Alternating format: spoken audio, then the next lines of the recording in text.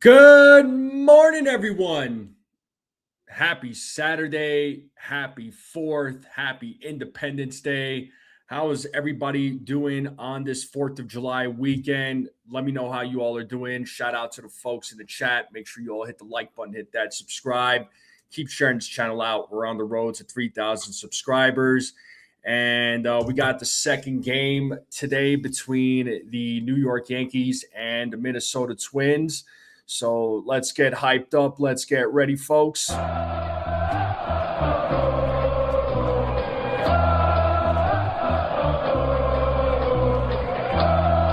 hope the Yankees can win the series today. But before we get into the pregame portion of it, of the live stream, you know, it's been a rough go for the New York Yankees, right? You look back at the month of June, I believe they ended on a 12-14 record. To recap the month of June, so let's go back to last month. They started off all right, you know. They lost. Okay, so to start the month of June, they lost 2 out of 3 against the Guardians. They split with the Red Sox. They did have to make up a game. There was a rain delay in that series. Ended up sweeping the Guardians in Cleveland. They ended up beating the Blue Jays 2 out of 3. Ended up beating the White Sox 2 out of 3. And then lost to the Reds 2 out of 3. That was a series that I was really worried about. The Reds have had the Yankees number in the last few seasons. They beat the Tigers in Detroit 2 out of 3. Then it went downhill those last 7 games. They got swept 4 games against the Red Sox in Boston at Fenway, and then they got swept by the Tigers. And they went on this 7-game losing streak. And June did not end up on a good note for the Yankees, unfortunately, sadly. The month started off okay, but, with the injuries and just the overall team performance, it just started to fall apart. As a whole, the team was just not doing good, man. Like you could point the finger at Volpe, at Austin Wells. You could point the finger at these guys, but as a whole, everybody from hitting to pitching to the defense, it was just piss poor. Those last 7 games, the Yankees just were not performing. They were not playing well, and you could only rely on the backups for so long. I mean, at some point they are gonna falter just a little bit. I mean, guys that are that were hitting well, that were pitching well, they're gonna experience a little bit of a slump. I mean, it's gonna happen in a long baseball season. It's gonna go down, but when you're missing guys like Judge, when you're missing Stanton, right? I know Grisham and McMahon came back, but Grisham and McMahon were also missing too. When these guys are missing in the lineup, I mean, it's gonna hurt, right? The team's gonna feel the effect. Luckily, Grisham and McMahon are back, right? I mean, Grisham came back last night, was in the lineup, hit that solo home run, so his presence was definitely felt. And it's nice to have Ryan McMahon back. I know I understand Ryan McMahon doesn't have the hottest bat, but his presence at third base was definitely missing. I don't think any of us could really deny that. So I'm glad that McMahon is back playing third. And, now we just see Judge and Stanton back, right? Stanton's going to be a little while. I don't know how much longer, right? I think he's doing some baseball activity. Judge is still a little bit of ways out. And to add insult to injury, now we got injuries to Carlos Rodon, who has a left elbow inflammation retroactive to June 30th. So he says his UCL is intact, so it doesn't sound like there's going to be, Tommy John surgery. I mean, let's hope not. Anytime I hear any injury on a pitcher involving an elbow, it's never usually good news, right? So I'm just glad that there's no injuries or there's no surgeries or anything like that. That's going to happen with the elbow, UCL surgery, Tommy John, and then Carlos Lagrange is hurt, so he's got a strain in his shoulder, and he's going to be out for a while. So he's not going to be throwing a ball for 6 weeks. So if you want my opinion on Lagrange, I truly don't know that he's going to get called up, even during the September call-ups. I mean, he's not going to be able to throw for 6 weeks, which probably means to me that, him coming back, because he's not going to throw for 6 weeks. He's going to have a program that he's got to go through. So if I had to guess, he's probably not going to be back at the end of August. Maybe in September, that's when I anticipate, Lagrange coming back. So injuries are adding up for the Yankees, man. It sucks, and it hopefully they could stop the bleeding. But what needs to stop is Anthony Volpe starting at shortstop. And yes, he is starting at shortstop in today's game. Why are we doing this? Why is Aaron Boone doing this? I don't know, but that's been one of my frustrations with the Yankees as of late, with Aaron Boone as of late, right? I'm not going to go on this bashing train and cursing up a storm for 3 hours when it comes to Boone, but that is one of my frustrations with Boone right now. Is his is just constantly playing guys out of place. I understand guys are hurt. I understand players are hurt, but to me, you got to put the guys that are going to be the best in their position. Caballero is best at shortstop. I don't think there's any argument there, right? He's a better shortstop than Volpe. All right, there's been a lot of games where Caballero is playing in the outfield.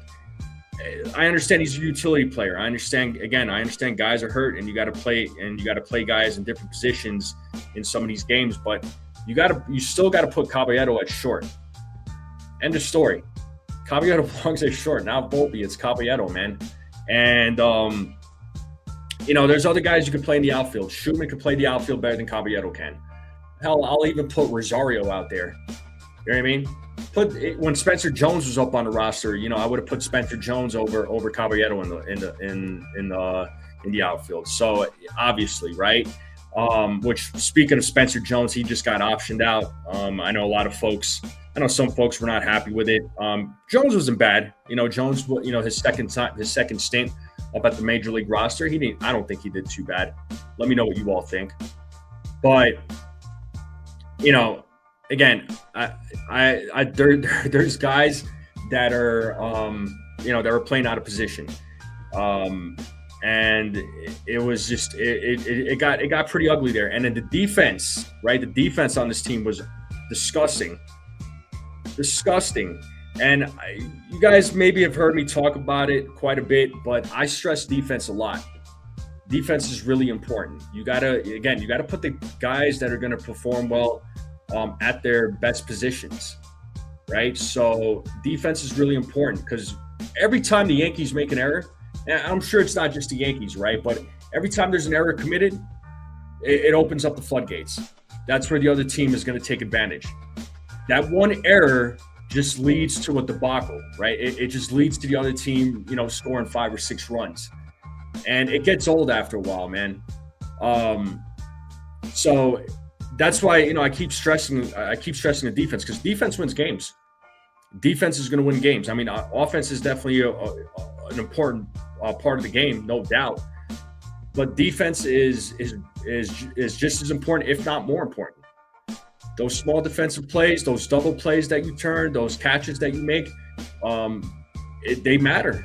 They all add up. But one error, even if it's the smallest error, can lead to multiple runs from the other team. And we've seen that before. We've seen that episode way too much, right? And, the other frustrating part is obviously, the Yankees bullpen. I know we've been talking about it all season. I know folks were not happy about Giovanni Cruz getting sent back down.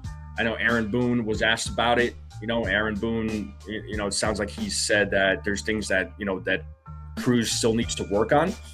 That's fine. Um, whatever it is he needs to work on. But I'd like to see Cruz come back up at some point. I think he needs to be part of that bullpen.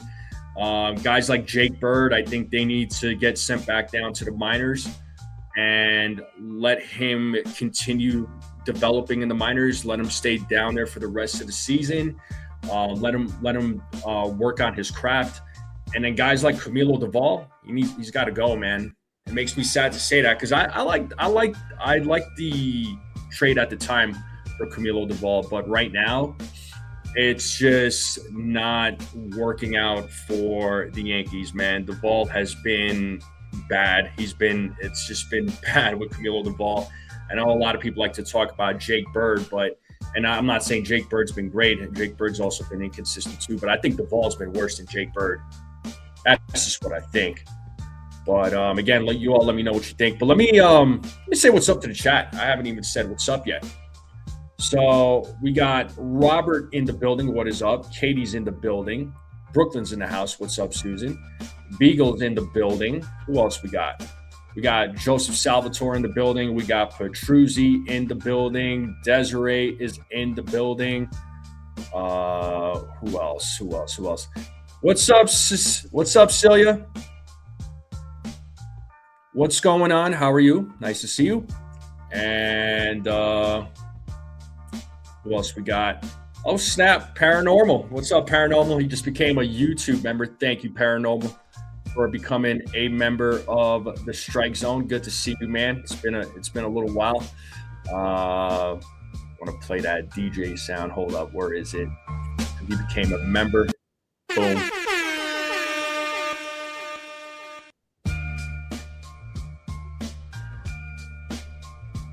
Who else we got in the building? We got Buckeye in the building.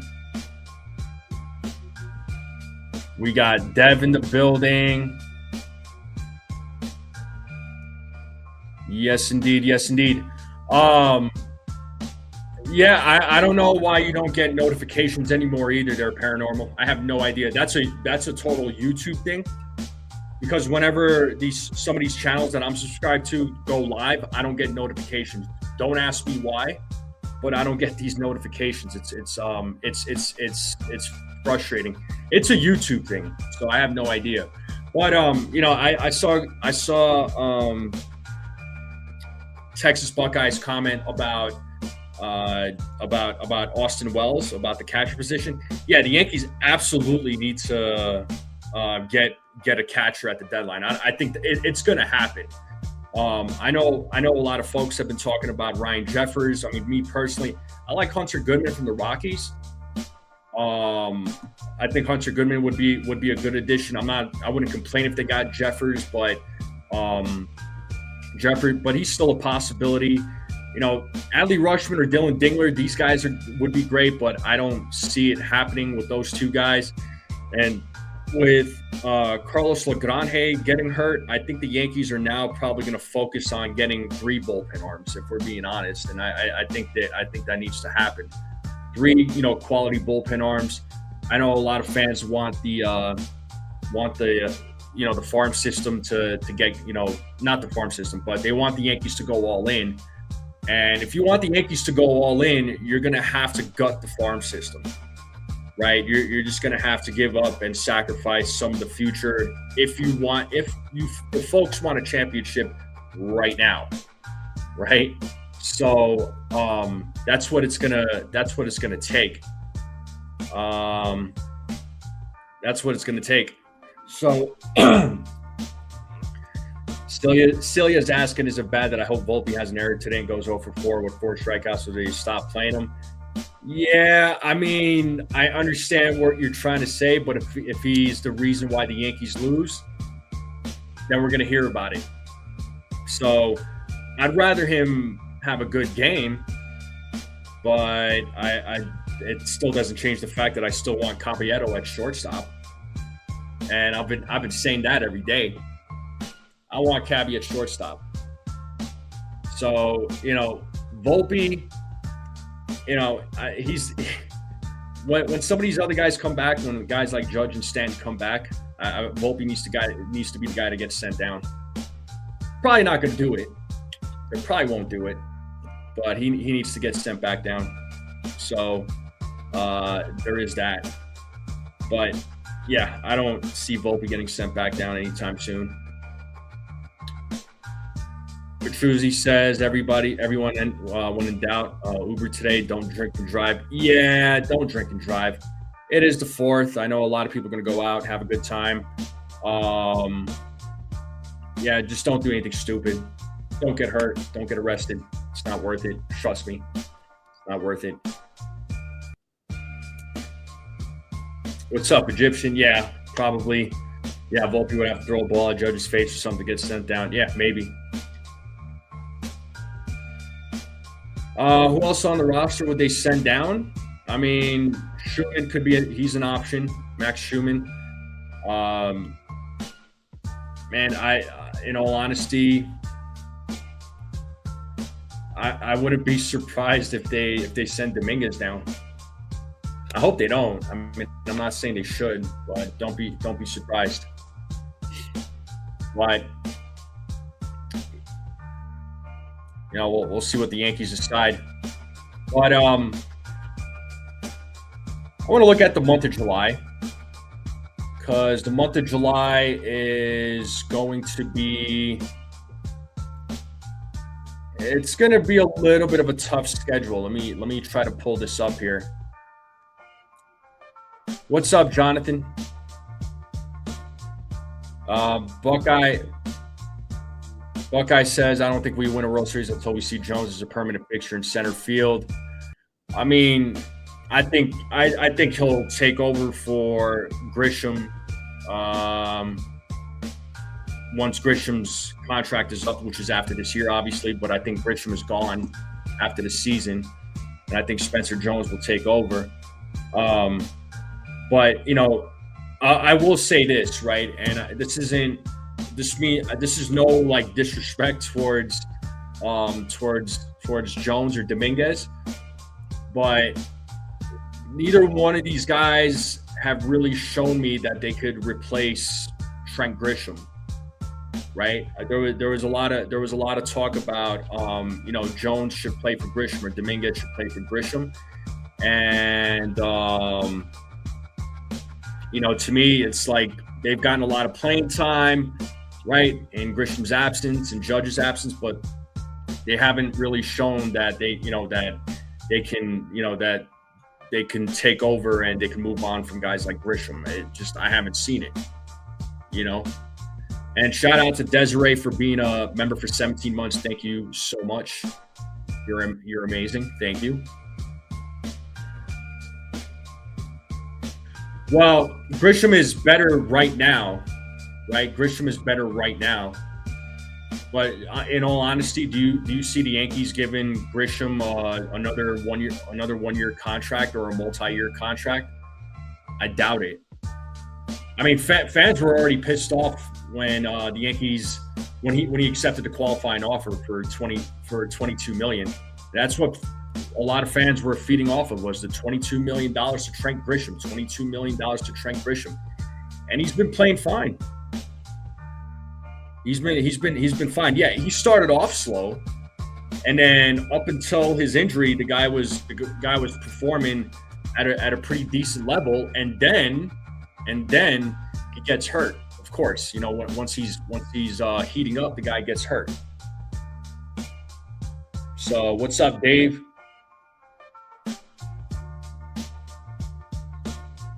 Petruzzi, I'm going to arrest you just for making that comment about me and Susan. Tisk, dude. Yeah, I think Jones will be the starting center fielder next year. That's what I think. What's up, Jared? Yeah, Grisham is fine, right? I mean, I like I said, Grisham's not going nowhere. He's definitely not going anywhere. Grisham is here for the remainder of the year. I saw Norman Soto come in. What's up, Norman? He isn't allowed to get again so far, Trent. No, I know he's not allowed to get another qualifying offer. That's not. I already know that. I'm saying I'm saying I don't see the Yankees giving him a 1-year contract or a multi-year contract. I don't see it. Right. I think after the season, I think Trent Grisham will continue his career elsewhere, but not with the Yankees. So, well, whether there is going to be a season or no season, it don't matter, Jonathan. I mean, the point is Grisham. I don't see him being a Yankee. I think he'll play for another team next year. But then again, you never know. I say one thing, but something else happens. All right. But I want to take a look at the schedule for July. Let me just pull that up on the screen.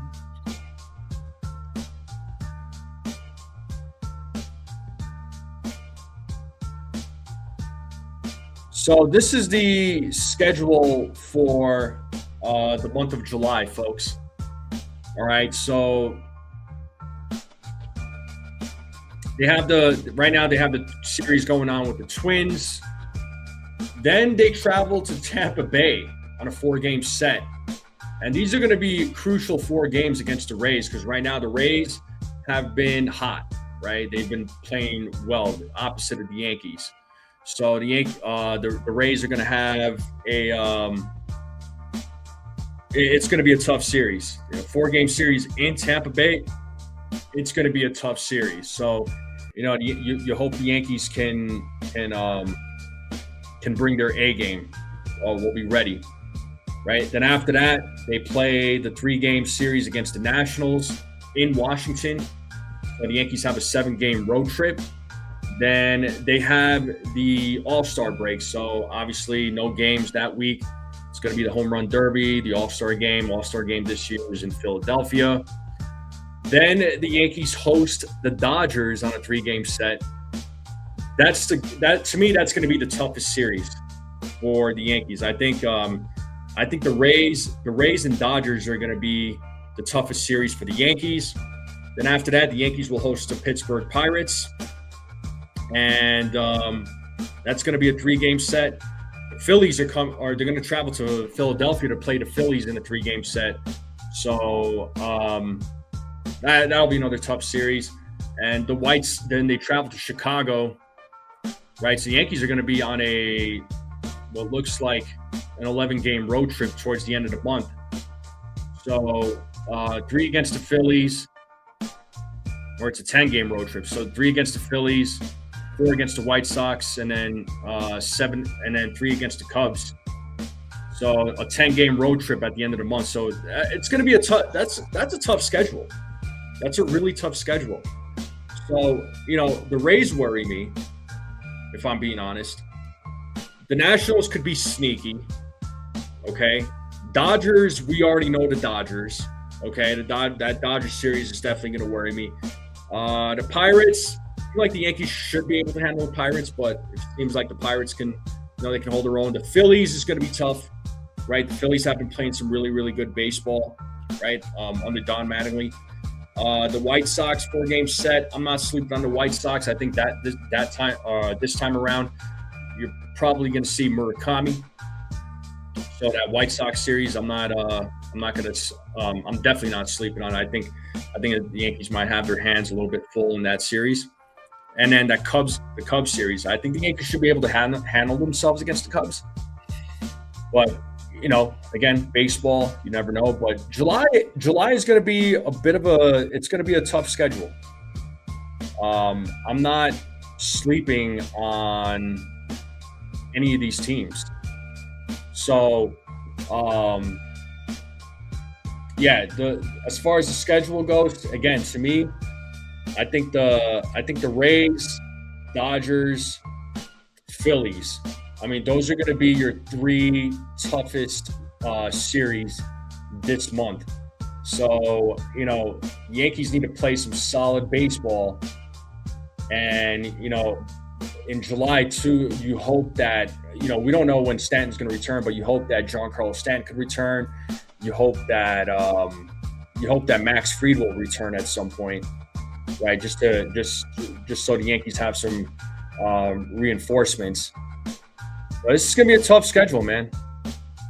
What's up, Brad? How's it going? All right, so Clark Schmidt could start throwing. He could be an option for the bullpen. What's up, Keith? Shout out to Keith. Happy Independence Day from Brad, all the way in the land down under.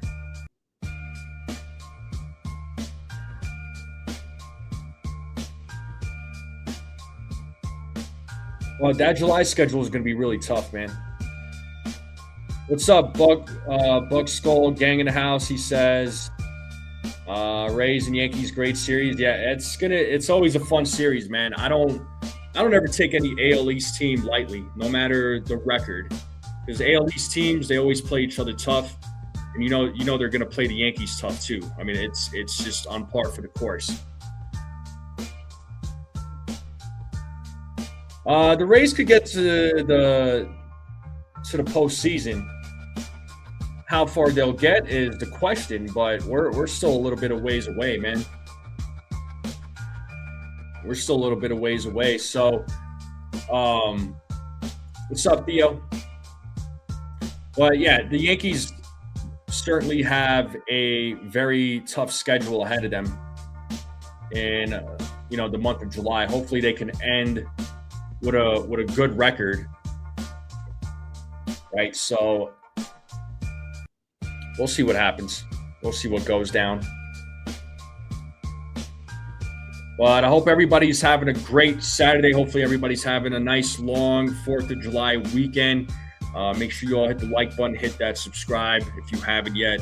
Appreciate all the new subscribers. We're on the road to 3,000 subs. And as mentioned many times before, once we hit 3,000, I'm going to do 3 gift card giveaways to Fanatics. So there'll be 3 lucky winners. Certainly looking forward to that.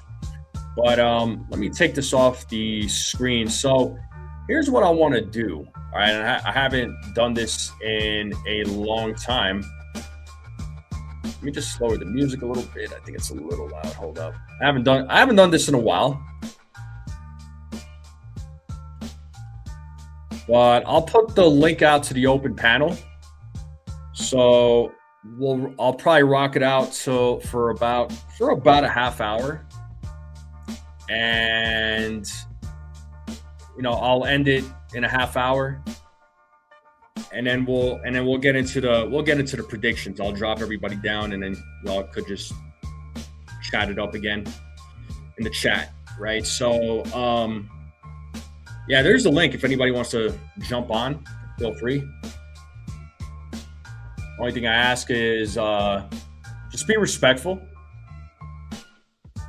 Just be respectful. That's all I ask for, right? Just keep it civil. Dodgers are going to have 120 wins. Wouldn't that be something if they get 120 wins? That'd be crazy.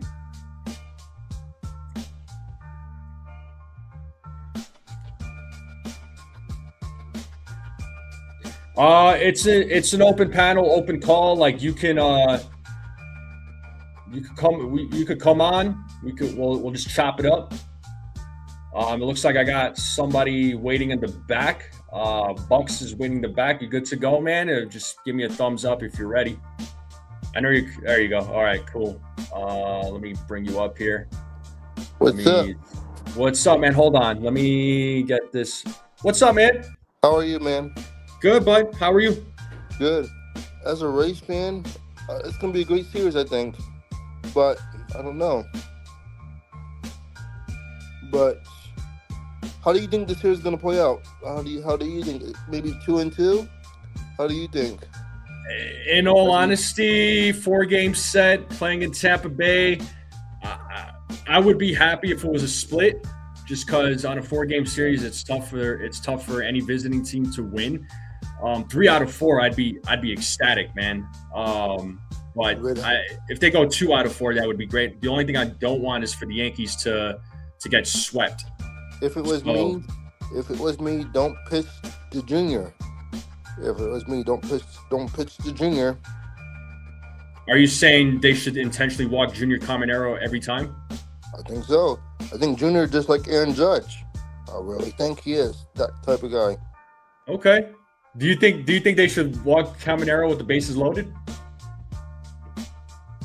You get one to get the bases loaded. If it's 2 men on base? No. If the bases are loaded, do you think they should walk Junior Caminero? Yeah, if you don't want him to get a grand slam, I would. So you're guaranteeing a grand slam? I'm not guaranteeing it. It could happen, Okay. maybe 50-50. Okay. So as a you're a Rays fan, so how are you feeling about the Rays this year? You think I'm loving it. liking it? Mm-hmm. You think they'll get first place in the division? I don't know. Okay. But on a 9-game winning streak, I don't know. Yeah, and I agree. Celia Caminero has been great. Now the Rays are look. I'll admit this right now. The Rays are a pesky team. They keep fighting. They don't go away. They don't give up. I'll give credit where credit is due. Yeah, you're right. Mm-hmm. But I think the Yankees are gonna bounce back against the Twins. You guys gonna be humble versus the Rays. I think it's gonna be a really great series. This is time for the Yankees to get back right. But the Rays have to. If somehow the Rays can beat the Astros the next 2 games, I think we'll be comfortable with the next 2 games. If we beat Houston, get ready for the Yankee series. I think this. I don't know. Do you believe the media hype with the Rays and Yankees? Do you think this is really a real rivalry going on? This media, this media think it is? I mean, they are rivals. They play in the same division. I know. I mean, do you think this is it's crazy how the Yankees and Rays stack up against each other, though. You guys got a higher payroll and we have a lower payroll. Does it sound strange to you, though? How both teams? Not at all.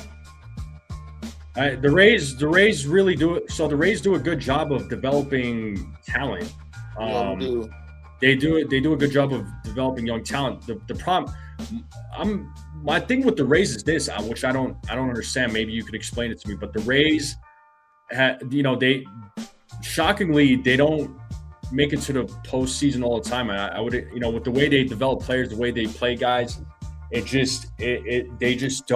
haven't won a championship yet. And I feel like they trade away a lot of guys too. We're 0-2 in championships. We're 0-2. We have 2 pennants.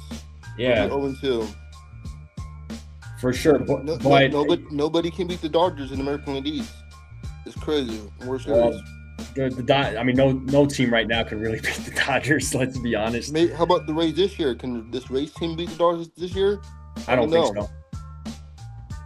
When does Yankees play Dodgers? Is it after the Rays series?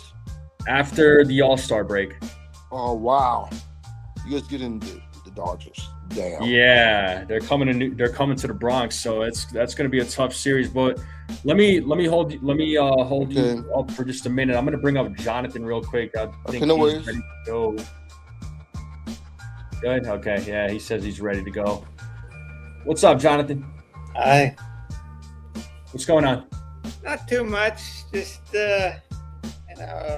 looking at all the news that's going on with the Yankees. I mean, What about it? You have to realize all the injuries they've been going on. And I know many teams have injuries, but the Yankees have key injuries to key guys, and they really have to find a way to replace Giancarlo Stanton's production in the lineup. I don't know how they're going to do it, but they have to figure out how. If they either can make a trade or if they can develop somebody who can do it. Because in his absence though, Goldschmidt's been he's been stepping up. I mean, I know he's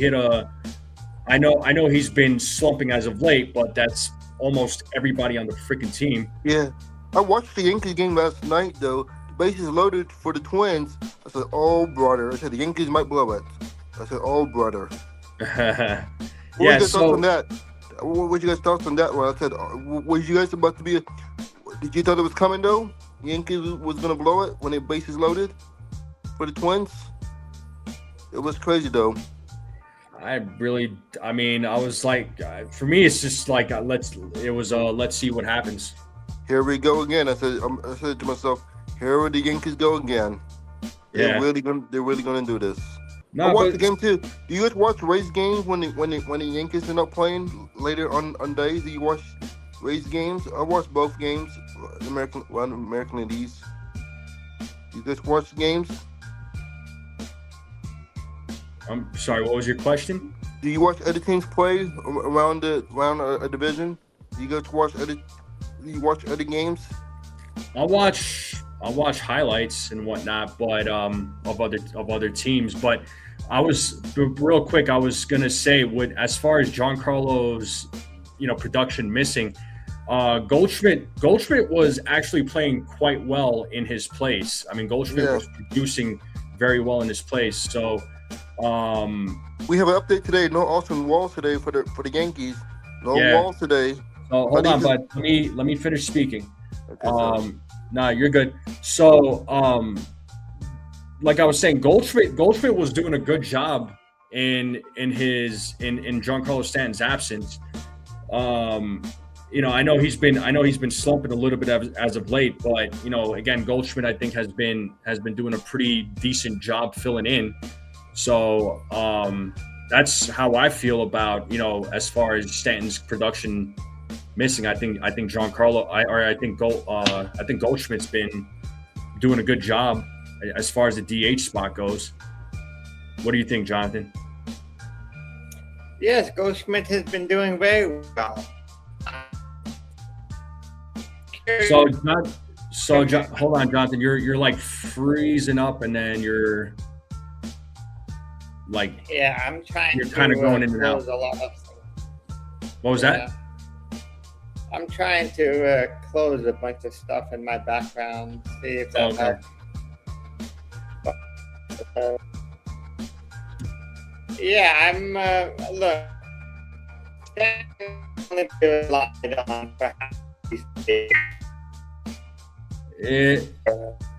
You're still Bucks. Are you still? Are you?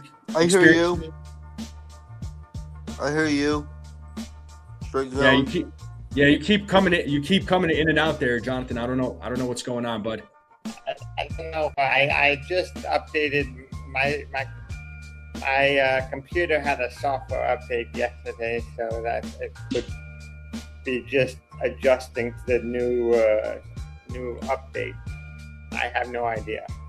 Okay, I think we're better. I think we're better now. Try. Buckeye was saying that you were breaking up, so try talking again. Try saying what you were trying to say. Well, it's always been relied on for half a season, so I don't understand this year.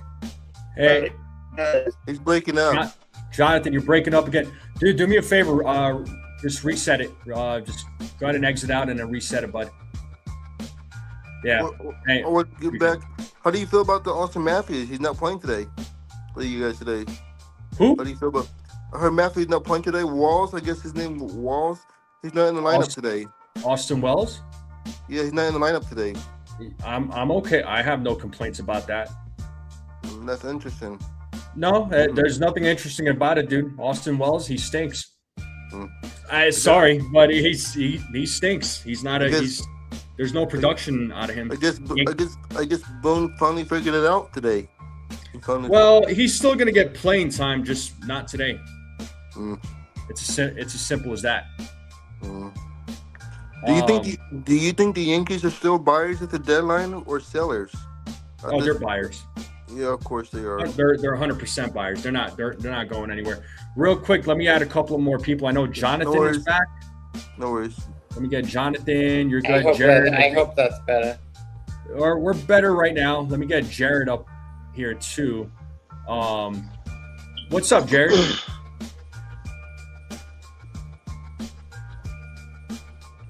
Jared, can you hear me? Jared, Jared, can you hear us? Hello? Can you hear me? Testing. Can you hear me? Yeah, we hear you. Jared, I hear you. Can you hear me? Can you guys hear me fine? Jonathan? Yeah. Yeah. Okay. Yeah. You good? Jared, can you hear me? All right. Jared, I'm going to drop you down. You're going to have to come back. So I think there's some technical difficulties on your end, so I'm going to remove you from the panel. So just come on back.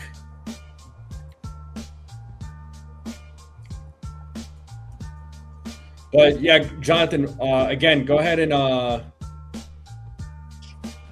said Stanton is almost guaranteed to always have half a season because he's always on the IL. I think ever since 2018, he'd always had at least one stint on the IL. Yeah, I mean, him getting hurt is on par for the course. I mean, it's just something that happens every single year. You hate to say that. You don't wish it'll happen, but you know it's going to happen. But yeah, I think that I think that the Yankees are going to have one more year with him for next year, right? If there's a baseball season, but because then 2028 is going to be a club option, and I highly doubt the Yankees are going to. No, and the Yankees do not pay that club option. The Marlins do. Well, either way, I don't see the Yankees picking it up because I think at some point I think the Yankees are going to have to move on from him.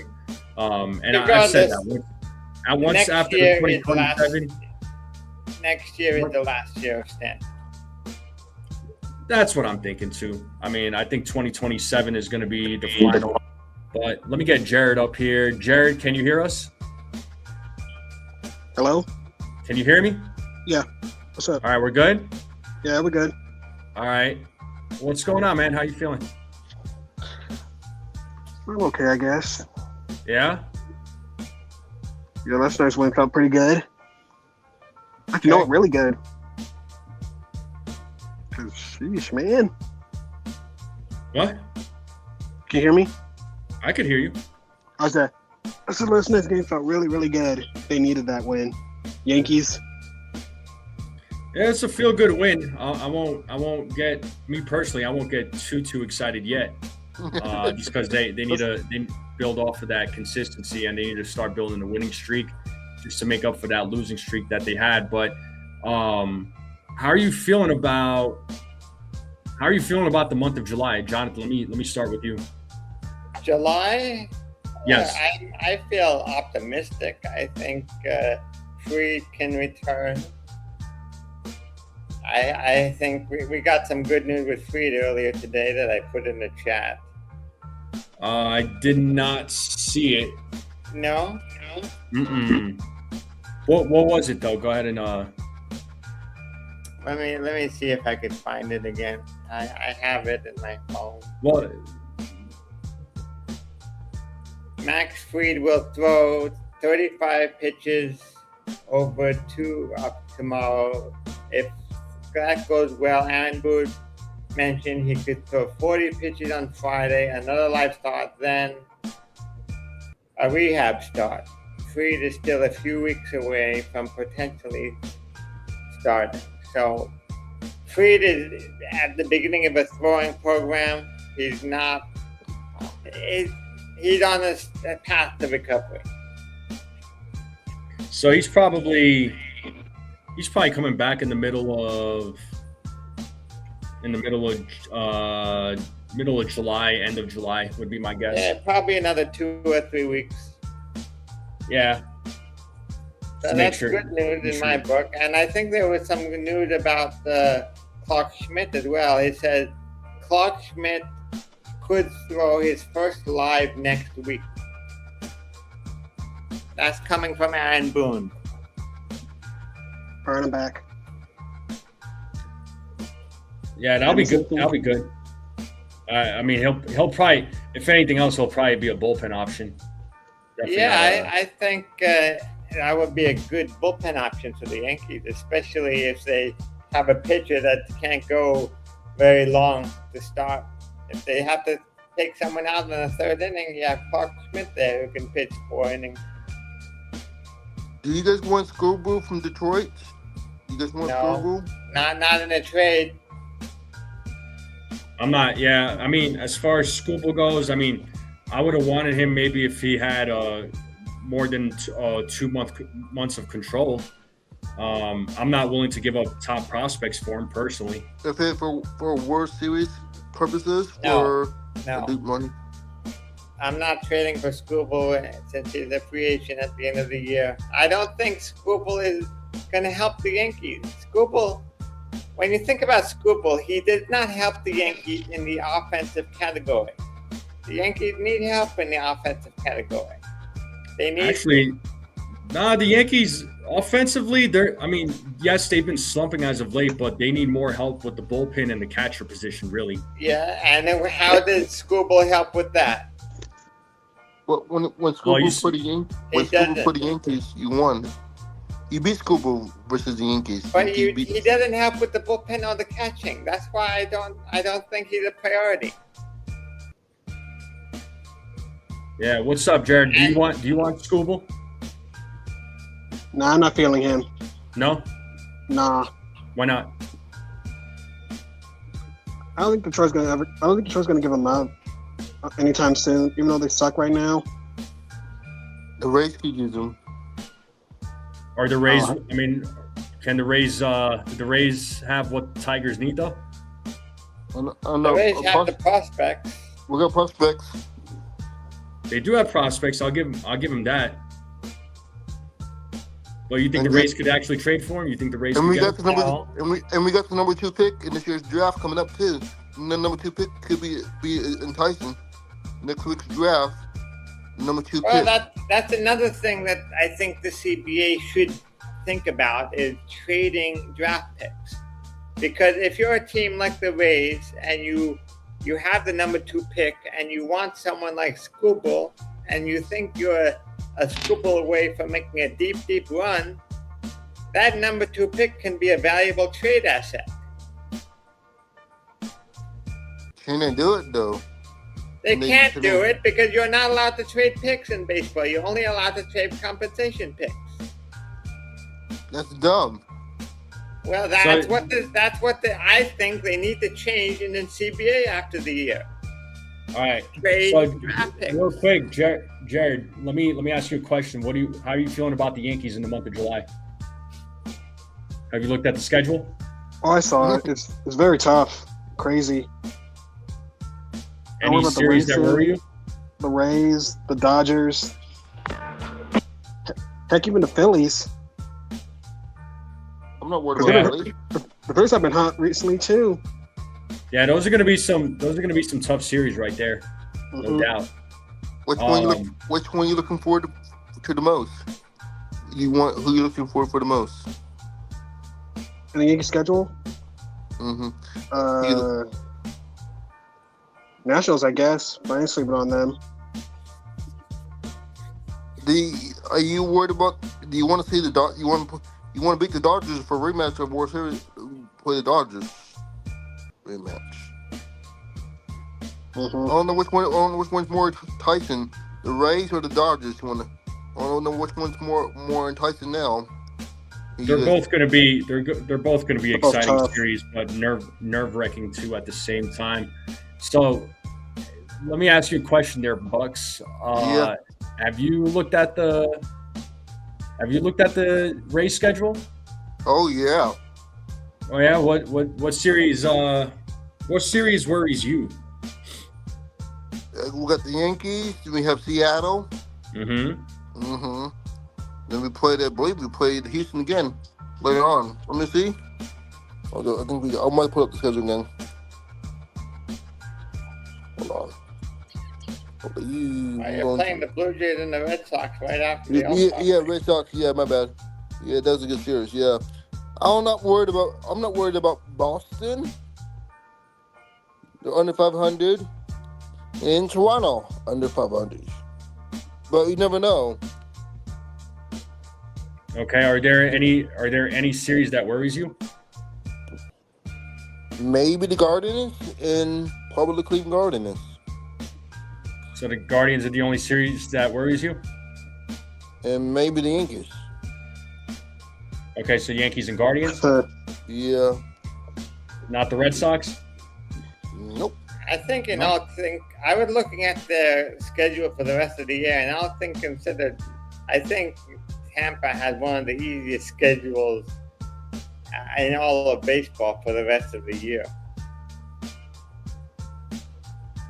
I won't answer that question because anytime there's a conversation about easy schedule or hard schedule, you just don't know how these games are going to end up. So I'll go ahead and refrain.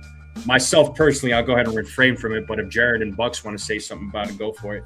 Because we thought the Yankees had an easy schedule when they played Boston, and whoever else played before after Boston. Detroit. It was Detroit. We thought that was easy for the Yankees.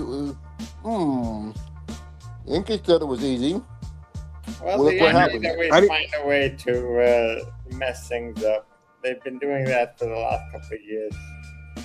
But honestly, in the American League, in the American League Conference, who do you guys think is really the best, in your honest opinion? I think the Rays are going to be a very tough team for the rest of the year. Like I said, the Rays too. I was gonna say the Rays and Yankees are probably gonna be your best teams in the American League because the American League is pretty weak. It's very tough to answer that question until after the trade deadline.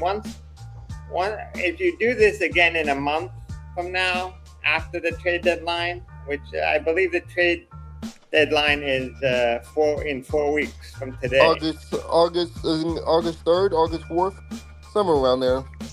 Yeah. Early August. It's August 3rd, I believe, is the trade deadline. So if you do another open panel after August 3rd, that will be a much easier question to answer. Yeah. So there was a question I was going to ask, but yeah. So how do you guys I'll ask all three of you, for respective teams, but how do you think the month of July is going to be for the Rays there, Bucks? I think if people get hurt, it could be bad, but I don't know. It could be good. You think they'll end up with an over 500 record? Yeah, I could say that. Yeah. Mm-hmm. All right, Jared, what do you think for the Yankees? You think the month of July is going to be a good month for the Yankees, or you think it's going to be a rough one, just like June? All I can say is that I hope it's not as bad as June. Because, my God. It'll be close because it's the Rays and Dodgers for me. Yeah, well, June, you know what? Like I said, when I was looking at the month of June, Mm-hmm. The month of June wasn't bad. And hear me out for a second. It wasn't bad in the beginning. They were actually having a pretty decent month. I mean, yeah, it started off kind of rough, losing to the Guardians 2 out of 3, like I mentioned. Then they split against the Red Sox, and they didn't play 3 games because one of those games got rained out. Mm-hmm. Then they ended up sweeping the Guardians. Then they beat the Blue Jays 2 out of 3. Both those games were away. Towards the end of the month, though, June just started becoming. It ended up badly because of the fact that they got swept by the Red Sox in a 4-game set, and they got swept by the Tigers. Where the week before they beat the Tigers 2 out of 3. So it got bad towards the end of the month. Or else June was it wasn't a bad month to begin with. It just ended up being bad. It was at the end. Yeah. I got a question for you. If you guys don't have Aaron Judge, are the Yankees in trouble? Not necessarily. I think they still have the guys that can play if in Judge's absence, but I think they'll be a lot better with Judge. I'll say it like that. And then real quick, Jonathan, what are your thoughts on the month of July for the Yankees? Month of July. Uh-huh. I think July will be a bit of a challenge, especially with the Rays, the Dodgers, and the Phillies. And also the White Sox at the end of the month will not be a cakewalk. So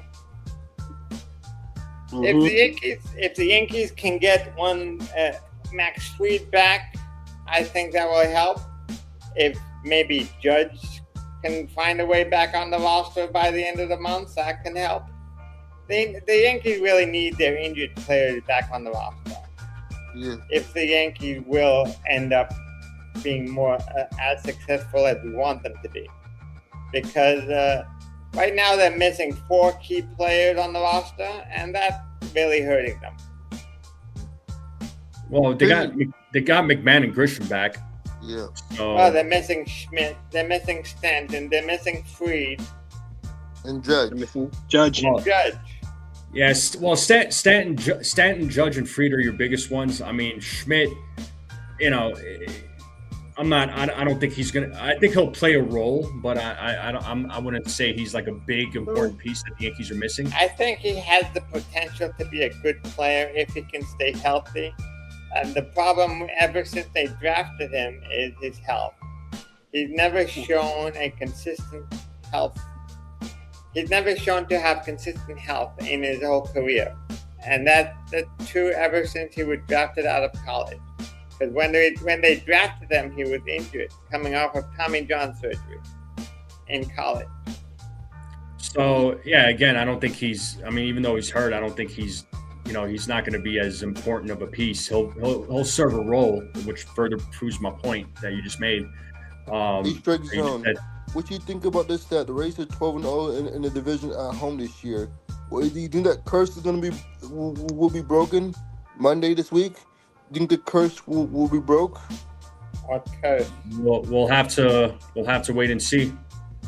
Do you think is it the Rays number 1 at home this year for the most wins at home? Do you want to?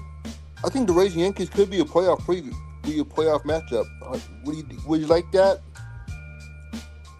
No, I wouldn't like that, honestly. Not in the first round. No. All right, I got one more person waiting in the back. I think they're setting themselves up. Let me see if they're good to go. I'm about to get out for you guys. It's a good. I'm about to get out. Good. You're gonna head out? Yeah. All right, man. Well, I appreciate you jumping on, dude. Good luck to your Rays. Thank you. You too. The Yankees too. Bye-bye. Yeah, we'll see you on Monday. I'll let you guys stay on for like a few more minutes, and I'm gonna drop you all down. But I got Theo in the back. I think he says he's ready to go. What's up, man? Yo. What's up? What up, Theo? You're alive. Can you hear me? Yo, wait. You guys can hear me, right? I could hear you. Yep. All right, because the StreamYard's been something weird. Yeah. Interesting game today. So we'll see how it goes. But yeah, I mean, it felt good to finally break that losing streak. So yeah, real quick, what are your thoughts on the schedule for July? I mean, it's tough. Yeah. So we're gonna have to, we like with the schedule. It's like we said, it's brutal. And like I tend to call these more like summer swoons because like they kind of into July. Here, hold on. You good? Okay, he disappeared for a minute. Yep. I don't know what's going on. Sorry. You're good. StreamYard's doing this weird thing where it's like it's repeating what I'm saying. Here. You got that might be a Oh, you know what it is? It might be hold on. Okay, okay, that might be better. How do I turn on this my camera back? There's a camera button on the bottom of the screen. Okay, here we go. Okay. Yeah. You're good. So yeah, I mean, okay, I think now it's working. I'm not hearing anything back, but yeah, I mean, it's hopefully we're That's all okay. having a Take good your 4th of time. July. Yeah, I mean, like I said, when we were going through like You're this muted. whole like week-long Something. swoon, I was looking ahead at the July schedule, and I'm like, dang, this is a tough schedule. So you can't really afford to like keep the swoon going into July. And then, because like, if you think about it, like you could be you don't want to be at the All-Star break and see, oh God, we're this many games back of Tampa. And then you look ahead and you have the Dodgers coming up right afterward. So that's something that you got to at least start playing. At minimum, I want to see at least at minimum, we need a series win against Minnesota, and then you have to split against Tampa. That's what I'm looking at minimum. I prefer if you could sweep the Twins, but that's kind of what I'm looking I feel like at. they should be able to sweep the Twins, and then it's like I told the guy Bucks that was up here. I would be happy if I'm with you. I would be happy if they split against the Rays. I think that would be a good thing, especially away on a 4-game series. Yeah, because anytime you play away on a 4-game series, it's never easy. 3 out of 4 would be amazing, but I don't foresee that happening personally. But 3 out of 4 would be great, but I think a split would be even better.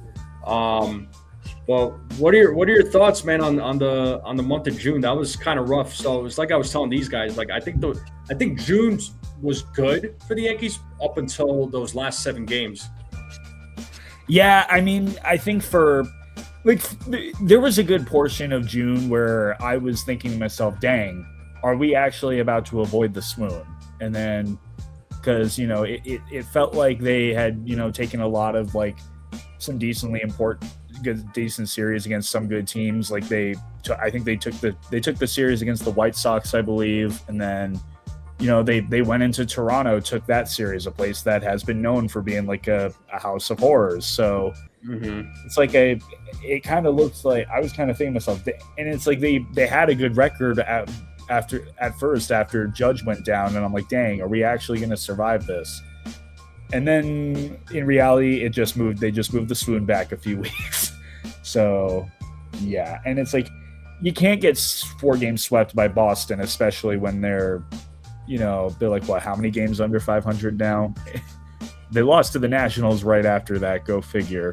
But yeah, but the Red Sox always play the Yankees tough, though. I mean, that's the thing. It doesn't matter what their record is, man. And honestly, the Red Sox don't necessarily have a bad team. I think right now, I think them firing Cora probably benefited them, because I feel like with the Red Sox organization, I think they wanted to go a different direction, and maybe Cora just wasn't, maybe he just wasn't in line with those guys. So, I don't know. I mean, I'd love to talk to a Red Sox fan about this, and try to see what their thoughts are. But yeah, I never discount any team in the AL East. Ever. Right. I think, though, the thing that I think was alarming, especially during that losing streak, is that, like, you can't necessarily point to one specific thing that went wrong. It was, like, everything. So the pitching didn't show up. Offense didn't show up. Fielding. I mean, how many errors did they make within that week? I know they made 4 in 1 game, which I thought was ridiculous. Yeah. So, I mean, and at that point, why would the Yankees consider putting Volpe back at short if Caballero has proven to be a better defender? Jonathan, I wish I was a fly in the room to listen in on those conversations, but unfortunately, I mean, me personally, I don't know. I mean, are they trying to give Volpe chances because, at shortstop, because they know Caballero could play other positions on the field, especially with some of the guys being hurt? But it's like I mentioned at the beginning of the live stream. I think Caballero needs to play shortstop every single day, and you give Volpe occasional playing time. I don't think Volpe is I don't think Volpe should be playing over Caballero even, more than once a week. But there's one other scenario that I think that is a possibility, although it's very unlikely, and that is Volpe is being showcased for a possible trade at the deadline. It's very unlikely, but it's possible. It's possible, but I don't know. Other than that, I don't see a reason to have him at shortstop. I don't either. I mean, this goes back even to last year where he's shown he's not as good at that position, especially since you already kind of made it clear to the fans, like, hey, we want Cabby to be the shortstop at the beginning of the year, because you remember they initially sent Volpe down to AAA after he was done with his whole injury. So I know the current injuries have kind of caused them to have him still up, but I think once, especially now that McMahon's back, I would, and then once you get your whole outfield back, I'd just send him back down and then keep having Cabby play shortstop. But I think the whole Yankees universe would agree with that. So I don't know. I'm not the organization. I've said this countless times before. I never really jumped on the whole Volpe hype train personally. I was happy that he got called up when he did, when he first got called up. I think everyone was. Yeah, I was like, okay, hopefully he could perform. Hopefully he could play well. Yeah, he showed some potential or whatever, but last year I was just like, I don't think he's the guy. And Caballero showed immediately that he belongs out there instead of Volpe. Yeah, it's a shame because it's a shame too, because we saw him do some cool stuff in the World Series, like that grand slam he hit, but it never was the same after that. Yeah, but Volpe may have had his one moment with the Yankees. It's similar to many other players in the past. I forget the name of the guy. Who's the guy who had a great moment in the World Series and just never did anything after that? But it's not Brocious maybe, but he retired after the World Series in 2001. But there have been a few other players like that. I cannot remember the name. Well, before I'm gonna go ahead and I'm gonna drop you guys down. You guys can get back into the chat, but real quick, Yankees, are they winning it today? They're gonna take the series. What are you guys thinking? I mean, we're going up again. It will be a very positive beginning to the month, but the injuries combined with the decisions of the manager is just everything is a coin toss. I mean, it's gonna depend. I'm looking up who we're going up against. We have Zebby Matthews. So he has a. It doesn't show his full. He has a 5.93 ERA on the road. So, if this should be a prime time for the offense to wake up.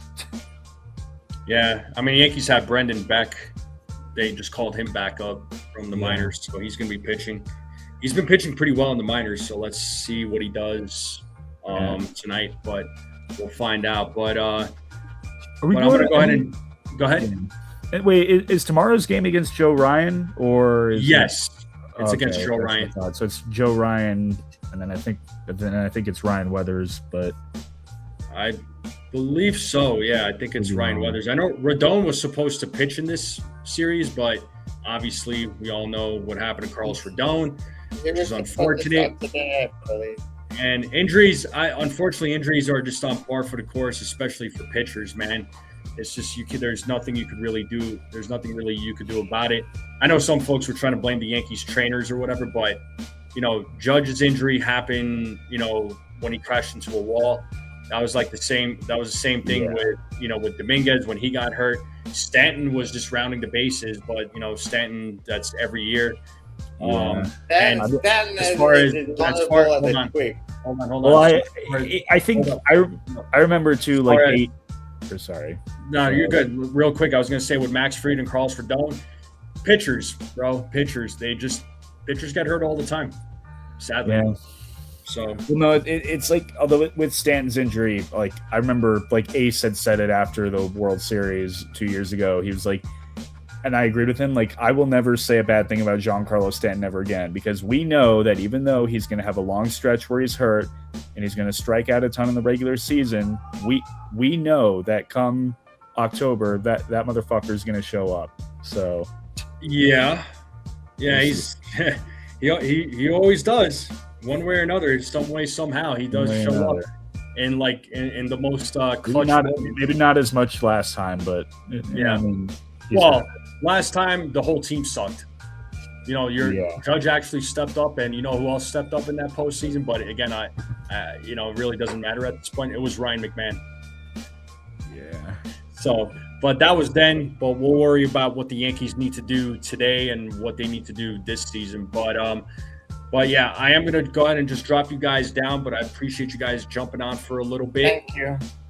But thank you guys for coming on. Theo, it was good seeing you again, man. Good seeing you. Yeah, I don't think you've seen me face to face since we saw each other at the last year. No, we haven't, bro. That was funny that we ran into each other when the Yankees came into town. But have you gone to Rockies games or no? I've been to, I want to say like 4 of them, maybe. I went to one like last week. Oh, nice. But next month will be my first time in Colorado.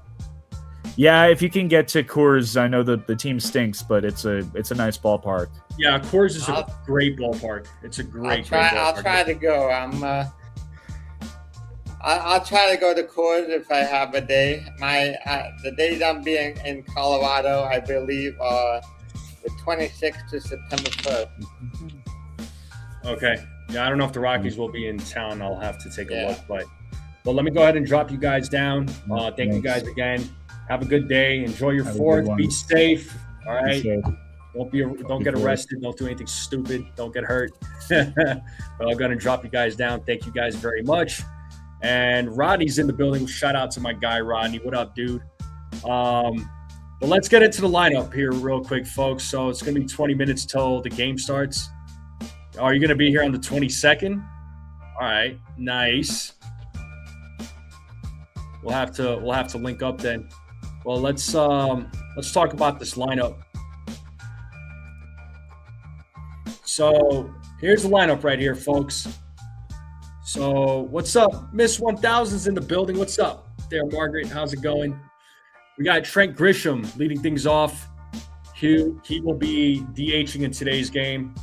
And then, Ben Rice is batting second. He'll be playing first base. Cody Bellinger is batting third. He'll be in left field. Jason Dominguez is playing right field. He'll be at cleanup. Anthony Volpe at shortstop. Boo! He'll be batting fifth. He'll be at shortstop. Jazz is batting sixth. He'll be playing second base. Ryan McMahon is batting seventh. He'll be playing third. Max Schumann will be batting eighth. He'll be playing center field. And Ali Sanchez will be at the dish batting ninth, so no Austin Wells. Oh, I don't like you? Yeah, you're right, Rodney. I don't like you. You got me, bro. You got me. I don't like you. But folks in the chat, let me know what you think about this lineup, and we'll get into these predictions. Yeah, what's up, Carlos? How's it going? Yeah, well, I think the majority of the Yankees universe dislikes Volpe. So, trust me, I think most of us are on the same page here when it comes to Anthony Volpe. Desiree says BS lineup. She hates it. Jonathan, August 31st. Okay, me and Rodney calling a game together. That would be so entertaining. Oh, God, that would be hilarious. But yes, indeed. But yeah, that's the lineup right there, folks. So let me know what you all think about the lineup. Do you hate it? Do you love it? The only thing I don't like about it is Volpe playing shortstop. Really, I hate the fact that he's playing at shortstop. I'm just glad that Wells is not in the lineup. It's a toss-up between Volpe and Wells, bro. Wells is not even batting 200. Like, that's the sad part. Well, let's get into these predictions, folks. Let's talk predictions. What do we got for Brendan Beck? How do we think Brendan Beck is gonna pitch today? What are we thinking for Brendan Beck? Let's talk about Brendan Beck.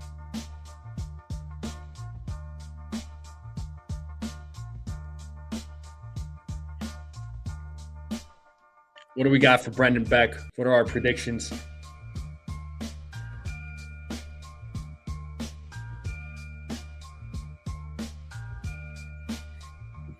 Brendan Beck is pitching today, Rodney. He just got called up from AAA. Jay Wood says, no Goldie, no Cabby. Yeah, I know. The Caballero one annoys me more than Goldschmidt not being in the lineup. Yes, Beck, bro. Brendan Beck. He got called up today.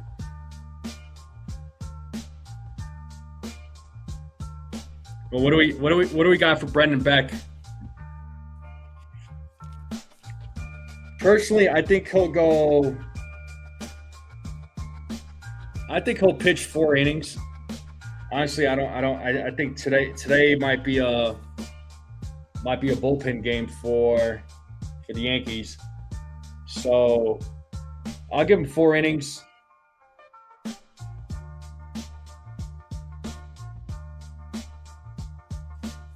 I'll give him 4 innings, probably 4 strikeouts, 3 walks. And I think he'll give up 2 earned runs. That's what I'm thinking.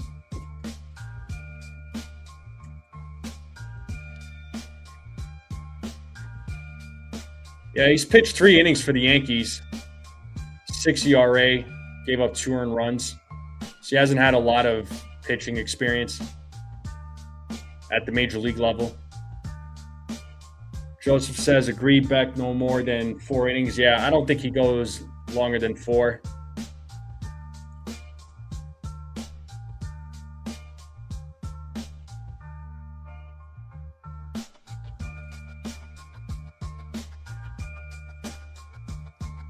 Trying to look up the stats here for the minor leagues.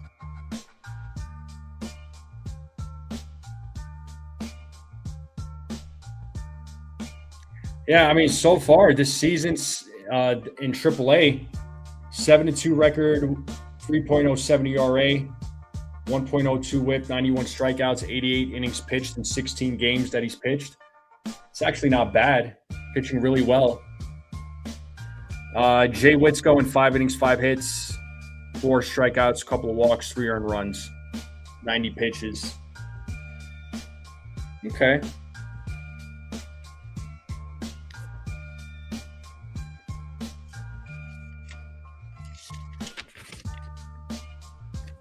All right, let's talk home runs, people.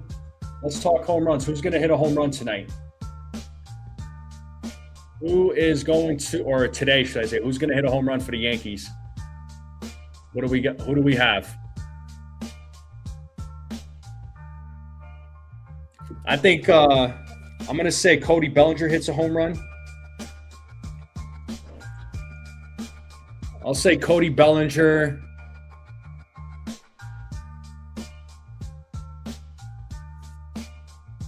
I'll say Ben Rice.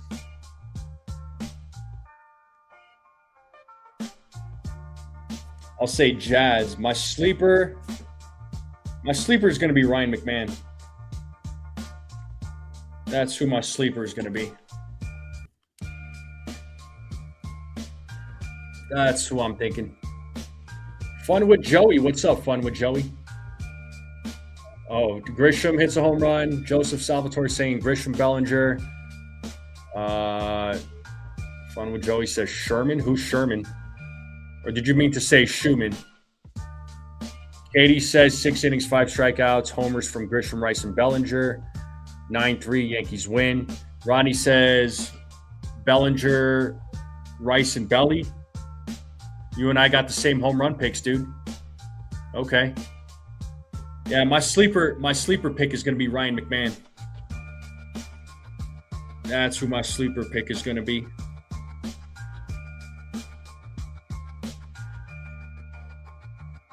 Dave is going Ben Rice, Belly, and Volpe. Oh, Volpe as your sleeper. Okay. Rodney says great minds. Jay Witt says the home run, the Martian is my home run pick today. Okay. Nick Alone says Dominguez. I could get down with that.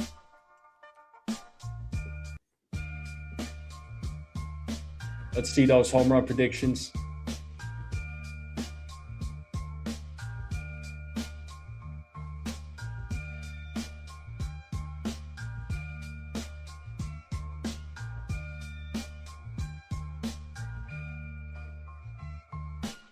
Max Schumann is your sleeper. Trent and Jazz. Okay. Carlos is saying Belly, Rice, and Jazz. So Carlos, myself, and Ronnie got the same picks.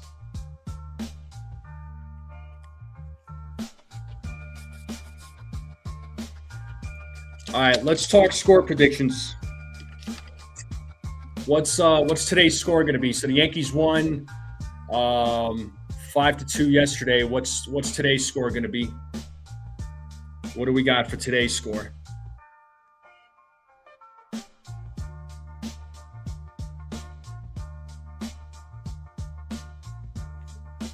What do we got for today's score? Fun with Joey says 6-1.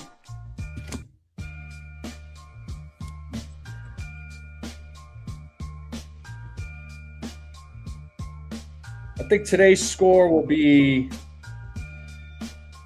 I'll say 7-4. Dave says 7-3. I was going to say 7-3, but I'll say 7. I'm going to say 7-4. Carlos is saying 6-3. All right, John, that sounds great, man. I'm glad. 6-2 from Beagle. Okay. But I'm going to go 7-4. That'll be my prediction. Ronnie's saying 6-1.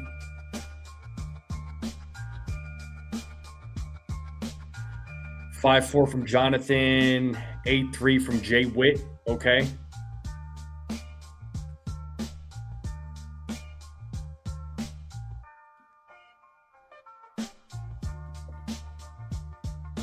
Any other score predictions?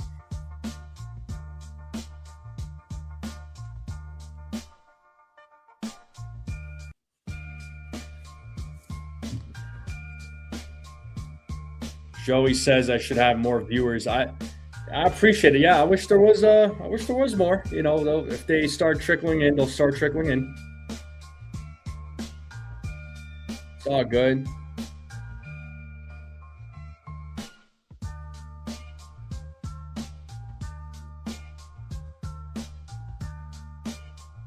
All right, what about ABS? Let's talk about ABS. How many calls do we think ABS is going to get overturned by ABS? How many calls do we think? Oh, and shout out to Rodney for gifting a Strike Zone membership. Thank you so much, Rodney. You are the man. You are the man.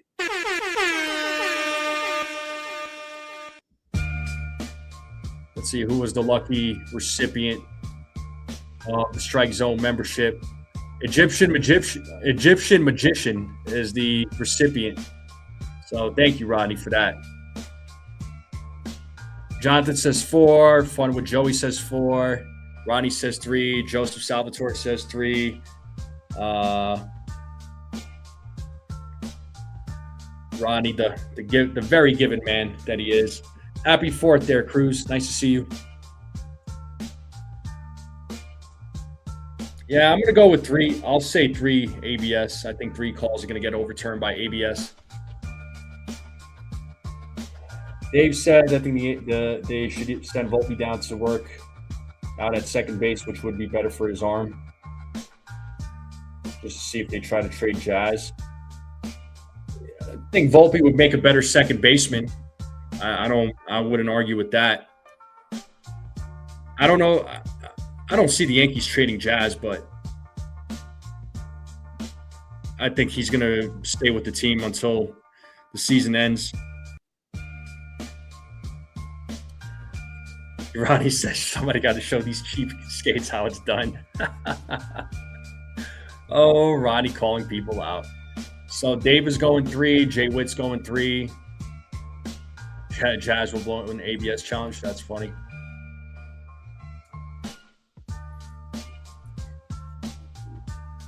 Yeah, the Yankees are definitely not going to sign him back. They're definitely not going to sign him back. There's no way. There is no way they're going to sign him back. I agree with that.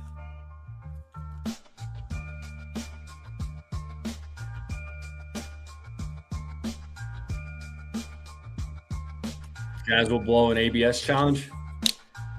Yeah, if he's blown a lot of them this season, but he hasn't been challenging as much.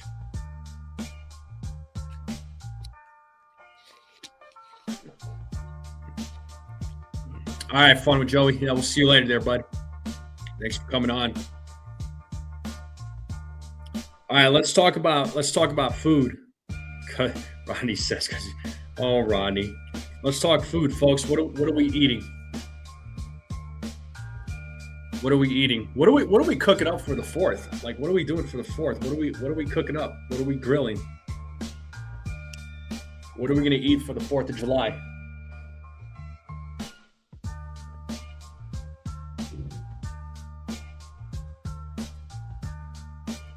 Carlos says 5.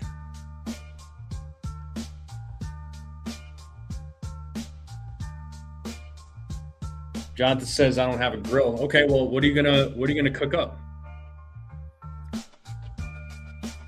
Franks and brats. Okay. Ronnie says crap I won't eat. Yeah, well, sue me. Hot dogs for Joey. All right. Speaking of hot dogs, isn't there supposed to be like a hot dog eating contest today? Just chilling, don't know what you're eating. I heard that.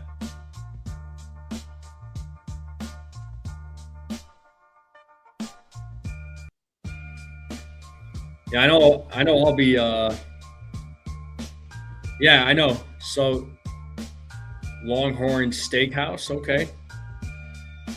I know I'm supposed to be getting with family and a bunch of other people later on and I know food's gonna be cooked. I don't know what's gonna be cooked, but yeah, I'm looking forward to it. Famous Nathan's, yeah. I mean, what time is that supposed to be going down?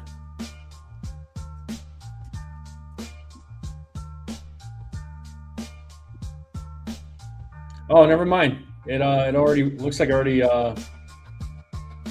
happened, and Joey Chestnut wins again. Not a shocker. Thank you so much for the membership. Says no one today.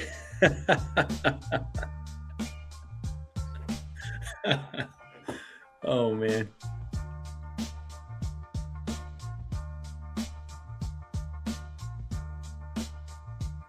There you go, Egyptian. Thank you.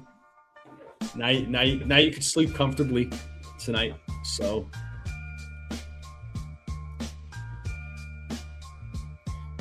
anybody gonna go check out fireworks later today?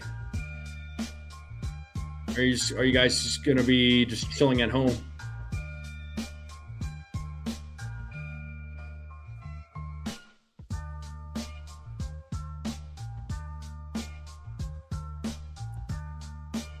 Nuts in Florida. Yeah, I don't know, man. Those hot dog eating contests, I'm just like, dude, how do these people eat so many hot dogs in a I'm not buying any more memberships, Ronnie says. Your call, man. No pressure from me. I got you, Desiree. Get your pup through the fireworks. Yeah, I know. There's a lot of dogs that don't like fireworks, man. Watching fireworks on TV. Yeah, the game's going to start here pretty soon. Waste of food with these contests. You know, Healing Men's Hearts, I am right there with you with the wasted food, bro. I hate when food gets wasted. I really do. 66 hot dogs and buns in 10 minutes. That's just insane. Oh, my God. That's just insane. But the game's going to start here in a few minutes. We're showing the outside of Yankee Stadium. Got all the American flags.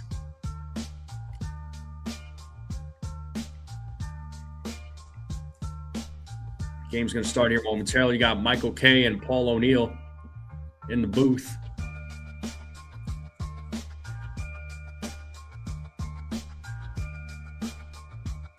What's my fantasy team?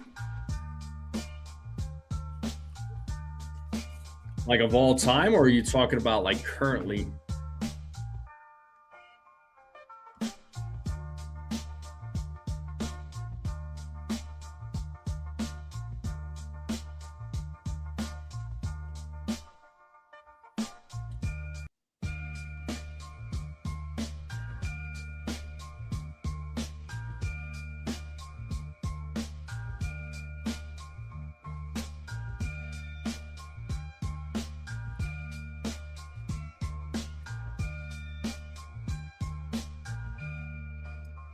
Oh, currently? I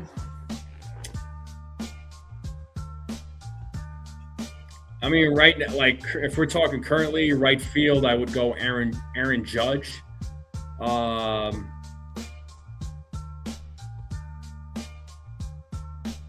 Center field, I have to think about that one. Catcher, I would want either. I would want at the catcher position, man. I would want probably Adley Rutschman. Yeah, Adley Rutschman would be good.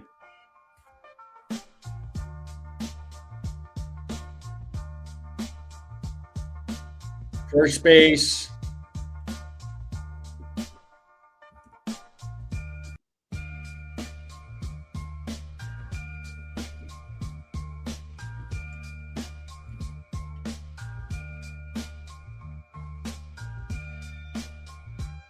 First base, I would go Freddie Freeman.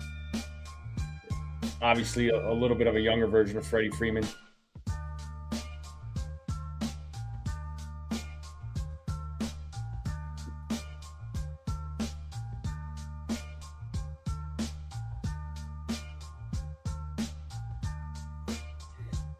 Second base.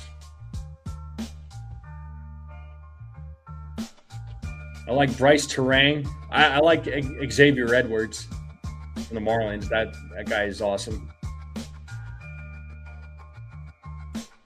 Shortstop, I probably would go Bobby Witt Jr. if we're talking about current players. Third base.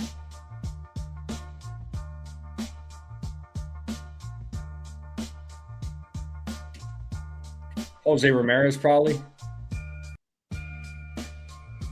Yeah, right field, Judge.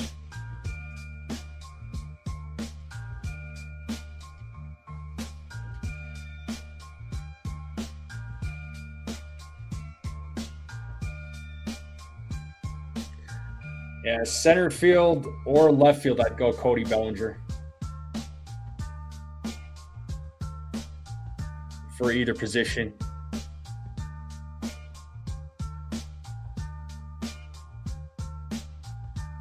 And then current left field players.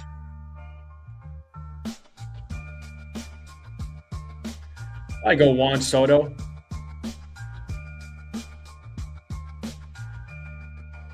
If he wasn't so expensive, if he was a better defender.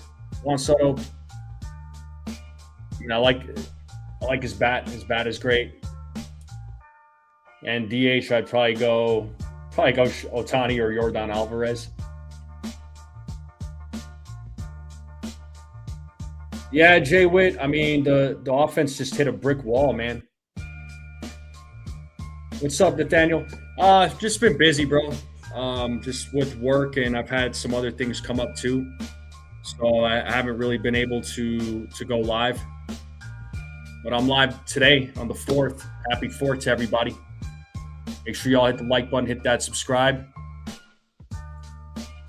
We are just a little over 70 subscribers away from hitting 3,000. So if there's anybody watching for the first time, hit that subscribe button. Let's hit that 3,000. Want to hit that 3,000 number for subscribers.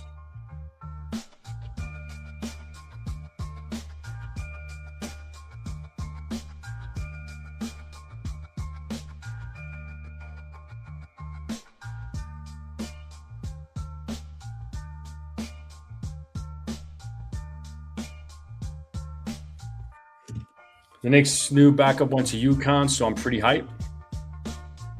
You're talking about Drummond? Yeah, I try to make the struggles feel somewhat better, man. I mean, I do what I can, but honestly, with the way the Yankees, and I've said it. I've already said it before on this live stream, but the beginning of June. Right, the beginning and middle of June wasn't bad for the Yankees. They were playing some good baseball. It wasn't until the end of the month where everything just went to crap.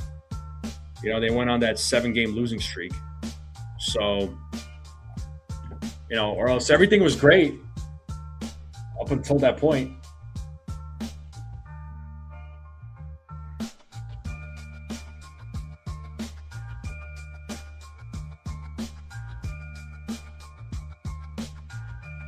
All right, let me pull up the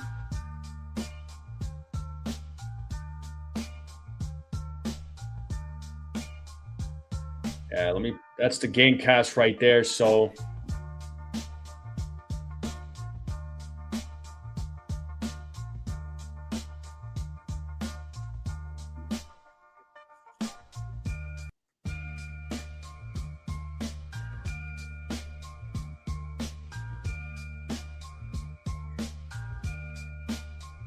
So here we are, Yankee Stadium.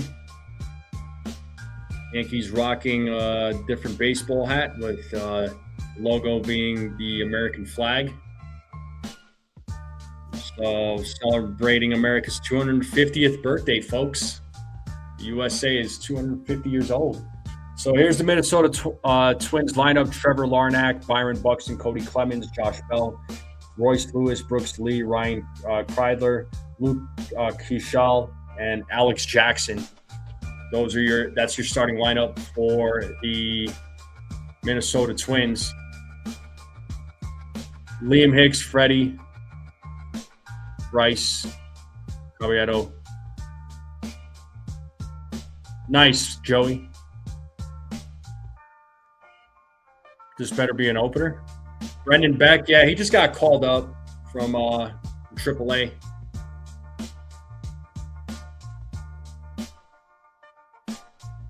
He's been pitching well down there in AAA.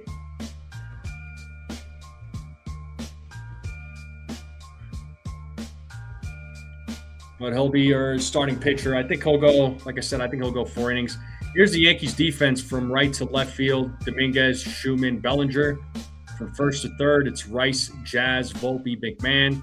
Sanchez is at the dish. Grisham is your DH. Beck is on the mound. And here we go, folks. Larnach is going to lead things off. First pitch. Ball 1.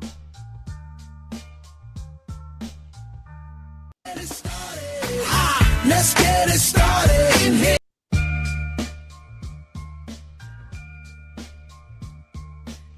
1-0. There's a strike. Count now 1-1.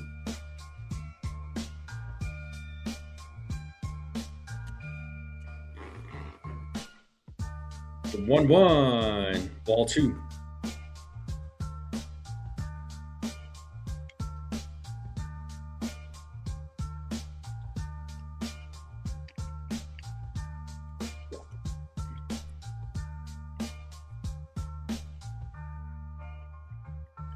Two balls, 1 strike now to Larnack. 3-1. 3 balls, 1 strike. James Hoy is your home plate umpire. They say he's hitter friendly. 28 of his 63 calls have been overturned by ABS. 3-1. Swing and a miss. Full count.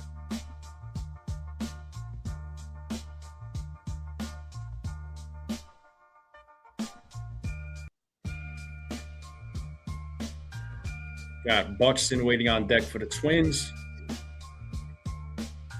As Beck sets, payoff, ball 4. So it's a leadoff walk for Larnack. He'll take first base, and here comes Byron Buxton. Yes, healing men's hearts. Max is in center field.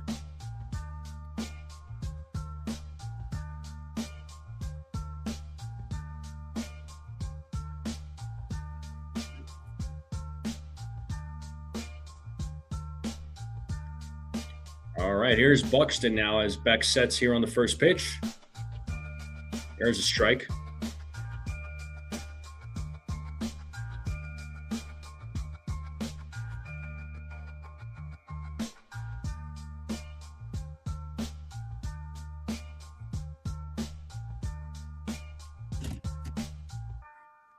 The 0-1. 1 ball, 1 strike.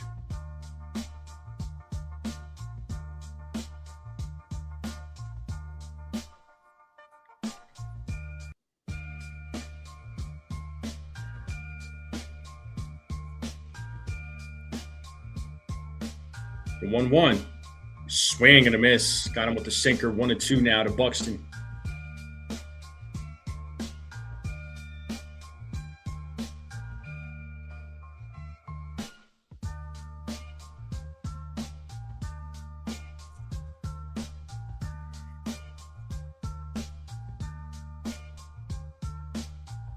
The 1-2. That is hit. Foul. Still 1-2.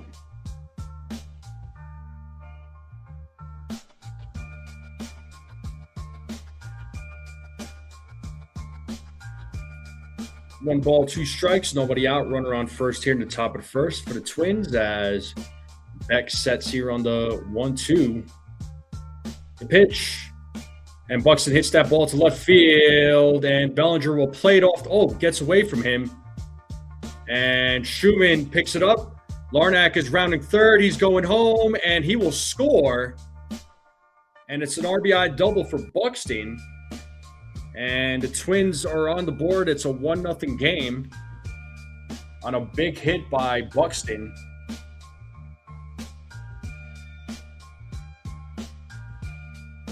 Yeah, Bellinger was going to try and play it off the wall, but the way the ball came off, bounced off the wall, nothing Bellinger could have done about that.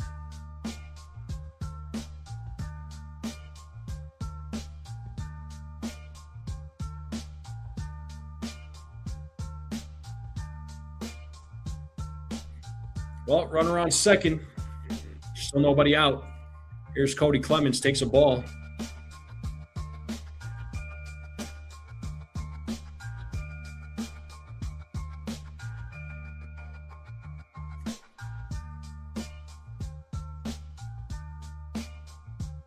The 1-0, 2-0.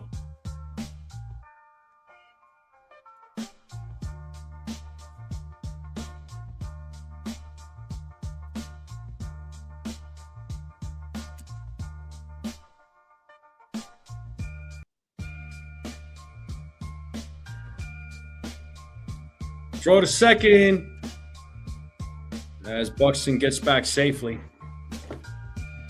Beck was trying to pick off Buxton.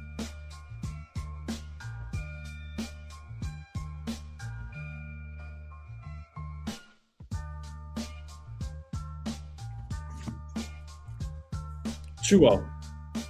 Swing and a miss. 2-1.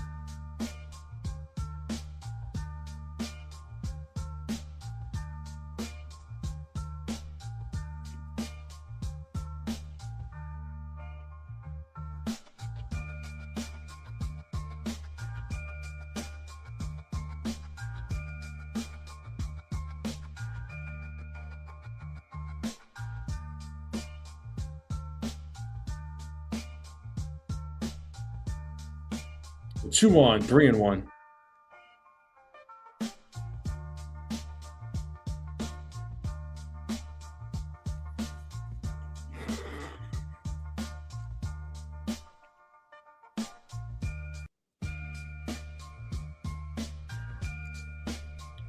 The 3-1. Swing and a miss. Full count. Got him with the slider.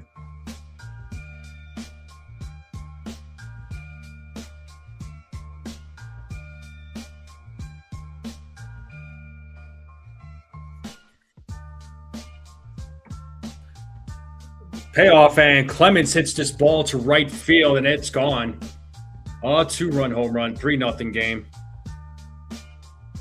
So, Twins bats on fire right now here in the top of the first.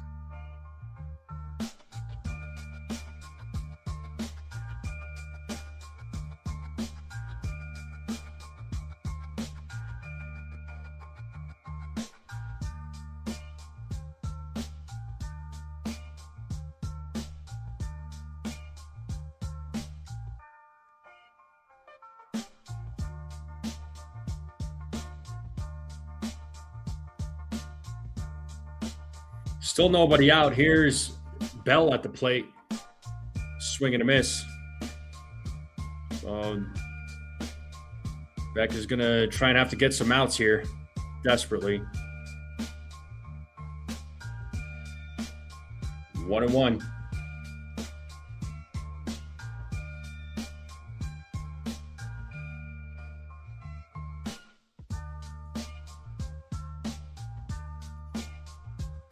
There's a strike, 1-2. Yeah, Beck already at 20 pitches now.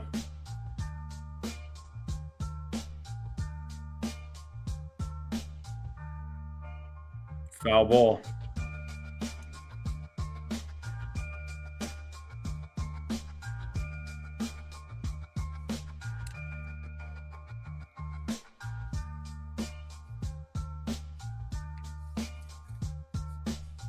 Here's the 1-2. 2-2. I'm probably grilling a steak tonight.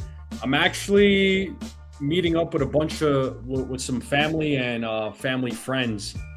So I know there's gonna be plenty of food. I don't know if steak's gonna be one of them. As Bell strikes out for the first out of the inning, finally, and first strikeout for Beck. I'm gonna be eating plenty good tonight, so I don't know what everybody's cooking up, but I know it's going to be good.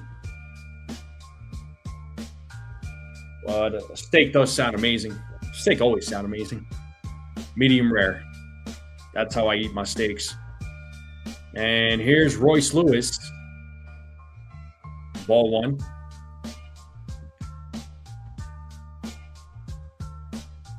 Nothing wrong with that, Healing Men's. White night at home, man. Swing and a miss, 1-1. Nothing wrong with having a quiet evening to yourself. One of the best feelings, man.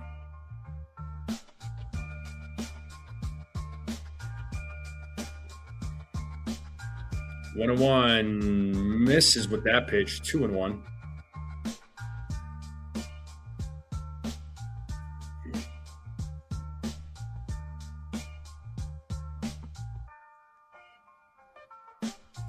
Two-one. Swing and a miss. Got him with the fastball. Count is even at 2 balls, 2 strikes.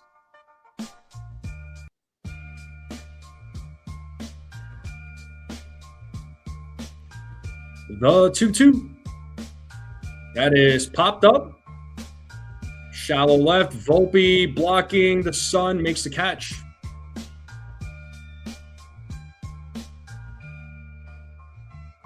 The 2 outs now here in the top of the first.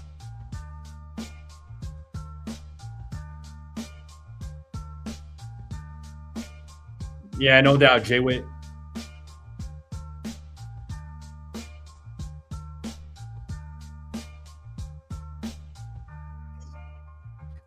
There's a strike to Lee. So number 6 batter at the plate right now for the Twins.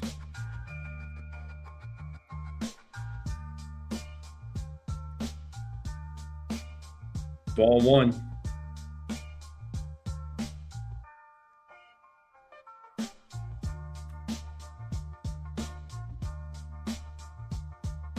One, 2-1.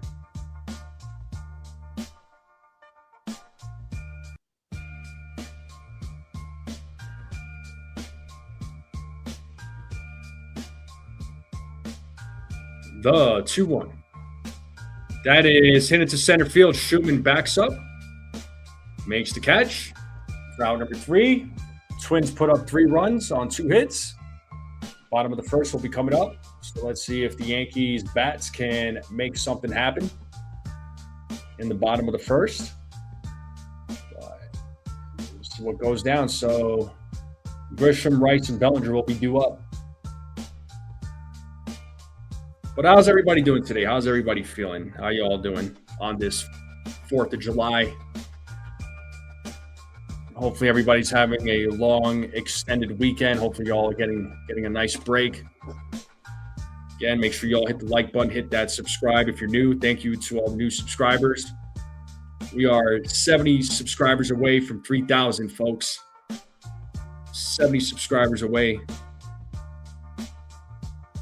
Is anybody tuning into the World Cup at all?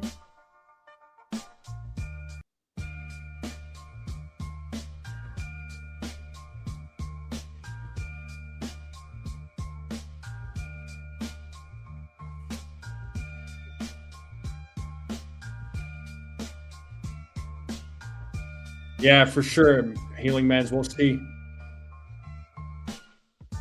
So Grisham, Rice, Bellinger, Dominguez, Volpe, Jazz, McMahon, Sanchez, or McMahon, Shoeman, Sanchez is your starting lineup for the Yankees. Twins have Zebby Matthews. Yeah, Cap Verde, man. I thought they were good. I thought they were going to pull off an upset. The way those guys were playing against Argentina. And then Egypt beat Australia yesterday in a thriller. That game was crazy.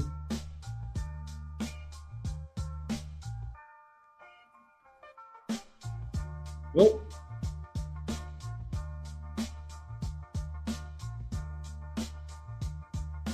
we got Canada and Morocco playing right now. That's a 0-0 game, halftime. And later on today, you're going to have France and Paraguay, which I'll be tuning into that game for sure. But here we go. First pitch to Grisham. Grisham hits a ground ball to second. And he's out. So 1 pitch, 1 out. And that's going to bring Ben Rice to the plate.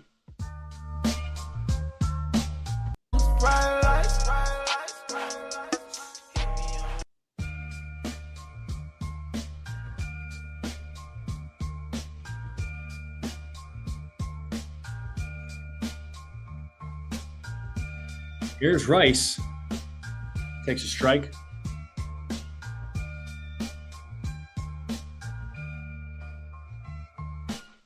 Yeah, USA and Belgium.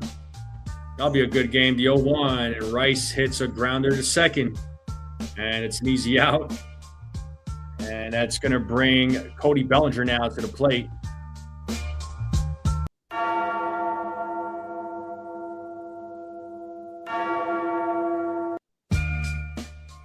So 2 quick outs here in the bottom of the first.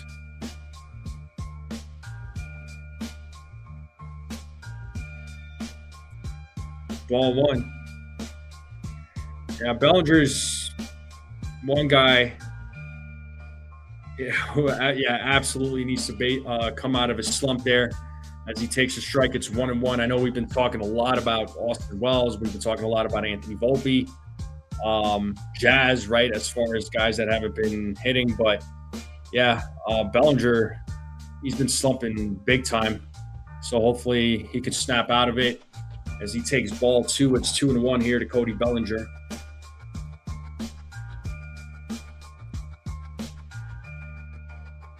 Bellinger calls time.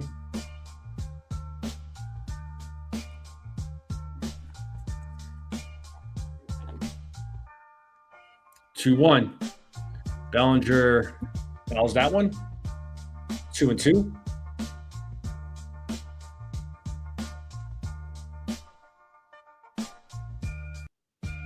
Yeah, USA won't beat.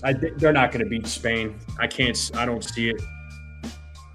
Argentina, Egypt should be a good game. The 2-2. Ball 3 now to Bellinger. Full count. It's 3 balls, 2 strikes, 2 outs. Twins are up 3-0 here in the bottom of the first. Here's the payoff. And Bellinger hits it right to first. Royce Lewis will take it himself, steps on the bag. Yankees go down in order. Now we're going to the top of the second.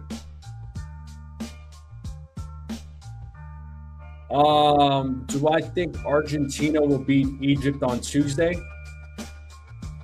I think Egypt could pull off an upset. If I'm being honest, I think Egypt could pull off an upset.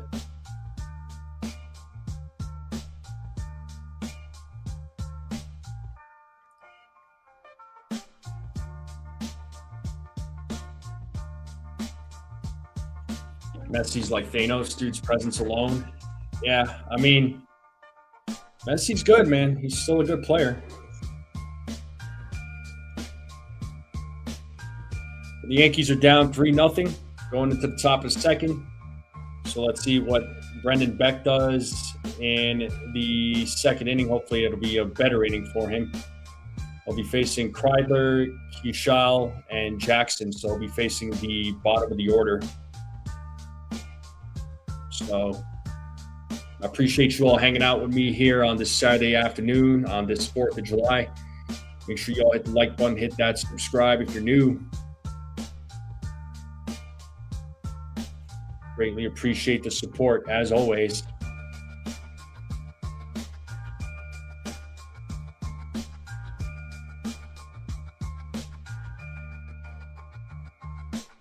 Yeah, for sure, Healing Men's. Yeah, Ronaldo, I mean, you know, he's a good player, but when it comes to these national league, team games, I don't know what it is about him. I don't know what it is about him. I couldn't tell you, man, but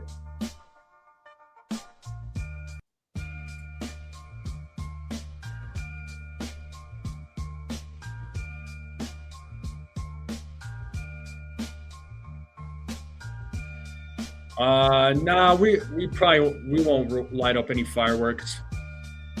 But here's Ryan Kreidler leading things off. Takes a ball.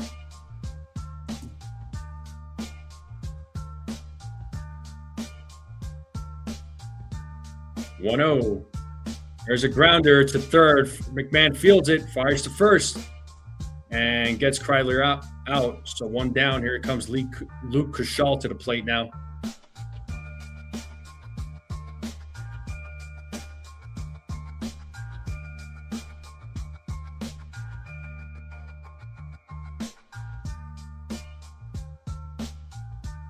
And here's Luke Keishal.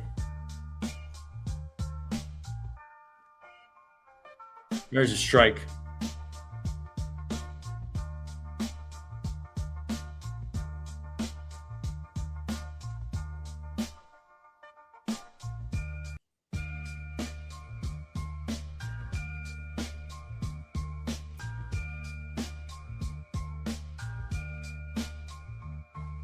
The 0-1 goes around 0-2.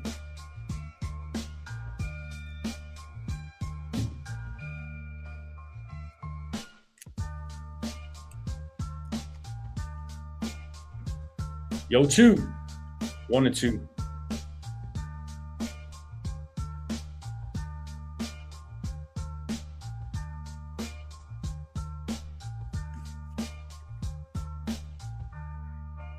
The 1-2.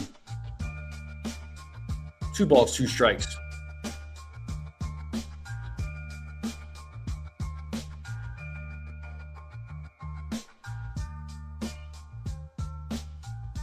The 2-2. Foul ball.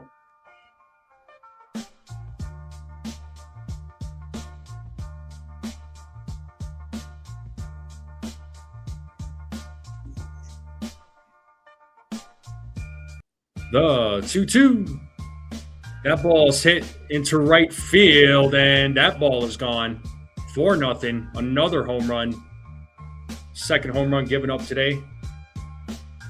Twins are up 4-0.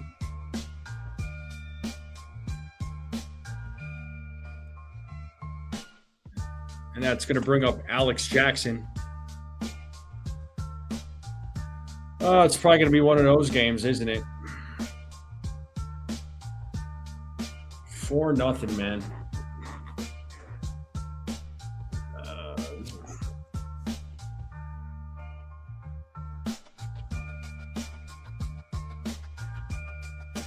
Jackson takes a ball.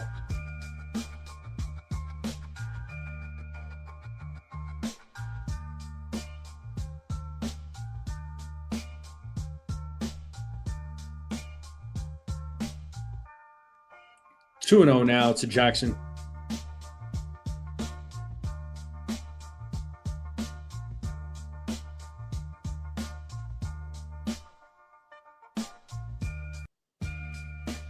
Swing and a miss. 2-1.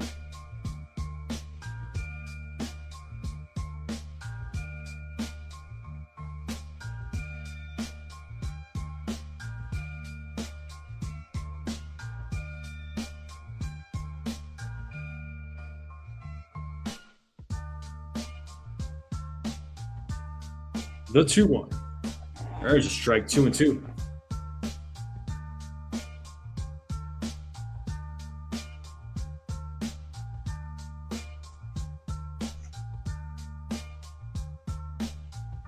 The 2-2.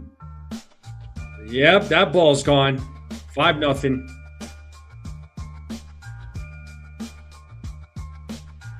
Oh my God. It's time to take this guy out. It's 5-0. Oh my God.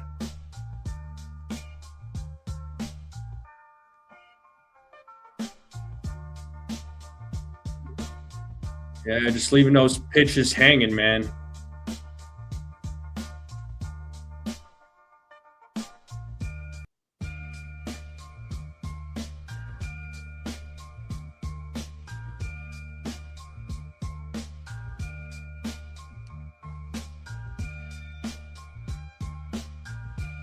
What's up? What's up there, Chef? Chef Nick is in the building. What's up, man?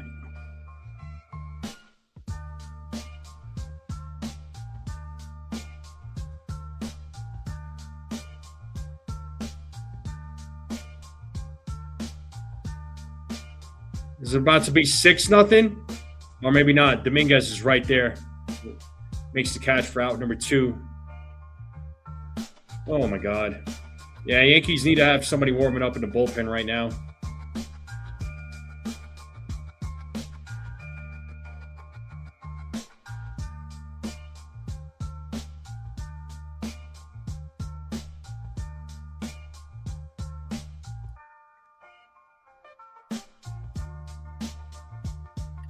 So here's Buxton. Swing and a miss, 0-1.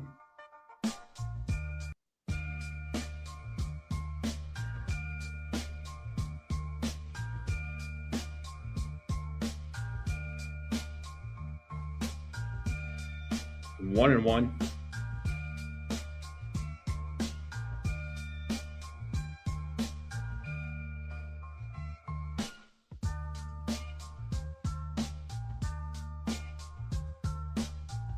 The 1-1. 2-1.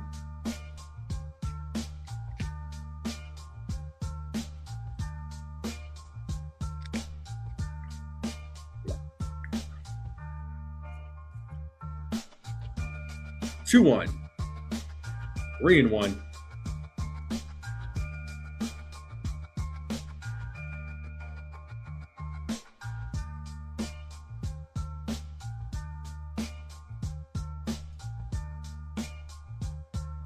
The 3-1. Oh, called a strike.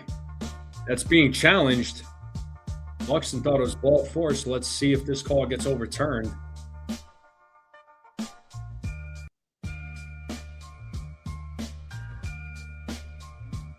And it was, in fact, the ball, so first call overturned. So that's going to be a walk for Buxton, a 2-out walk, and that's going to bring Cody Clemens.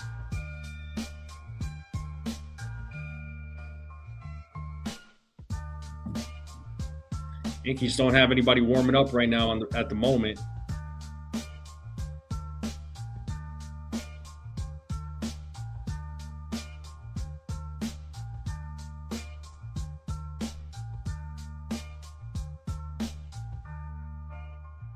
Buxton with a decent lead at first. Clemens swings and misses on the first pitch. 0-1.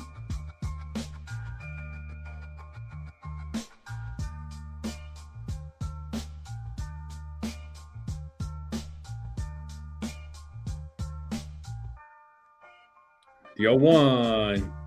0-2.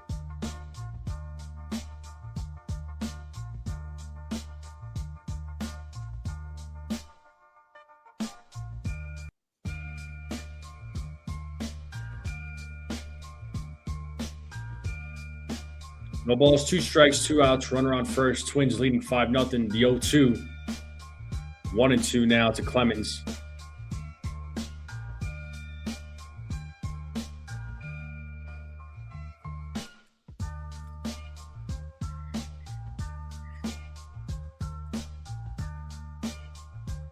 Well, they should probably have Ryan Yarbrough warming up in the bullpen right now.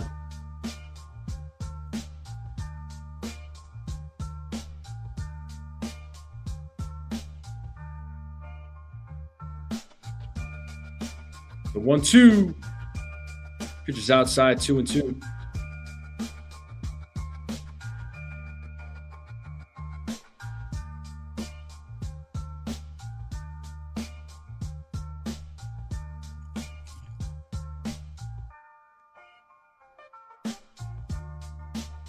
The 2-2.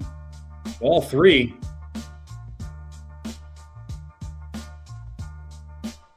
So runner on first will go. What up, Ace? Chia. Shout out to my guy, Ace. What's going on, bro? Happy 4th. Hopefully you're having a good 4th.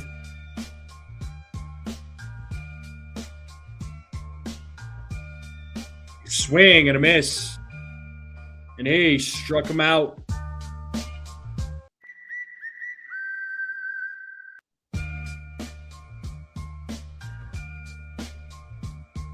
And that's going to take us to the bottom of the second. So Yankees bats got to come alive.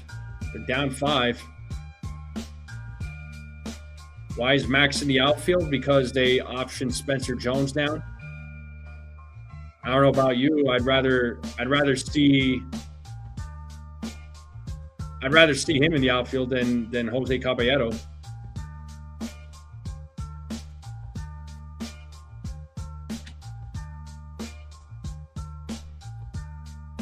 I don't want to see Jose Caballero in the outfield, period. I only want to see him play shortstop. That's it.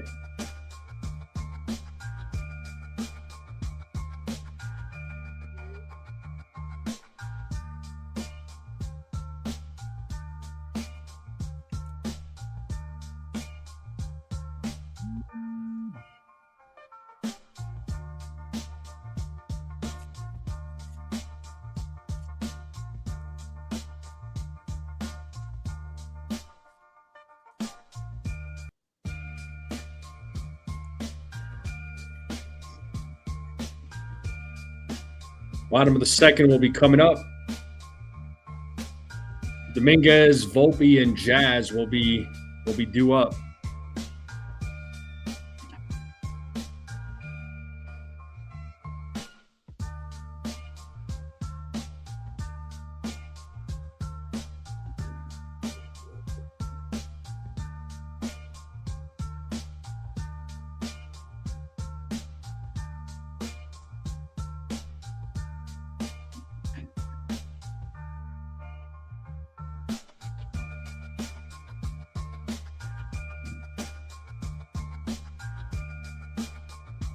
We got a young George Steinbrenner talking to a Yankee squad. It's George Steinbrenner's birthday today.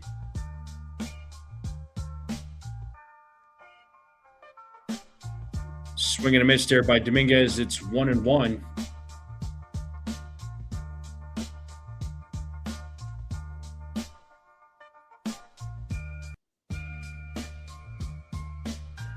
The 1-1. Ball 2.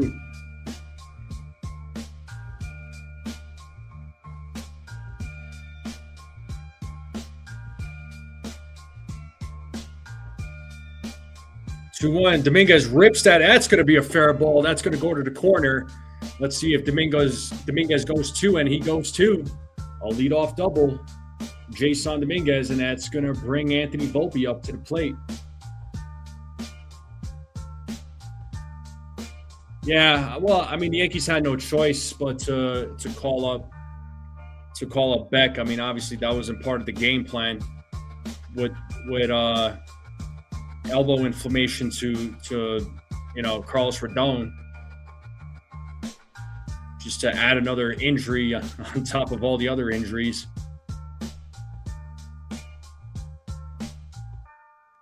So here's Volpe now. And Volpe takes a strike.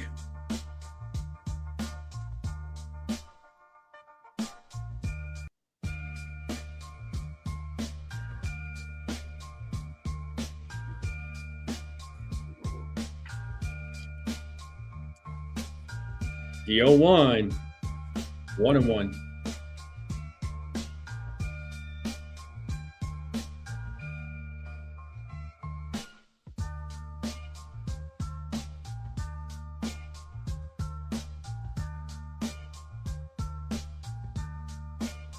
The 1-1.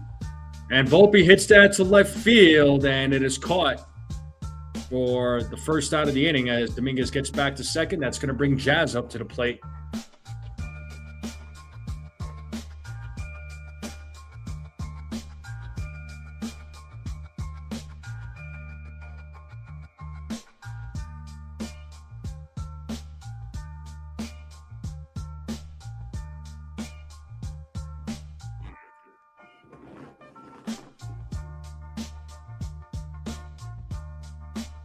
And the first pitch to Jazz is a strike, 0-1.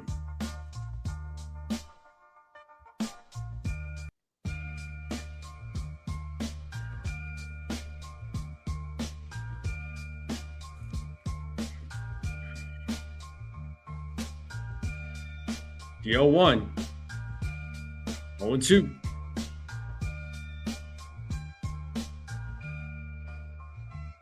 What's up, Bill?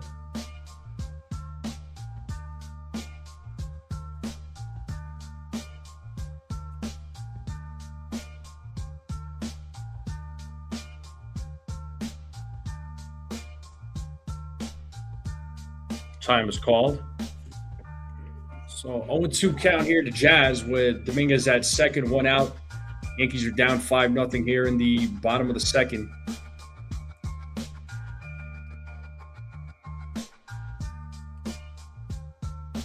The 0-2. And Jazz strikes out. Route number 2, and that's going to bring Ryan McMahon to the plate.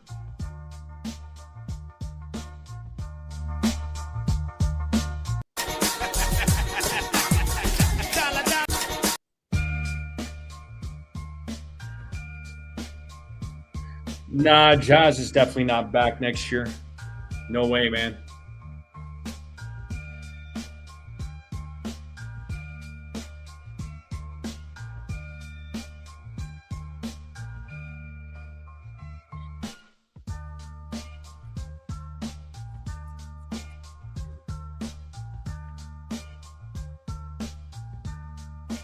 And it's called a ball, but Jackson is challenging the pitch.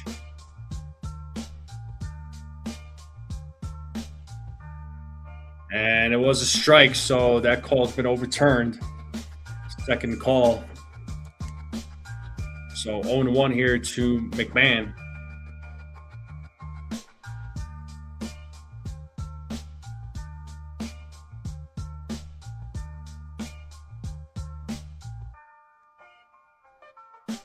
The 0-1. And McMahon hits that. Foul ball, 0-2.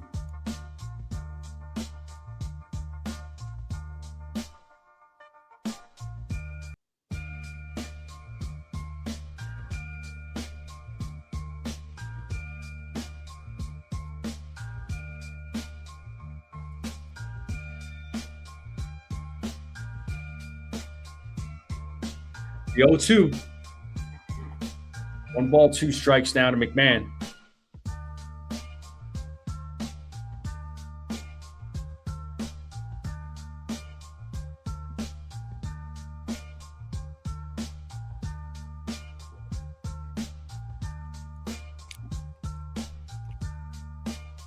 The 1-2, and McMahon strikes out.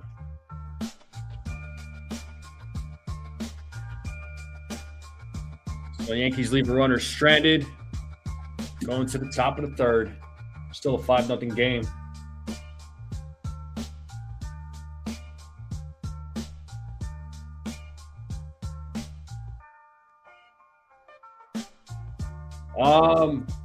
Benny Barrels, if I had to pick between the two, I'd go Goodman.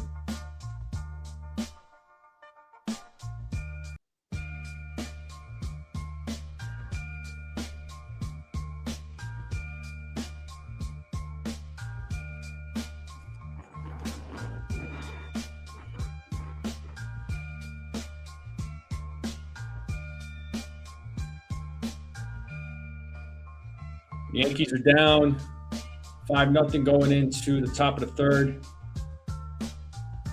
Appreciate everybody hanging out with me on this Saturday afternoon, 4th of July. Happy 4th to everybody. Make sure you all hit the like button, hit that subscribe.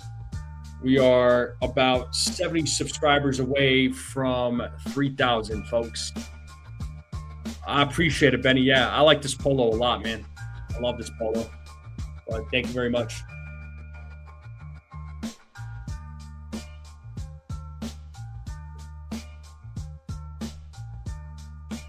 For the Twins, we're going to have Bell, Lewis, and Lee coming up. I think they're going to put Beck out there. I mean, the Yankees didn't have anybody warming up. So name that Yankee here, folks. 7 World Series title, 11 AL pennants, a win percentage of .566. Played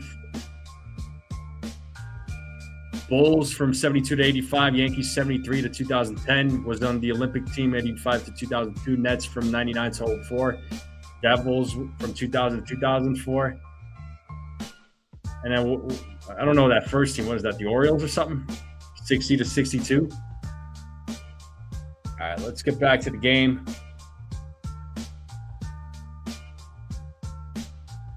The weather here in Bill, it's been hot. We've been getting some rain, but it's been really hot as of late. So 2-0 now to Josh Bell.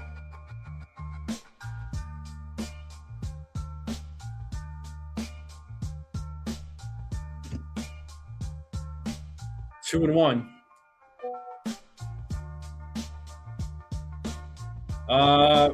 Rodney might be lurking in the background. We just don't know it. The 2-1. And Bell hits that ball to right center field, and that's going to go off the wall. Schumann will play it as Bell goes to second, and he is in there with a leadoff double. So Twins bats teeing off here against Beck in today's game.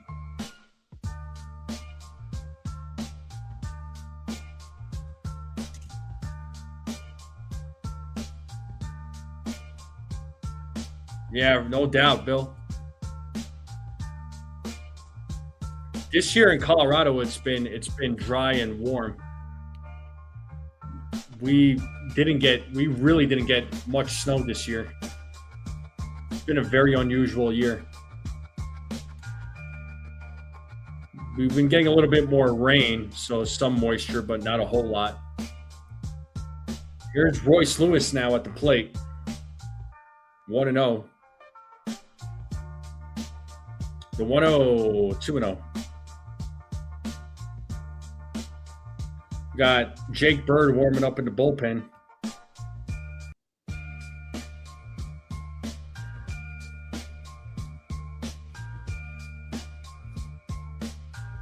The 2-0. Swing and a miss, 2-1.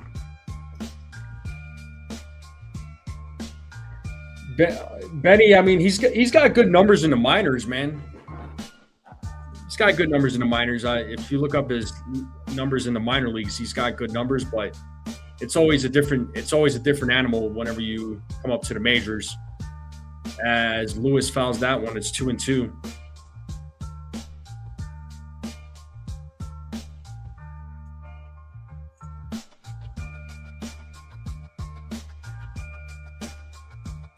I mean, I wasn't expecting him to go more than 4 innings, if I'm being honest here. So I had him going 4 innings this in today's game.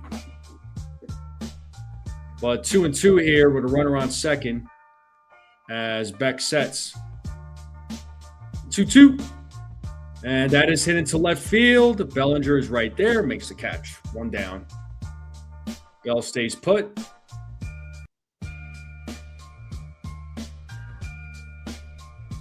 It's pretty much batting practice.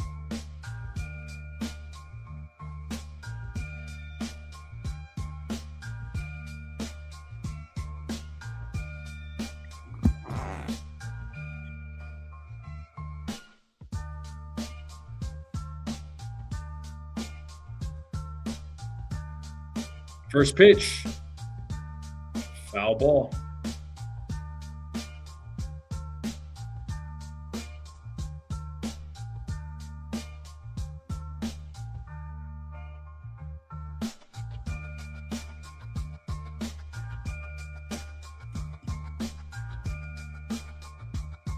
The 0-1 pitches in the dirt, 1-1.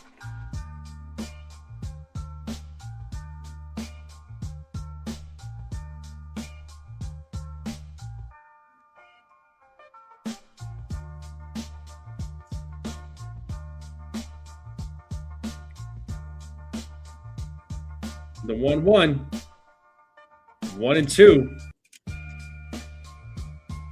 Oh man.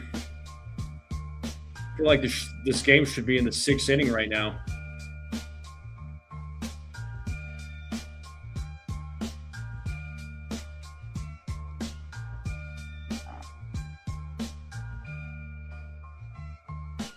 One, 2. Foul back, still 1-2.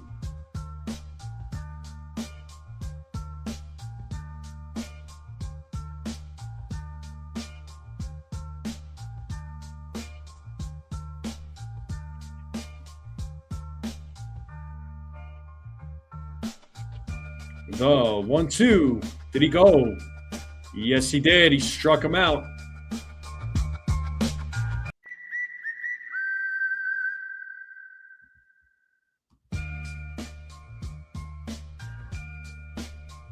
So another strikeout for Beck. He's got 3 strikeouts now.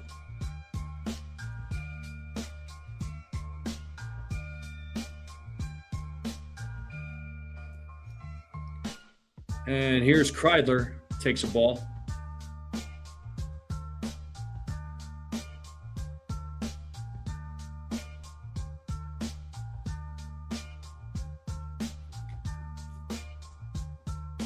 The 1-0. Swing and a miss, 1-1.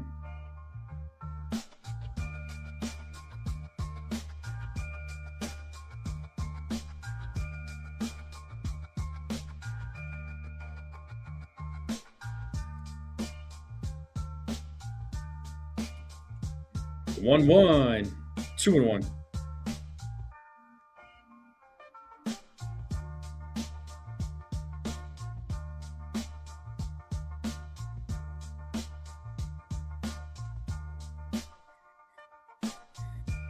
The 2-1.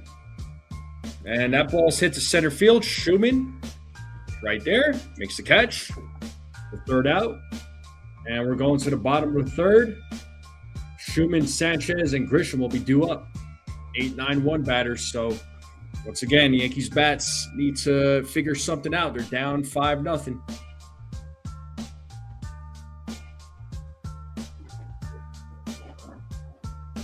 man. I'm just going to go ahead and just lounge, just call the game like this. Just relax a little bit, you know. We're down 5-0. Oh, my goodness. But how's everybody doing? How's everybody feeling? Hopefully you guys are having a nice long weekend, 4th of July weekend. Anybody going to go check out some fireworks later on today? Or do you guys have fireworks that you're gonna play with? Well, maybe not play with, but you know what I mean.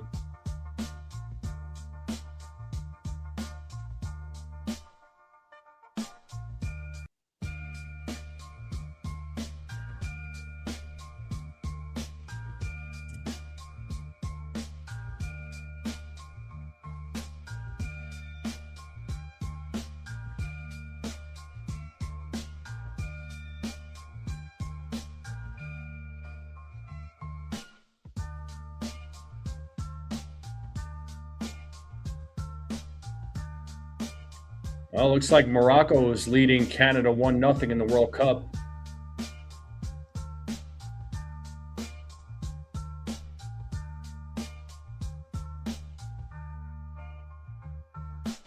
So Fried is expected to throw a live session tomorrow, 2 ups and 35 pitches. And yeah, he's been on the IL since May 16th. So almost coming up on 2 months. Yeah, USA is playing. They're playing Belgium, aren't they? Is that what was said? So here's Schumann. Takes a ball.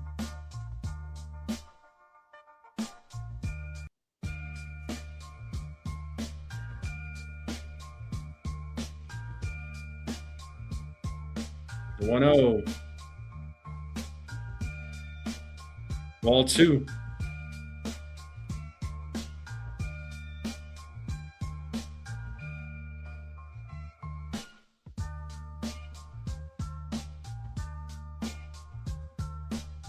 There's a strike, 2-1, but it is being challenged by Schumann.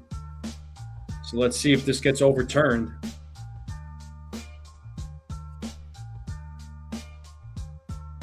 And it does get overturned. So third call overturned by ABS. So 3-0 now to Max Schumann. So both teams still have their challenges.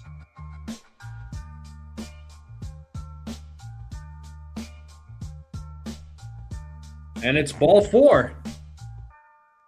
And that's going to be a walk for Schumann.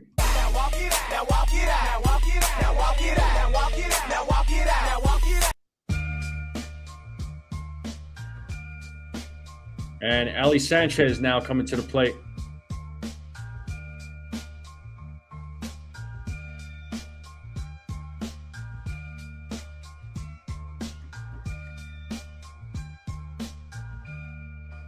Sanchez takes a strike.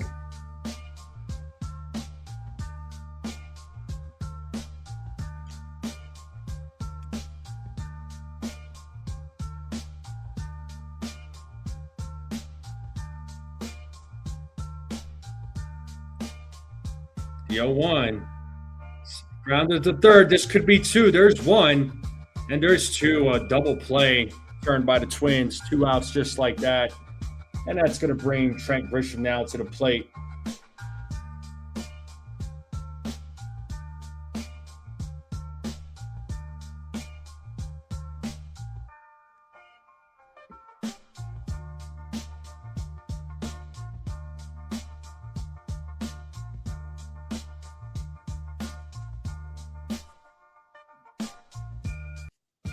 Oh and 1.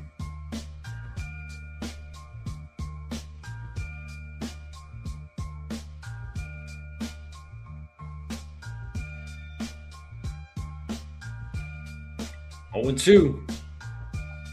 Quick 0-2 count.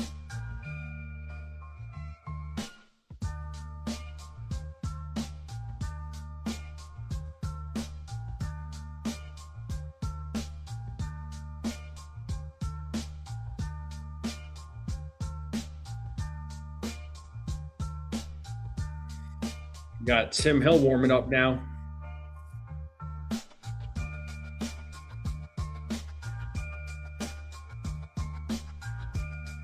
The 0-2. Oh, pitches upstairs, 1-2.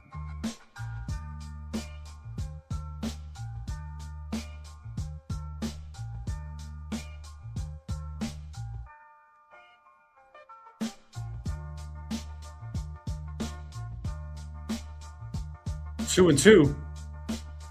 Pitch is being challenged. That pitch looked outside to me, but we'll see what ABS says. Oh, that's a strike. Wow. Just on the edge. So Grisham down looking. So 4 calls got overturned by ABS. The Yankees go down in order. Well, not exactly, but felt that way because of the double play.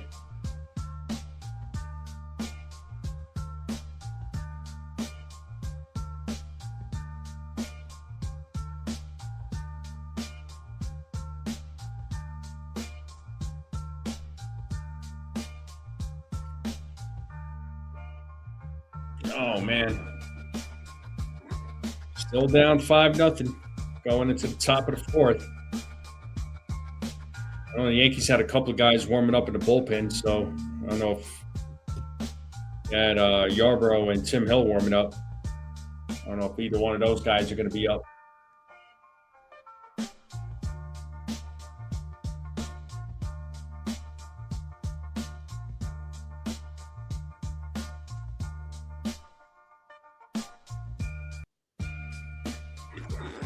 But I appreciate everybody hanging out with me on this 4th. Make sure you all hit the like button, hit that subscribe. If you're new, we're on the road to 3,000 subs.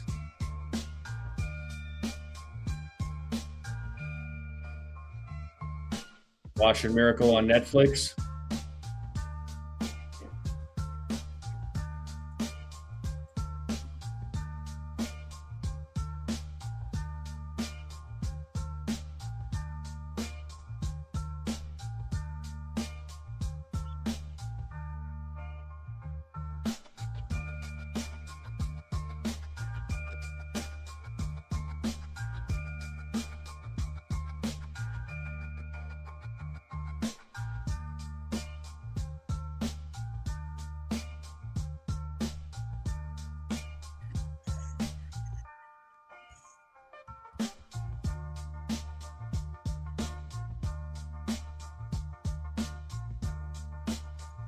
All right, looks like Beck is back out there as Keishel takes a strike. Top of the 4th.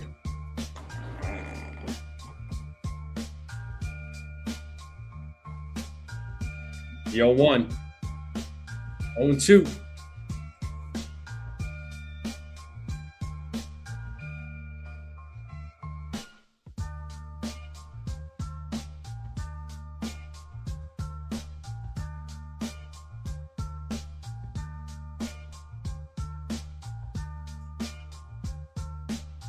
The 0-2. 1-2 now to Keishel.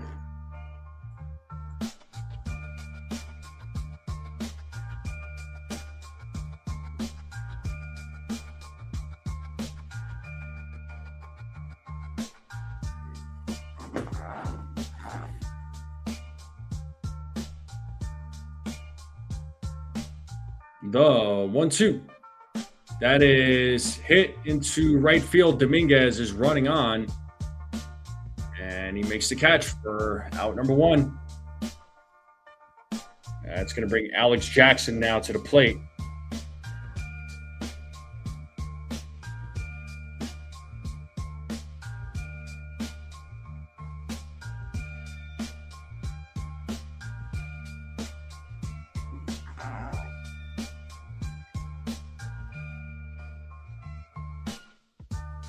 First pitch. Ball.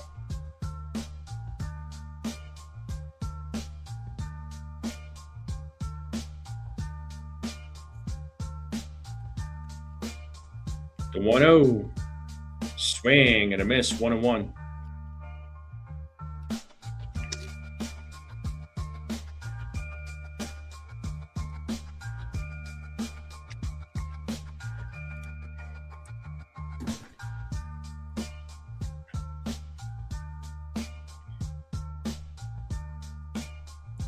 1-1. That is out of play. 1-2 now.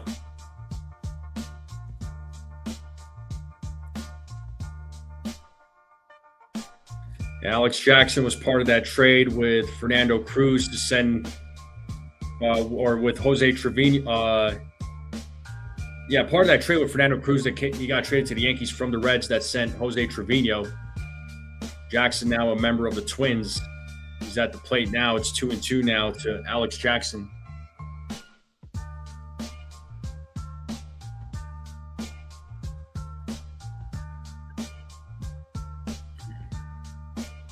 Foul ball, still 2-2.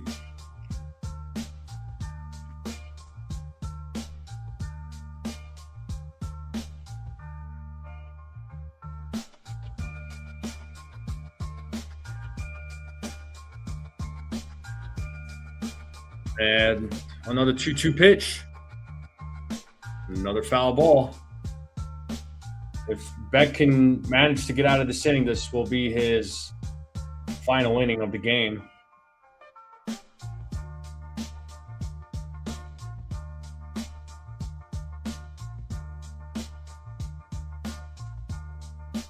Oh, nice play there by Jazz. And Rice plays it in the dirt. It's out number 2. That's going to bring Trevor Larnach to the plate. So back to the top of the lineup.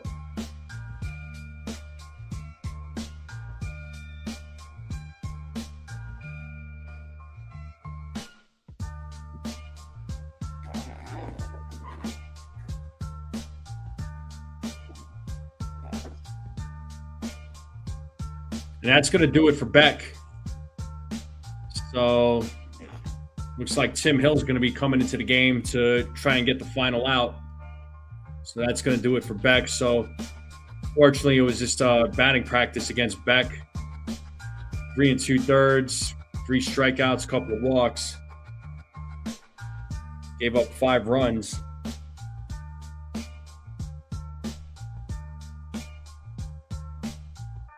So I wasn't expecting him to go more than 4, but 3 2/3. I was close.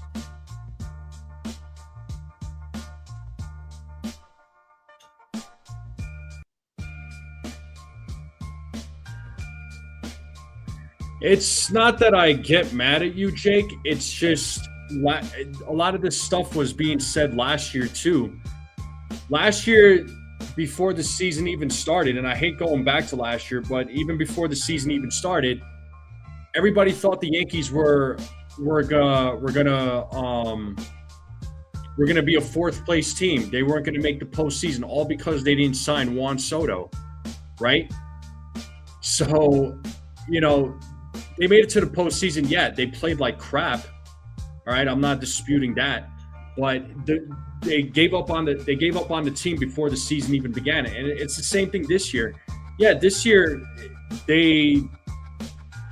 it's just they got hit with the injuries, and the whole team basically hit a wall.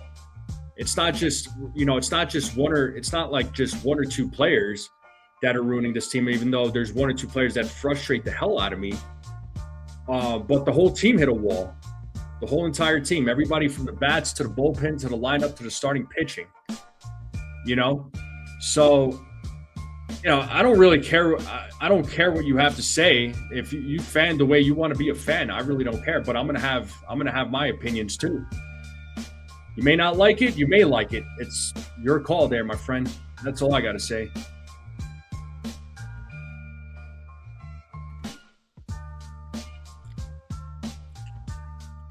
So here we have Tim Hill on the mound. It's 0-1 to Larnach. Pitch is way outside, 1-1.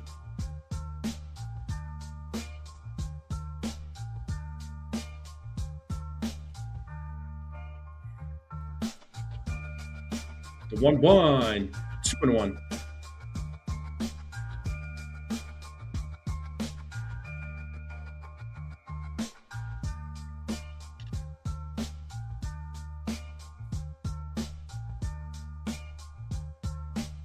And that ball is hit into right field, and that's a solo home run. 6-0 game now. So Larnack with a 2-out solo home run. Yep, it's going to be one of those games, people. That got out quick, man. And that's going to bring up Cody Clemens now.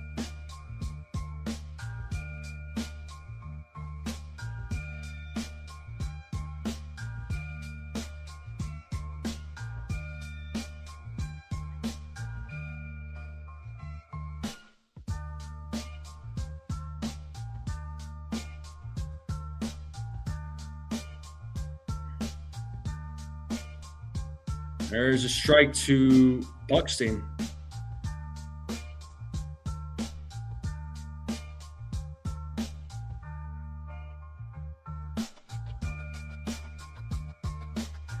The 0-1. 1-1 now to Buxton.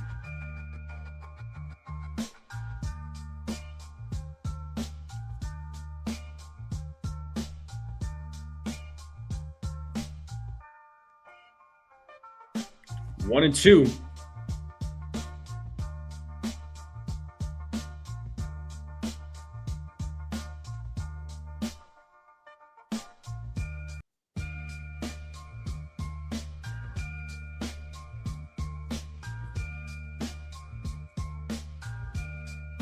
All right there, Dave. We'll see you later. Whoa, he struck him out looking.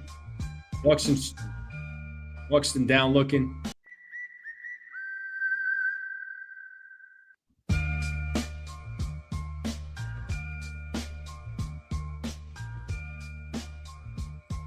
And Twins are leading 6-0 now. So Ben Rice, Cody Bellinger, Dominguez will be due up.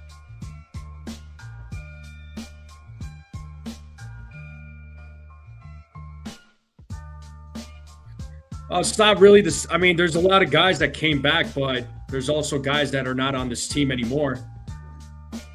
DJ LeMahieu's not on this team. There's no Devin Williams. There's no Luke Weaver. There's no Ian Hamilton. There's no Marcus Stroman. So there are guys that aren't on this team anymore.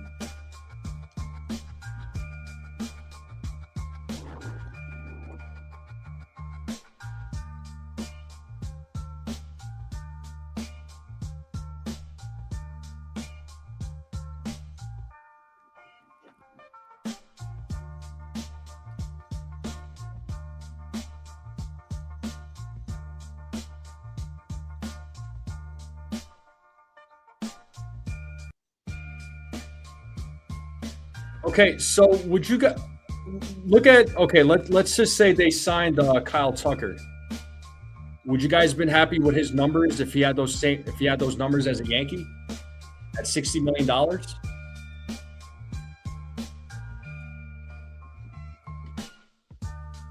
I mean, right now he's batting .246, 7 home runs.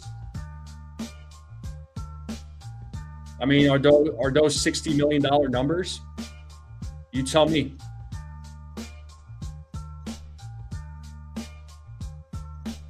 Would you guys have signed Bo Bichette for $42 million a season?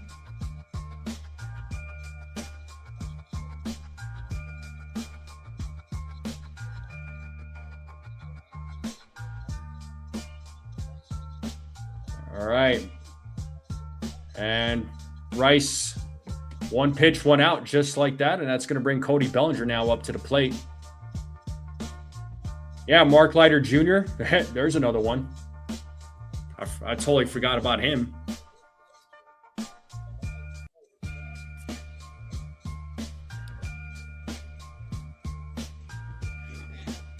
There's a strike to Bellinger.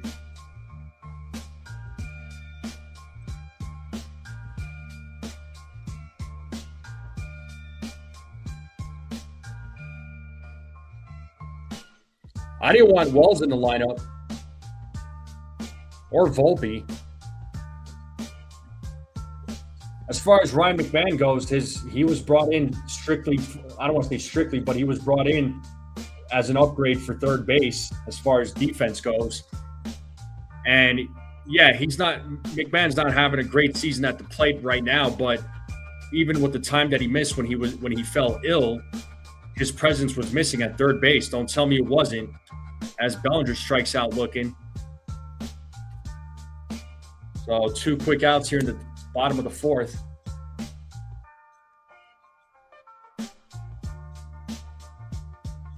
But Jake, they could have been. They could. We don't know though, right? And Bo Bichette can't play defense to save his life. I mean, neither can Volpe, but Bichette's not any better. And you could tell me the back could make up for the defense, but I don't buy that narrative whatsoever. Defense matters. And I stated it at the beginning of this live stream that whenever the Yankees make a defensive mistake, it opens up the floodgates for other teams to score more runs. We've seen it way too many times. And I'm not paying Bo $42 million a season. I'm sorry. Yeah, I know he's been getting a little better lately. I'm happy to see that for his sake. And Dominguez hits that ball to right field. It's a solo home run for Jason Dominguez. So 6-1, and finally the Yankees get on the board. So that's his 4th home run of the season. 103.8 exit velo, 357-foot home run from Dominguez.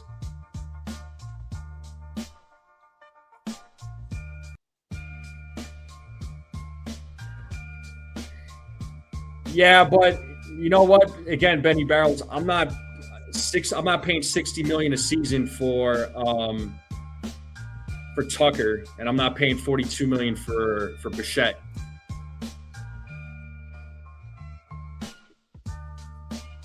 Like those are massive overpays. Yeah, he might be getting hot. They might be getting hot as of late, but you know what? Prior to the injury, I said Trent Grisham was getting hot too, right? Trent Grisham, prior to him getting hurt, he was getting hot. Then he got hurt.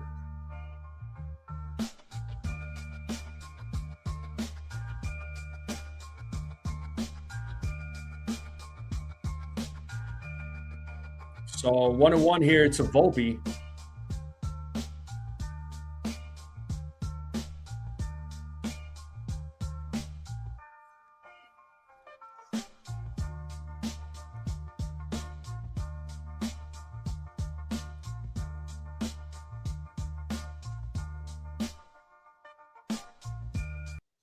The 1-2 to Volpe. 2-2.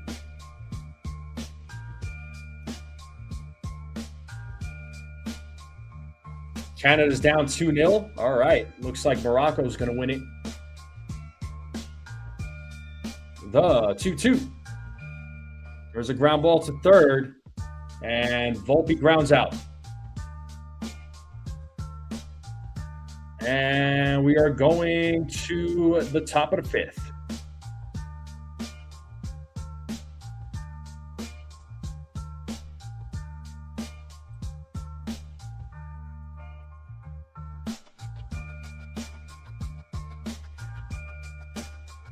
Yeah, but last year, yeah, the offense hit a slump, but the offense wasn't their biggest problem. The pitching was their biggest problem. And even this, and going into this season, their bullpen is the biggest problem right now. Pitching was a major problem last year.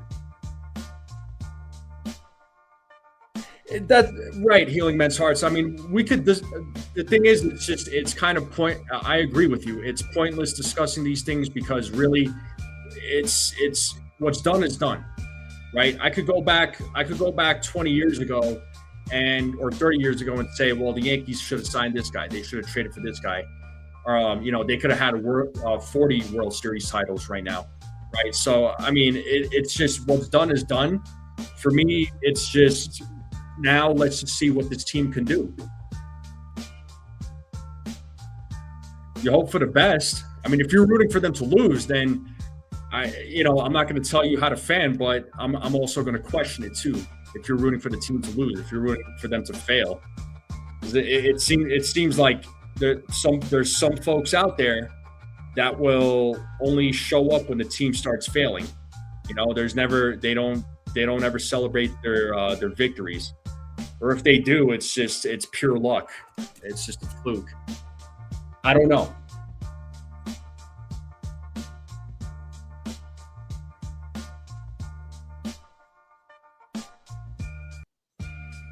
What's up, Hector? Happy 4th, man.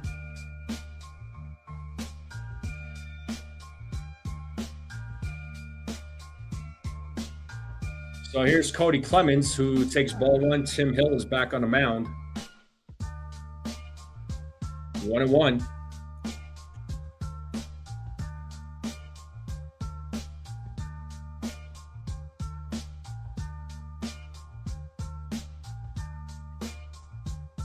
One and two.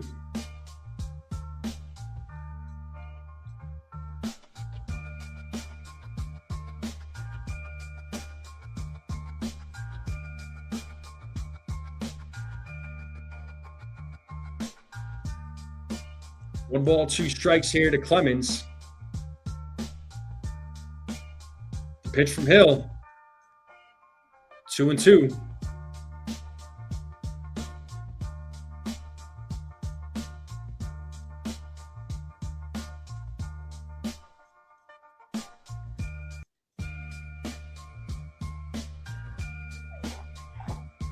Two.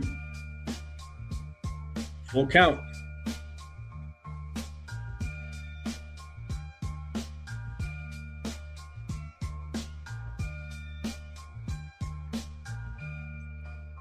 Ball 4 as Clemens draws a leadoff walk here in the top of the 5th.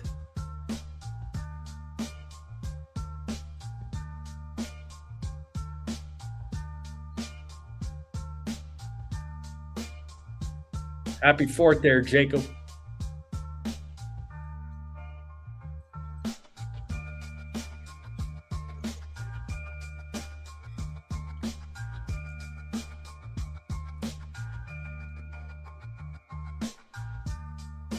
So pitch being challenged by Bell, initially called a strike.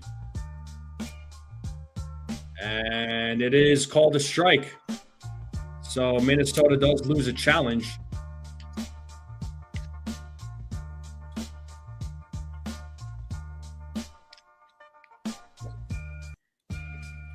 Pitch is way inside, 1-1.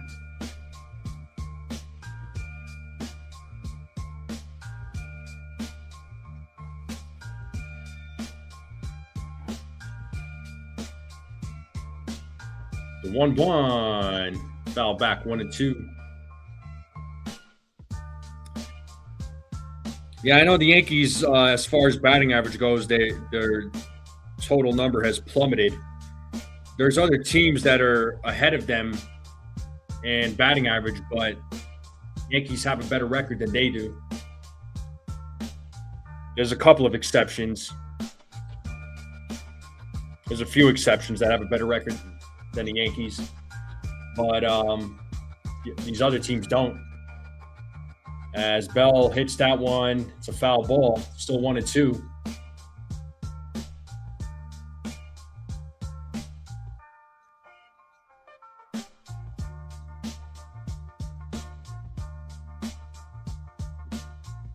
The 1-2 inside, 2-2.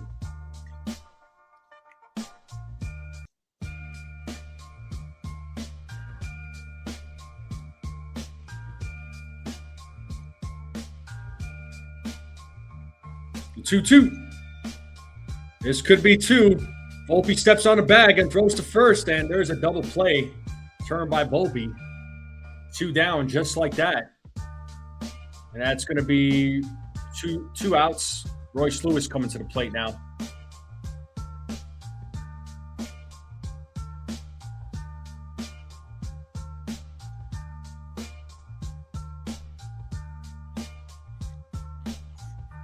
And it looks like that's going to do it for Tim Hill. And Jake Bird's going to be coming into the game to try and get the final out here in the top of the 5th. They'll be facing Royce Lewis when we get back from commercial. Yes, indeed.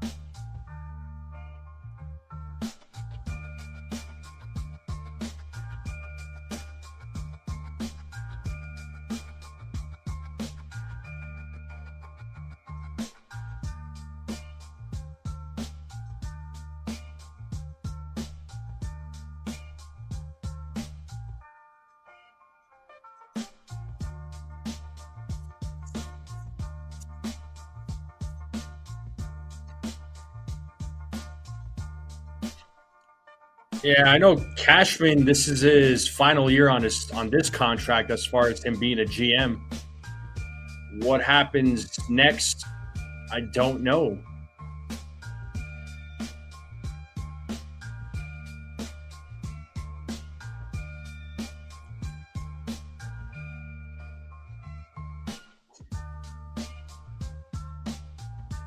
There's Jake Bird facing Royce Lewis. Lewis swings and misses on the first pitch.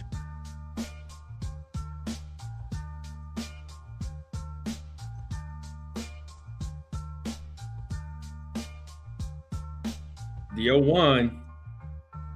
There's a strike. 0-2 being challenged by Lewis. If the Twins lose this challenge, they're out of challenges.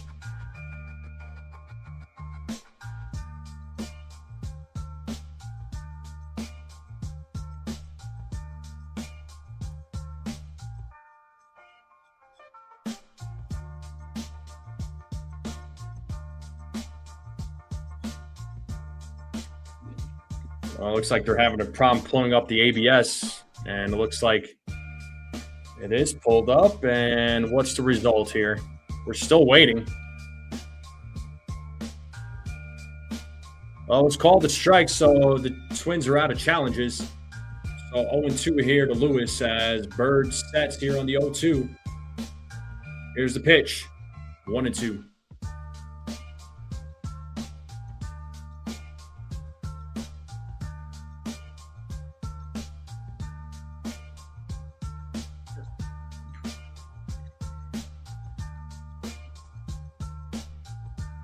Left center field, and Royce Lewis will be held up for a single. So 2-out single. That's going to bring up Brooks Lee now to the plate.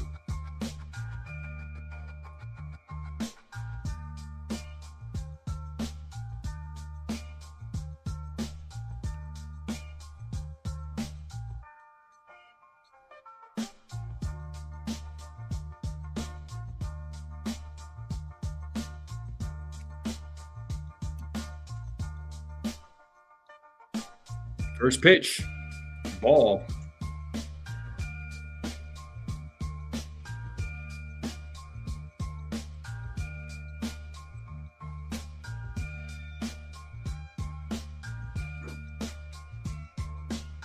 The 1-0, 2-0.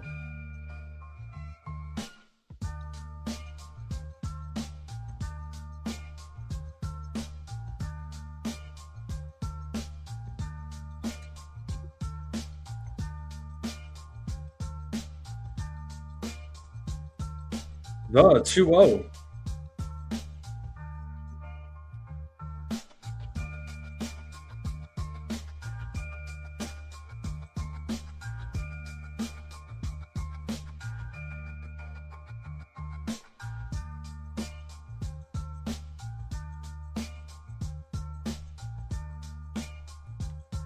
Three and one now to Lee.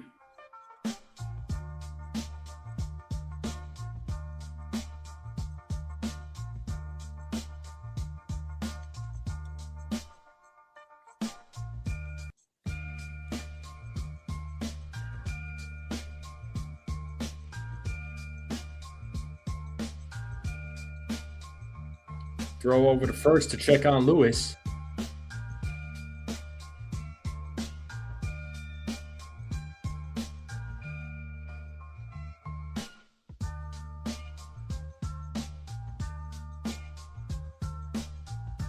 Three one, and it's ball four. Runners on first and second, and the inning still continues. Kreidler's coming up to the plate now.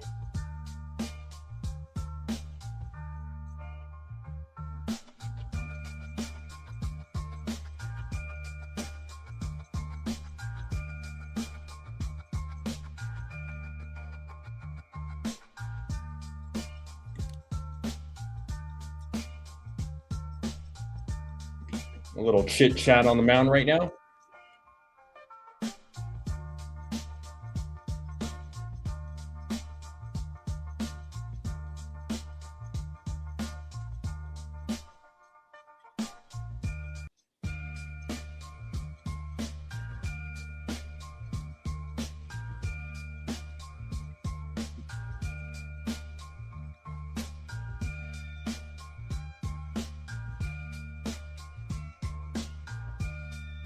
So runners on first and second with 2 outs. Twins are up 6-1 here in the top of the 5th.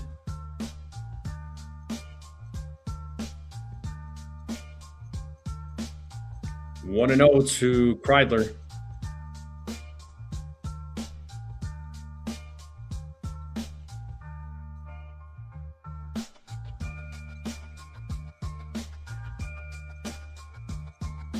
The 1-0. 1-1.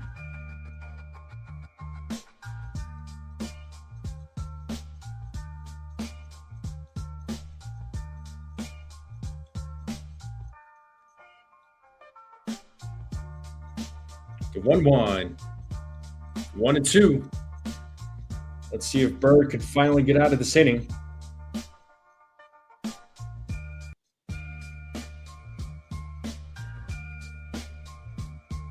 Got Ryan Yarbrough warming up. Morocco's up 3-0. Let's go. The 1-2. And Volpe fields it. Tosses it to second to get the force out. And that'll do it. We're going to the bottom of the 5th. Jazz, McMahon, Schumann will be due up in the bottom of the 5th. And I'm going to take a quick break here. Don't forget to hit the like button, hit that subscribe. I will be right back.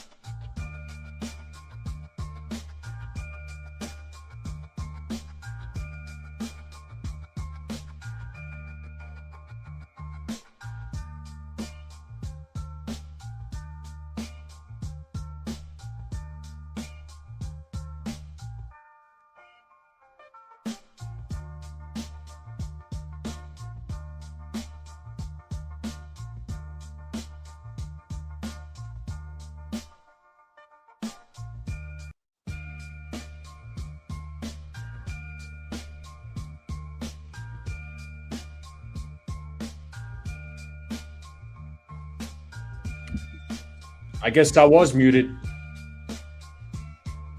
I thought my mic was on. My fault, guys.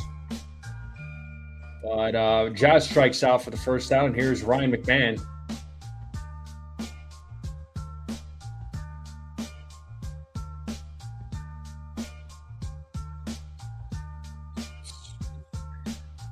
Want to know to McMahon.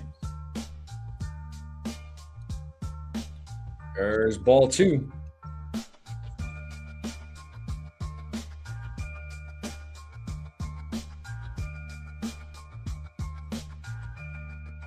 Two-0, 3-0.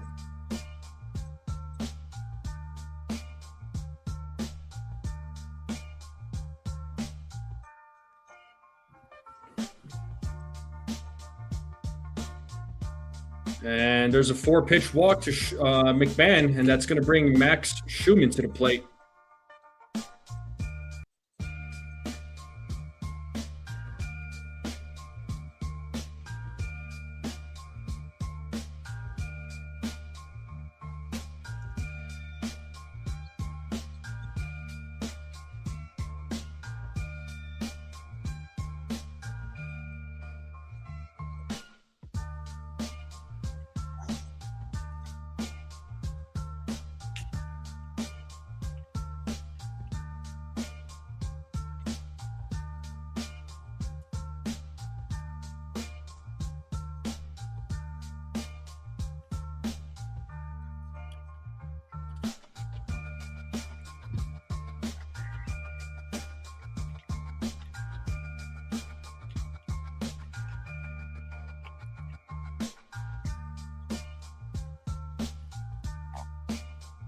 All right, here's Max Schumann.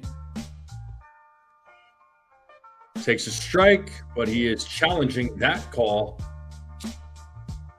So let's see if it gets overturned. Yep, it does get overturned. So 5 calls overturned today by the ABS. It's 1-0 to Schumann.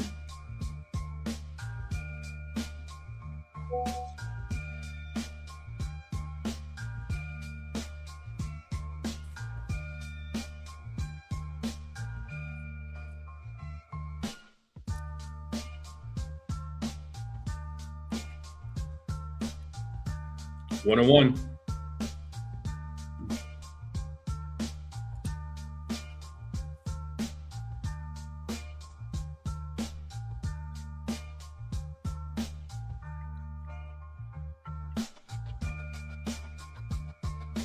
The 1-1 is strike 2. 1-2 now to Schumann.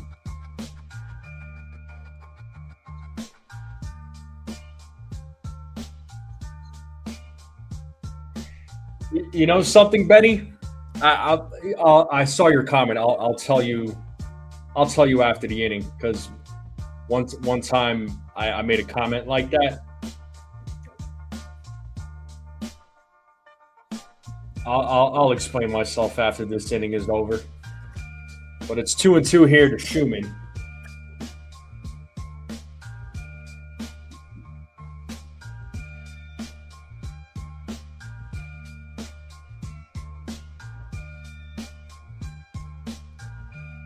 So sounds like time was called before the throw over to first.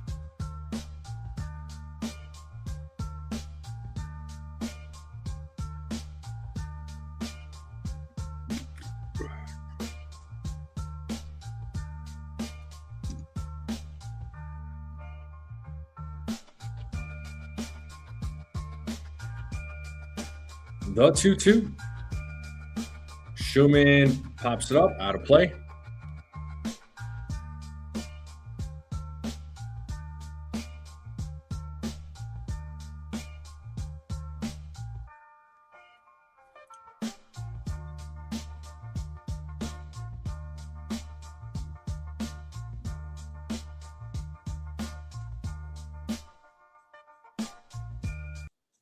The 2-2. And Schumann hits that ball to left field, and it's a 2-run home run. And the deficit is cut down to 3. It's a 6-3 game. A 2-run home run by Max Schumann. second home run of the season. So Yankees are now all of a sudden down by 3 runs. Yankees trying to get some life back, and that's going to bring Ali Sanchez now up to the plate.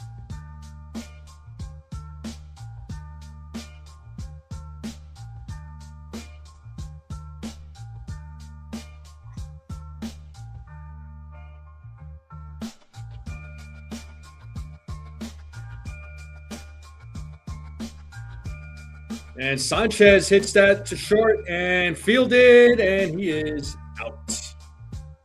And that's going to bring Trent Grisham now to the plate. So back to the top of the lineup.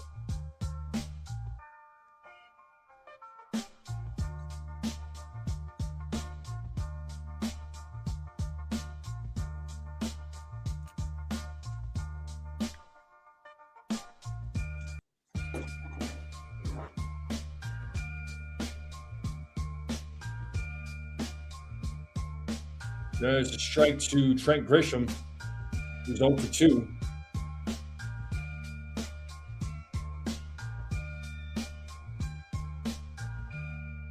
The 0-1.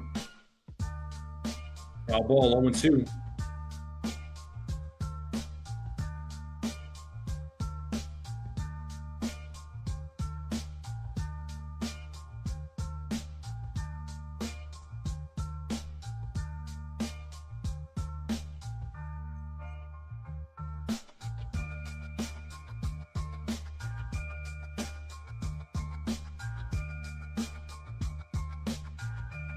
The 0-2. Pitch is in the dirt. 1-2 now to Grisham.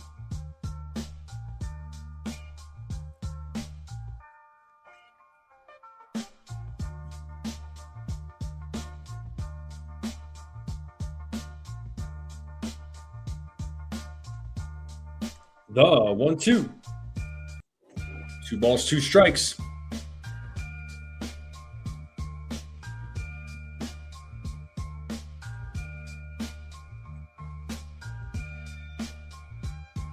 Two balls, 2 strikes, 2 outs. Yankees down 6-3 here in the bottom of the 5th. Ooh, Grisham is challenging that one. It was called strike 3, but it was close. Let's see what ABS says. Yep, it was a ball. Grisham was on the money. So Yankees still have their 2 challenges. So good job by Grisham. That's 6 calls overturned by ABS. That is a lot of calls, man. This umpire's been missing. I had a feeling it was a ball, but it was also really close. Here's the payoff. And it's a ground ball foul. Still 3-2 to Trent Grisham.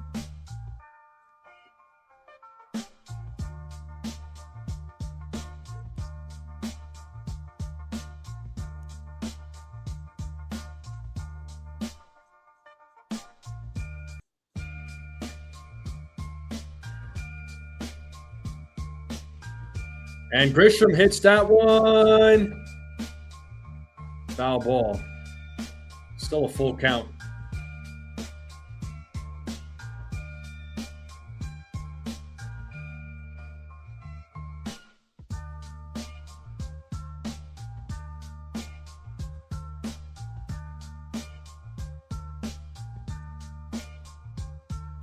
Ball 4. So Grisham will take first base. This is the most pitches thrown by Matthews in today's game. He's at 27 right now here in the bottom of the 5th. And that's going to bring Ben Wrights to the plate. And pitching coach is going to come out to talk with Matthews.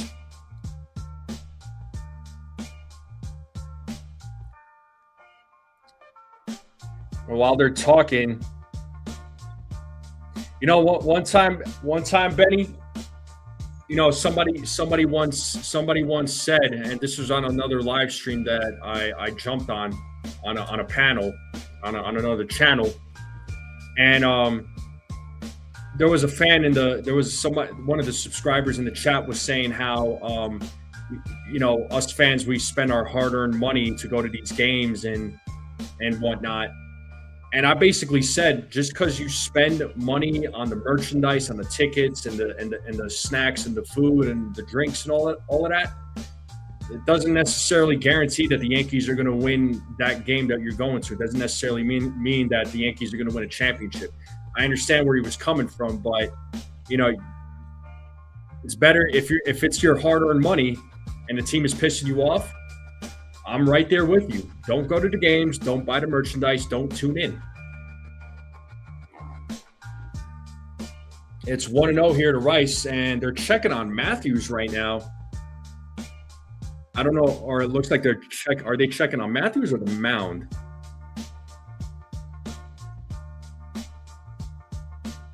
Oh, they're checking on Matthews. It looks like something came off. Or something seemed off.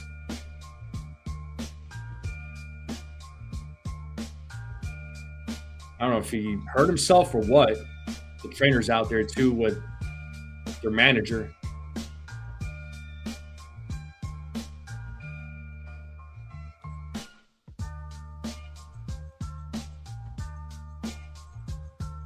Looks like his foot slipped.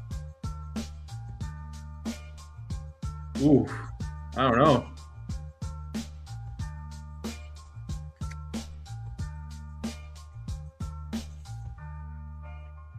That dude, Jonathan Matthews, posted my best outfit should be this. And he posted everybody but the outfit. That's funny.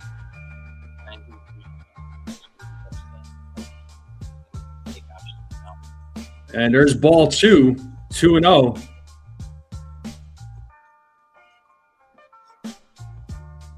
And Grisham steals second. That's his 7th stolen base of the season now. So no throw from Jackson.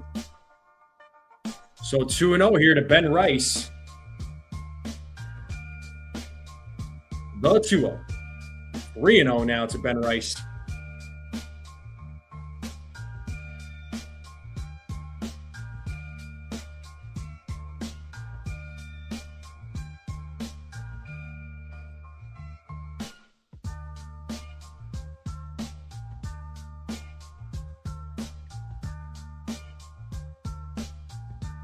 Matthews steps off.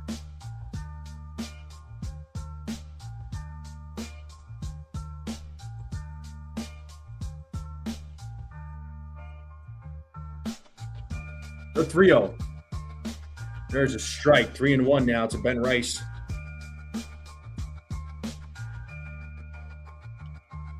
Cody Bellinger waiting on deck.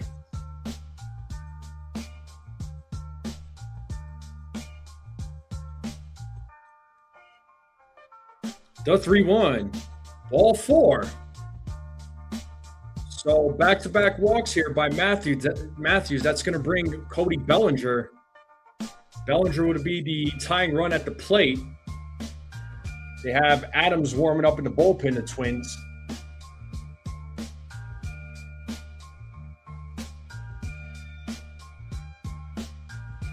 So here's Cody Bellinger. A 3-run home run would tie this thing up. Oh, nope. So the trainer coming out with the manager again to check on Matthews. They're probably going to take Matthews out.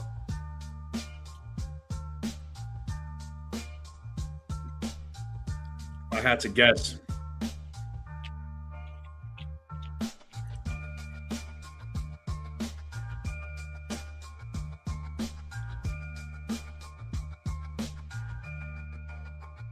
Yep, Matthews is done. They're taking him out.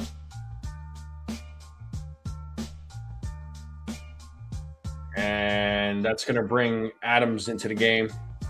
So he'll be facing Bellinger, Dominguez, Volpe. So 2 on, 2 out. Yankees are losing 6-3. Yankees have an opportunity. They're trying to rally back. So we'll see what happens when we get back from commercial break.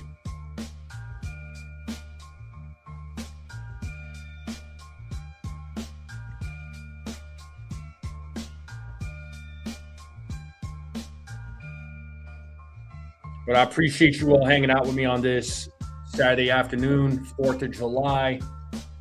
Make sure you all hit the like button, hit that subscribe if you're new. Keep sharing this channel out. Greatly appreciate it. Let's continue growing. We're on the road to 3,000 subs. We're about 70 subscribers away from hitting 3,000, so not far off.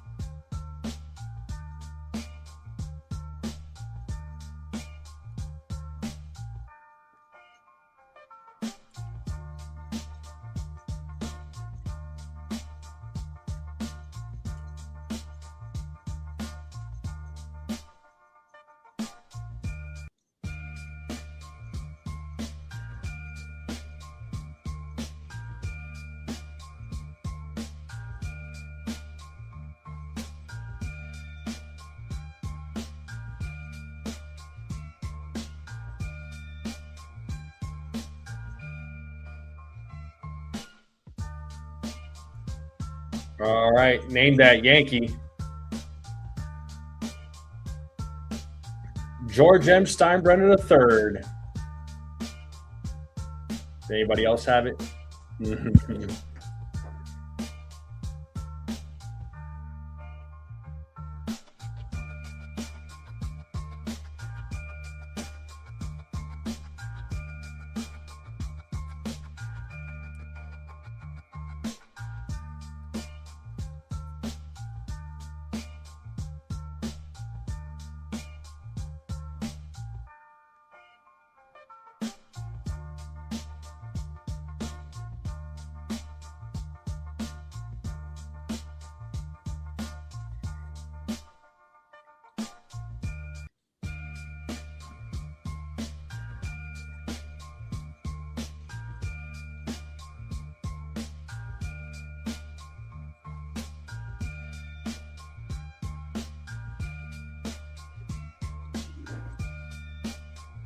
And here's Travis Adams warming up on the mound.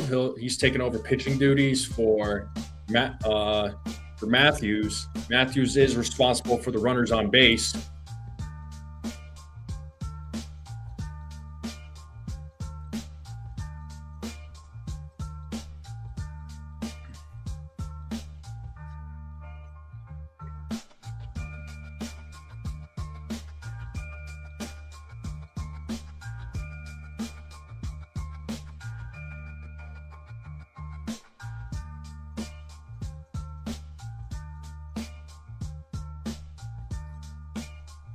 And here's Cody Bellinger, who needs to break out of the slump that he's been in. So let's see what he does with 2 runners on, 2 outs. Yankees are down by 3 as Adams sets here on the first pitch. And Bellinger hits that ball deep in the right field. It is off the wall. 1 run will score. And Rice stops at third, so a big 2-out RBI double for Cody Bellinger. It's now a 6-4 game. Runners on second to third. It's a 6-4 game with 2 outs. Dominguez coming to the plate now. Big hit there by Cody Bellinger. I thought it was probably gone for a minute there.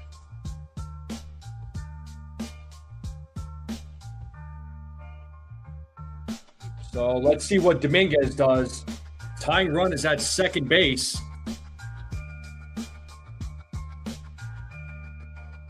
That's a big hit for Bellinger. And Dominguez hits a ground ball to second, and he grounds out. But the Yankees are now all of a sudden down by 2 runs going into the top of the 6th. It's a 6-4 game, so Yankees trying to rally back. Oh, thank you for sending the gold coins there. Thank you, thank you, thank you. I just saw it there, Bill. Thank you so much.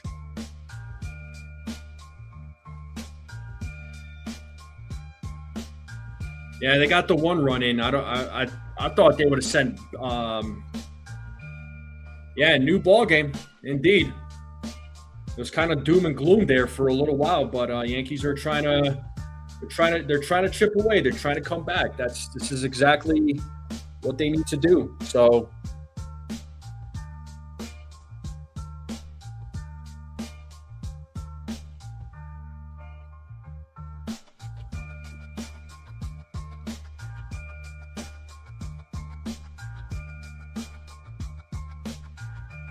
Let's see if the Yankees now it's let's see if the Yankees bullpen can hold it down.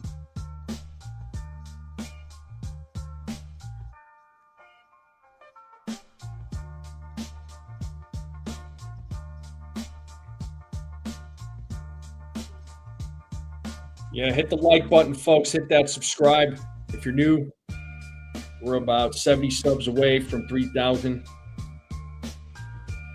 See how many likes we got right now. I'm going to check that.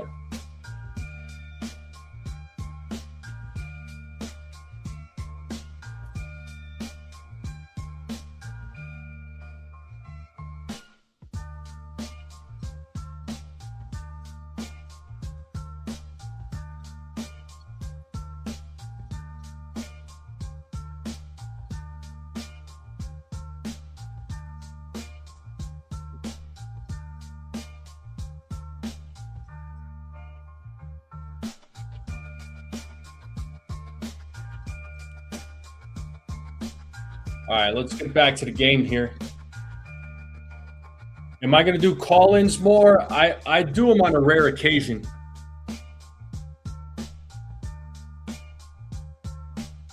So Keishel gets hit by Bird, so Keishel will take first base.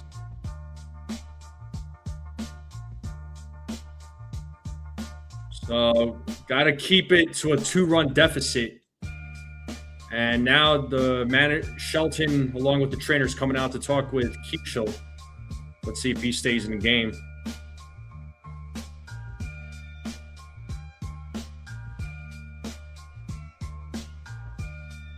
Yeah, Theo, I'll still do call-ins, but it's not something that I do often. So I do those occasionally. And right now we are at 43 likes. And we're 7 likes away from 50. Can we get to 50 likes? If there's anybody out there that has not hit the like button, hit that like button.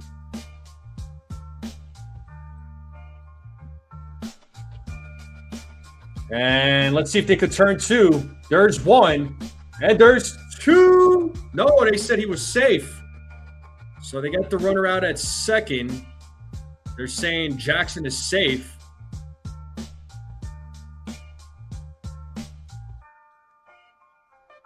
That should have been a double play.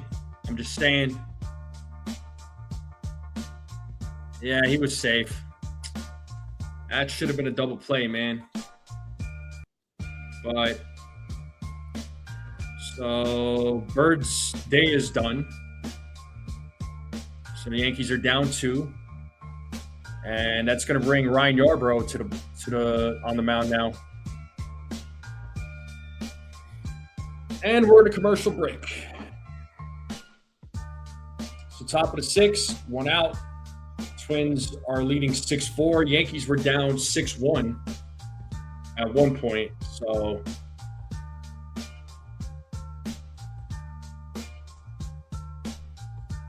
now it's a 2-run deficit. So Yankees offense came alive there in the bottom of the 5th. So hopefully the bullpen can keep it to 2 runs. The Yankees bats can come up in the bottom of the 6th and at least try to tie the game up.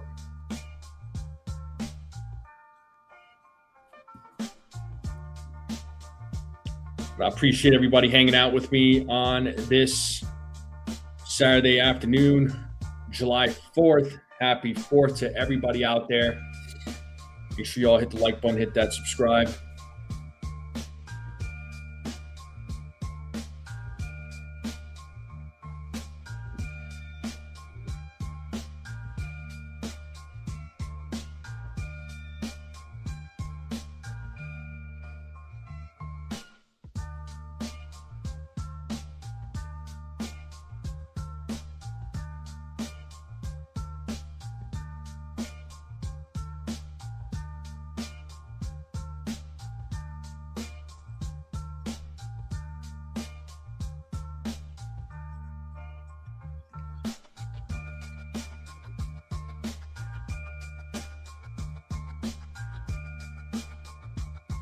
All right, let's get back to the games. Yarbrough needs 2 more outs to get out of this inning.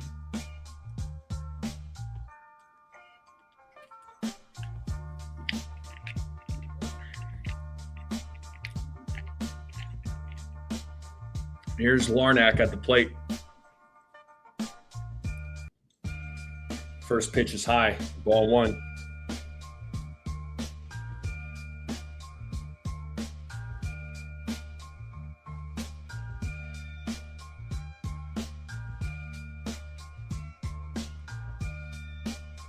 The 1-0 inside 2-0.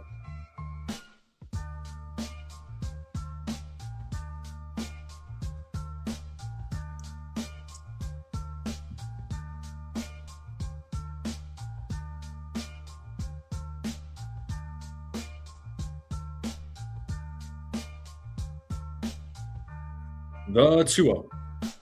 3-0.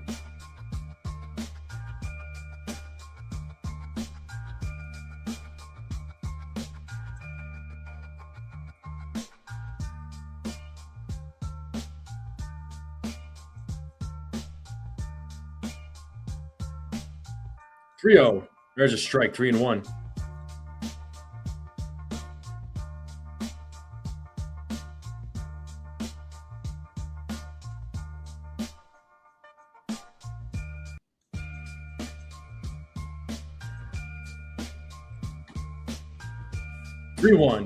Ball 4. So runners on first and second, 1 out. So Yankees in a little bit of a jam.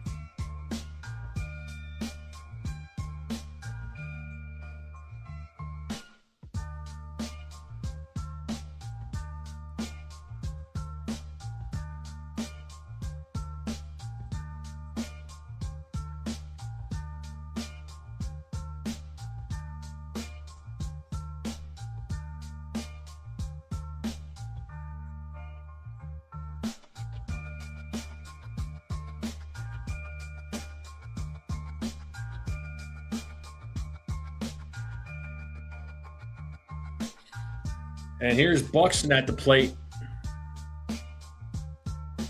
Takes a strike, 0-1.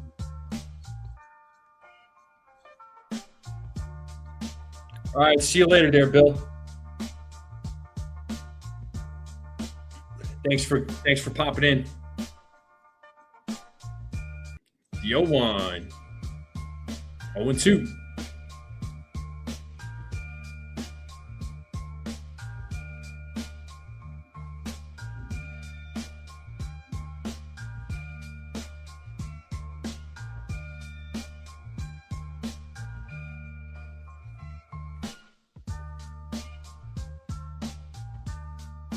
The 0-2, swing and a miss, and Buxton strikes out to throw to second.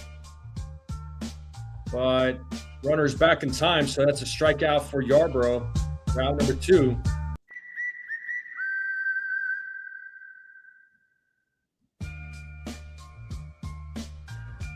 So Yankees need 1 more out with Cody Clemens now at the plate.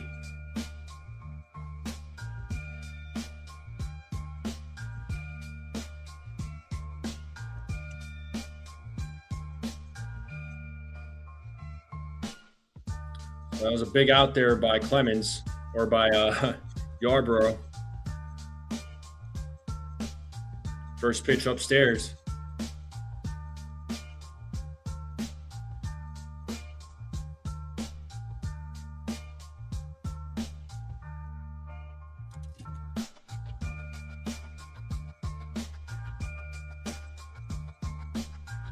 Two and 0.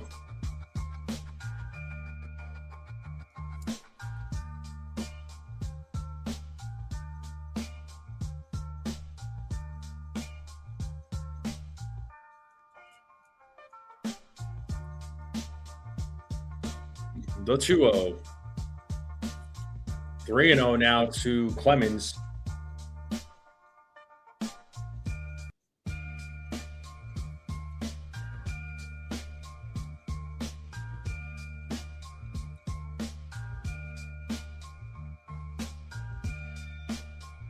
There's a strike, 3-1.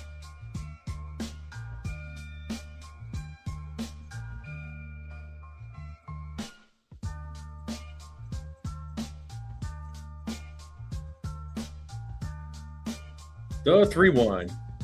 That is popped up center field. Schumann makes the catch. Route number 3. So good job to Yarbrough. So Volpe, Jazz, McMahon due up. Let's see if the Yankees can try and tie this up here in the bottom of the 6th.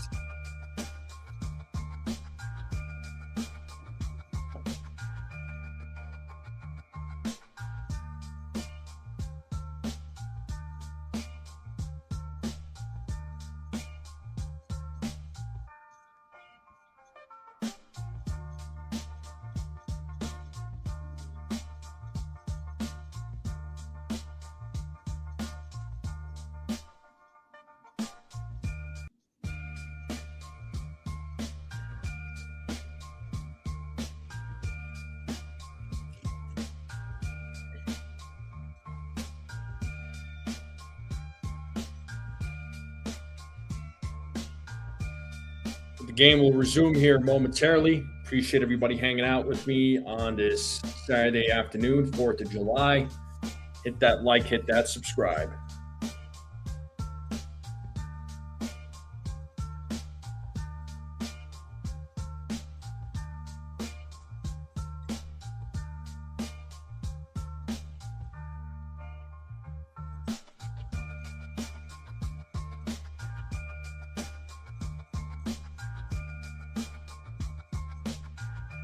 Yeah, so Morocco beat Canada 3-0 in the World Cup in the round of 16.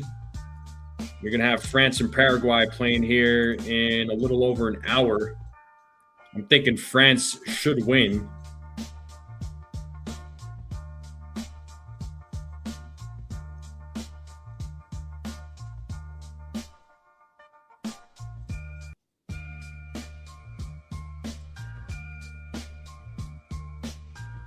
All right, let's get back to the game here. Volpe will lead things off here in the bottom of the 6th. Lou says France taking the whole thing. It's kind of what I'm thinking as well, man.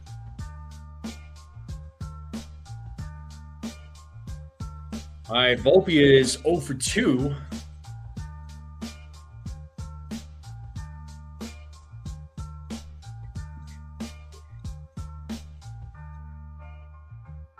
And Travis Adams is back on the mound, and there's a base hit up the middle.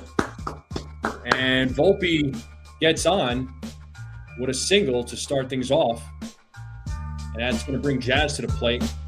Talking all that jazz.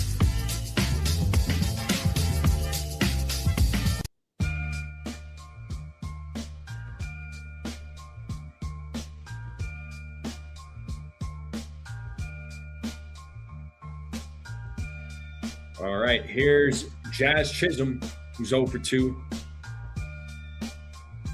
A home run would tie this game as he takes a strike.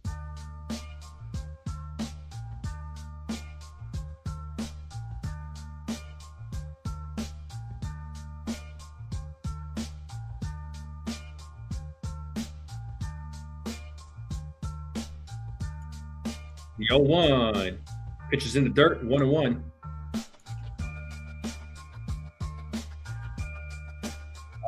Caballero is not in the lineup there, Lou. And yes, I'm as upset as you are. The 1-1. Jazz lays down a bunt, and it's a fair ball. Nicely done by Jazz. Beautiful bunt there. Runners on first and second. That's going to bring Ryan McMahon. So Jazz is the tying run at first base. Nicely done.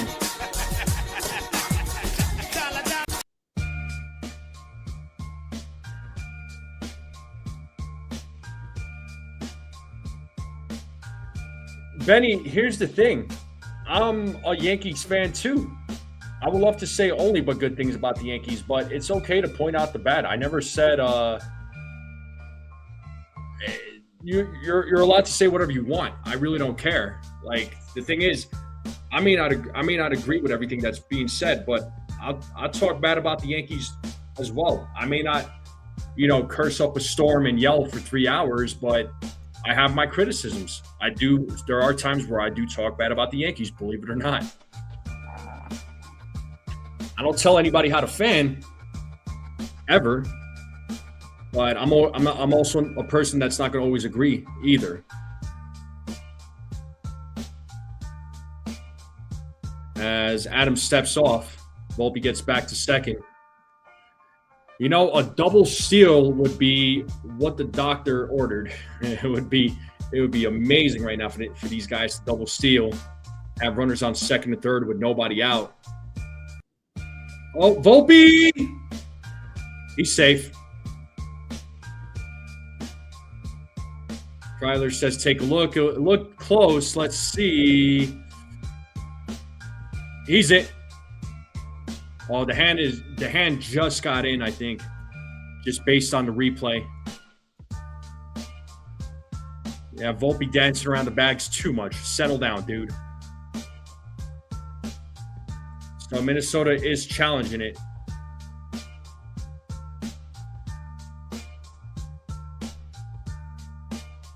Let's see the replay again. Volpe, let's look at that hand. Yeah, I think he's in. I think he's back in, but yeah, Brad is a witness to my frustrations. Like I said, I may not curse up a storm. I don't curse for hours. I don't be yelling for hours. But I do express my frustrations. I do. And don't think that I haven't been frustrated with this team for over the last week. Those last 7 games prior to the Twin series, it was annoying. I was irritated.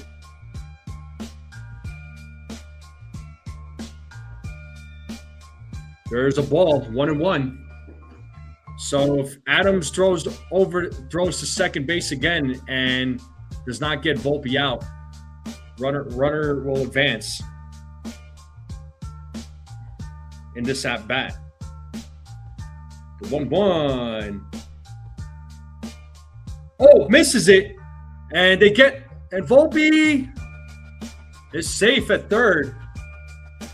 So they get the runner out at first. So runners on second and third with nobody out, tying run at second base. It was a ball hit to McMahon, or it was a ball hit by McMahon to second. And looks like the second baseman played it on the hop.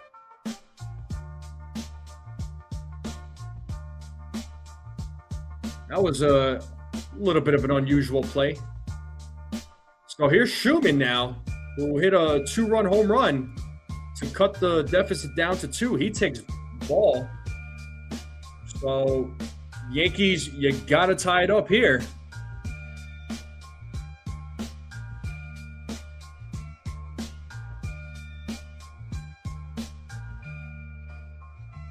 So tying run at second base, 1 out, second and third. The Yankees as Schumann takes ball 2.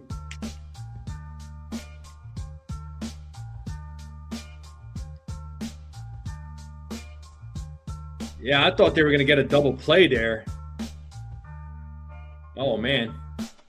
See, this is where you have to take advantage of the mistakes.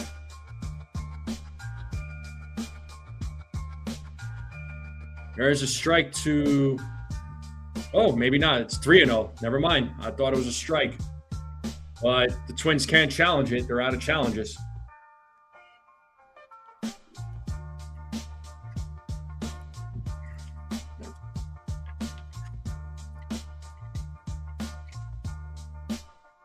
The 3-0.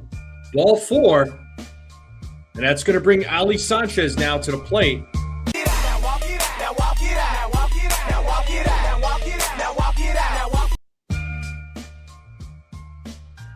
So bases loaded for, looks like we got a pinch hitter. So Ahmed Rosario is going to pinch hit for Sanchez. Interesting.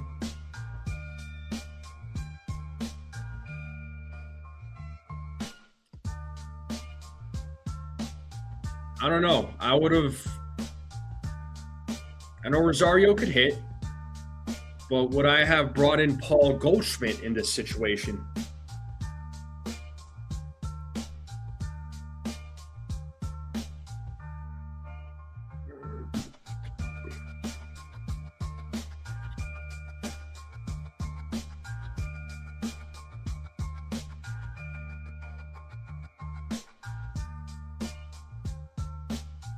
No, just get a hit. Bases loaded, 1 out.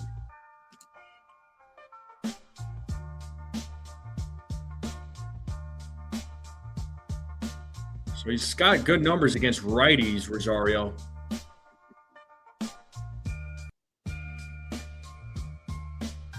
Swing and a miss. 0-1 to Rosario.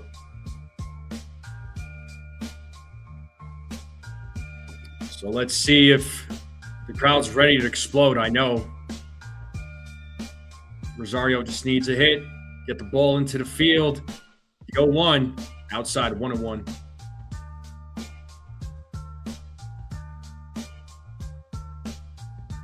Yankees all of a sudden could tie this game up, could potentially lead depending on what happens. Here's the 1-1, and Rosario takes strike 2, but Rosario's challenging it. Let's see if this call stands or if it gets overturned.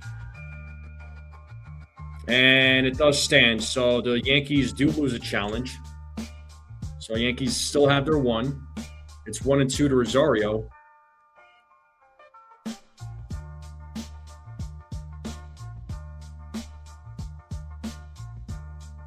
And Rosario pops that one up out of play, though. So it's still 1-2. You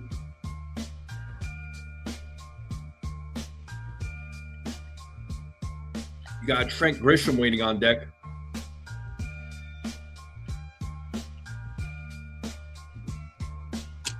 Got to execute here. The 1-2. Oh, lays off. 2-2 now to Ahmed Rosario. Pretty intense at bat right now.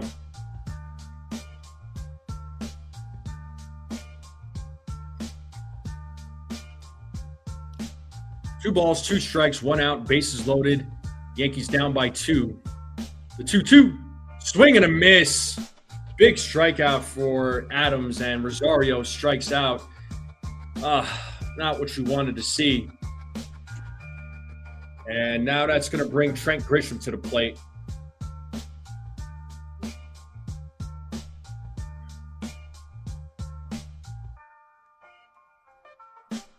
So looks like we're going to have a pitching change. Rogers is going to come to the plate, or come on the mound to take over for Adams.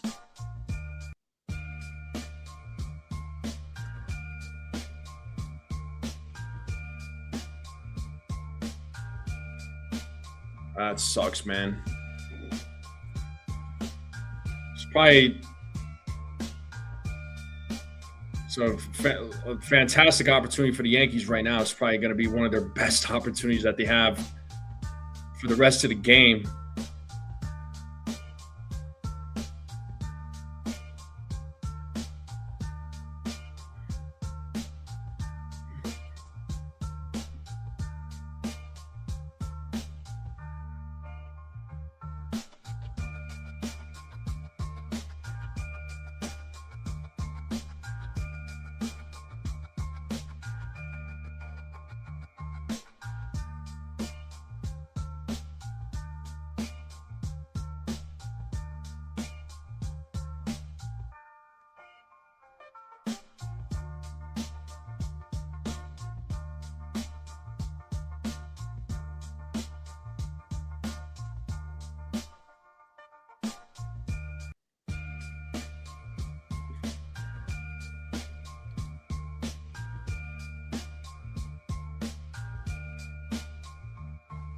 That's what I'm saying, Benny.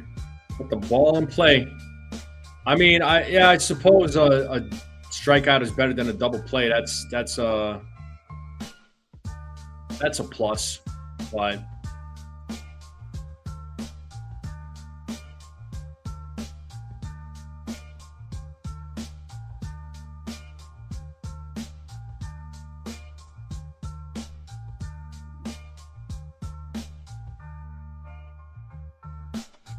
All right.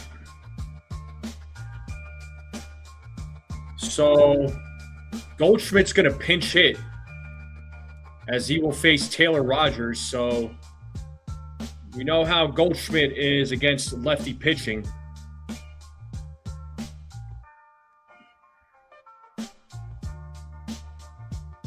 So Goldschmidt, this is where you got to execute. This is where you need to come through. So Goldschmidt 0 for 3 against Taylor Rogers in his career. I mean, small sample size. This could be the one big hit that he can get here as Rogers sets here against Goldschmidt. And Goldschmidt takes a strike. What's up, Robert?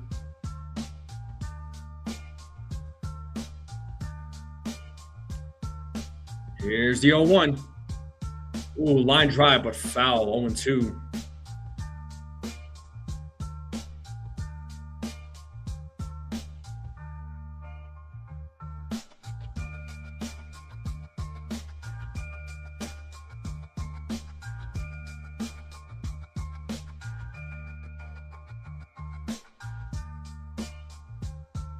The 0-2. 1-2. Another intense at bat this season. Goldschmidt batting .367 against lefties with an 1174 OPS, 8 home runs, 17 ribbies.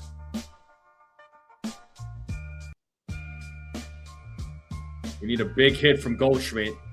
The 1-2, 2-2.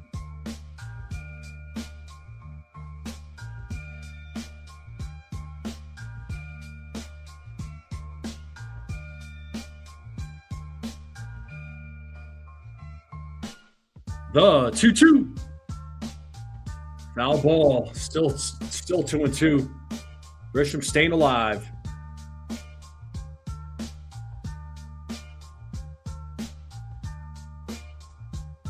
Two balls, 2 strikes, 2 outs. Bases loaded. Yankees down 6-4 here in the bottom of the 6th. Can Goldschmidt come through in the clutch? The 2-2. And Goldschmidt pops it up. Left side. Come on, man. Oh, that was frustrating. And the Yankees are still down 6-4.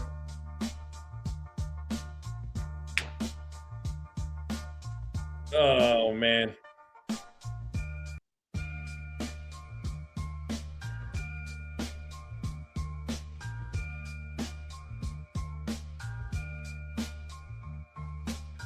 Yankees had an opportunity to at least try and tie this game up, man.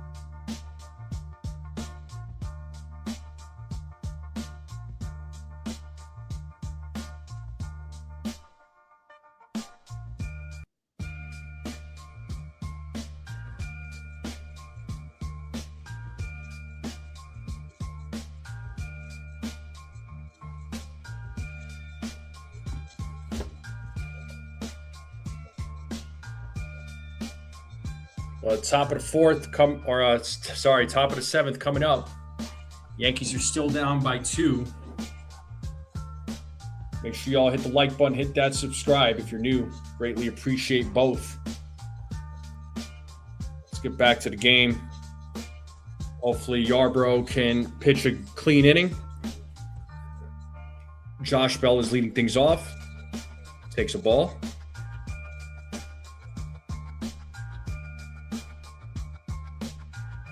Wells takes over at the dish. Rosario pinch hit for Sanchez. The 1-0. There's a strike, 1-1.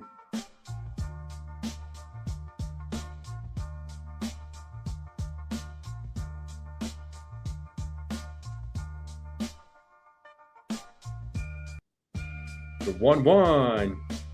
Ball 2, 2-1.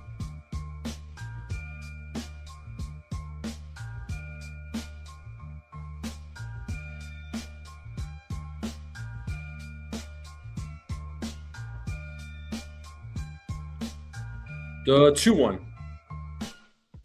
And deep to left field. That ball is... It's a home run for Josh Bell. It's a 7-4 game now. God, man.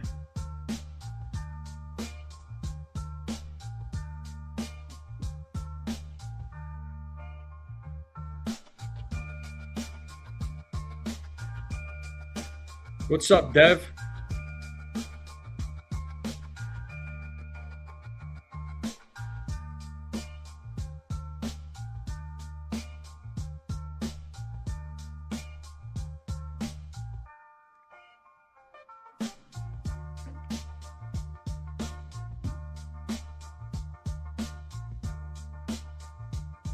And here's Royce Lewis now. Takes a strike.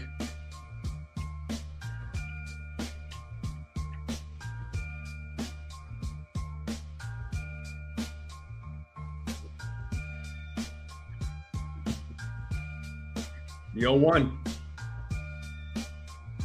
Ball goes to the backstop. 1-1 now to Lewis.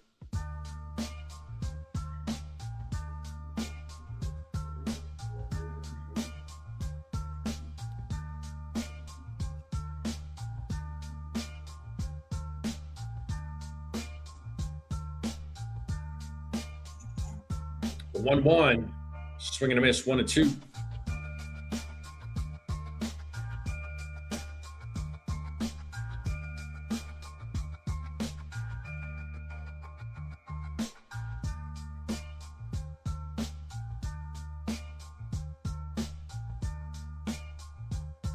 Two balls, two strikes.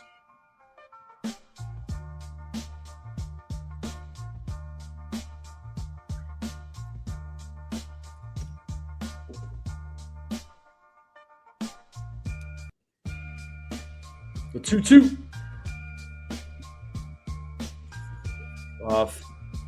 Rice tracking it down, makes the catch in foul territory. Good job to Ben Rice tracking the ball down in foul territory for out number 1, and that's going to bring Brooks Lee to the plate now.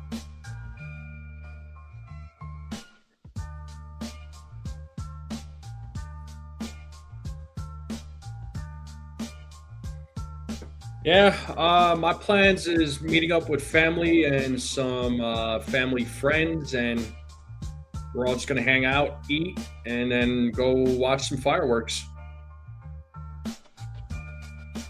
What are you doing tonight, Dev? Brooks Lee takes ball 1.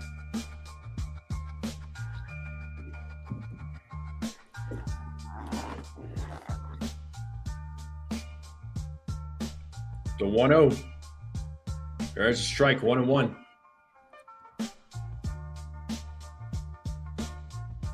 You're going to watch France beat Paraguay? Yeah. I'll be watching that game once this game ends. Swing and a miss, 1-2.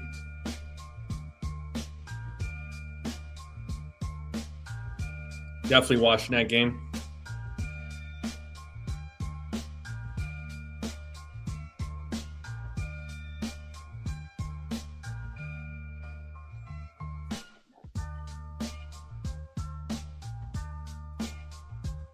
The 1-2.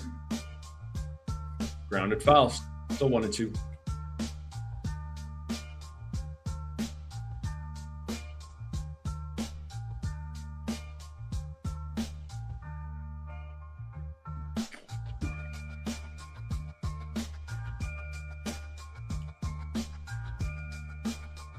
Yarbrough sets the pitch. Swing and a miss. And Lee strikes out.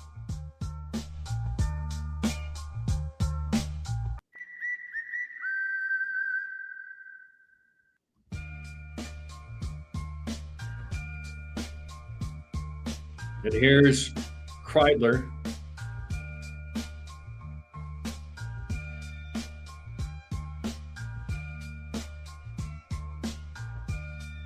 First pitch. Grounded foul, 0-1.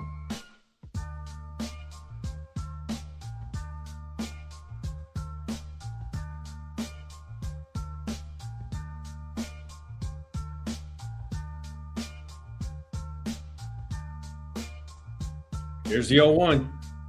Did he go around? Yes, he did. 0-2.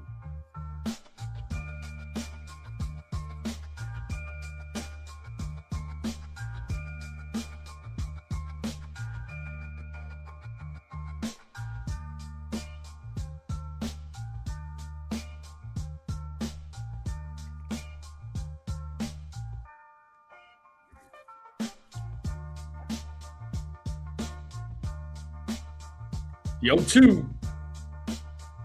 1-2.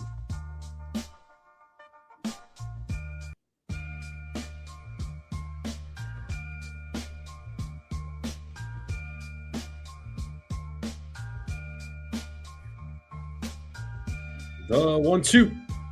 2-2.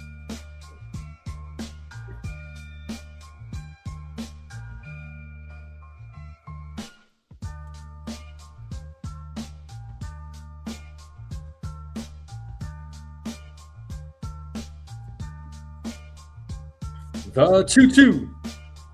Foul back.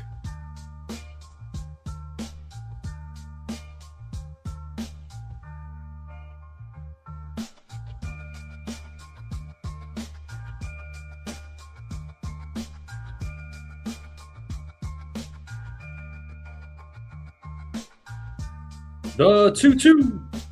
Another foul ball.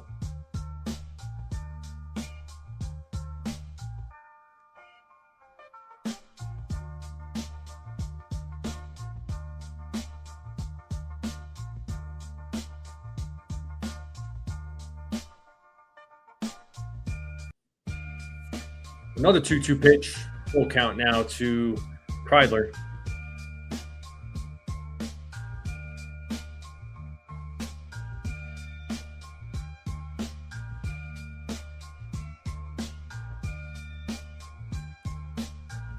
Here's the payoff. There's a grounder. Volpe fields it. Throws to first and gets Kreidler out for the final out of the inning. The Twins add another run to the board. It's now 7-4 and we're going to the bottom of the seventh. So you know what that means, folks. It's the seventh inning stretch. So get up, get some food, get a snack, get a drink, folks. Come right back. I'll be right back. I'll leave you all with some tunes.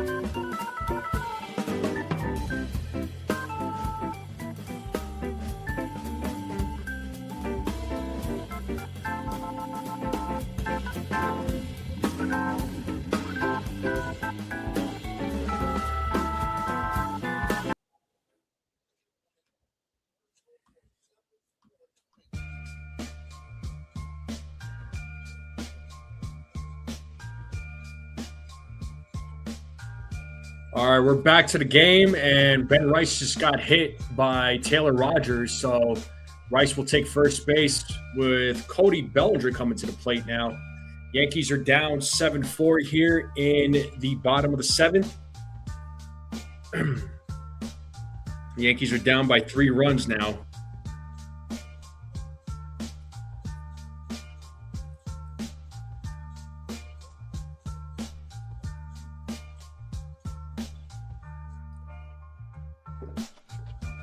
Bellinger takes a strike.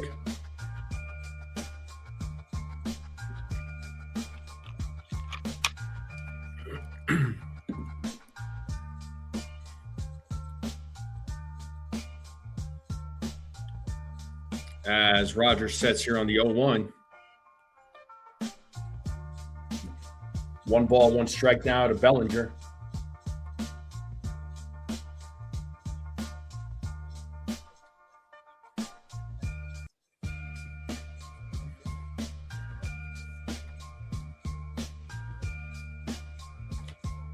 Fouled, 1-2.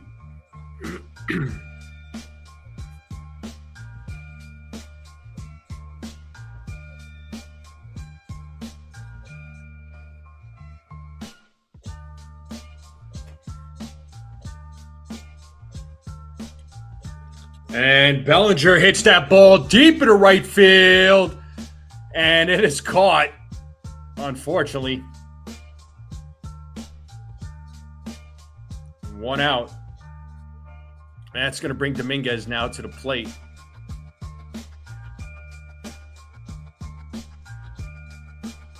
And it looks like we're going to have a pitching change. Dominguez 2 for 3. He's got a couple of hits. A double and a solo home run. And that's going to do it for Rogers.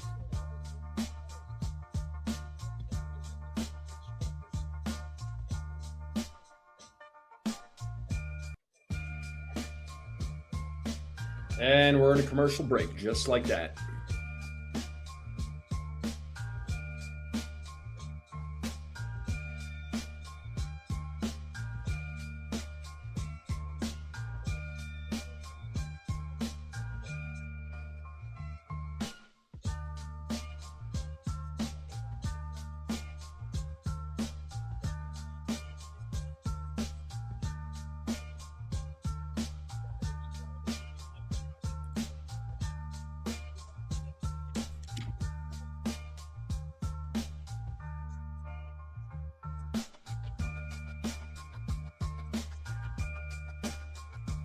Looks like Andrew Morris is going to come into the game for the Twins. And he'll pitch against Dominguez. So Dominguez will bat from the left side when we get back from commercial.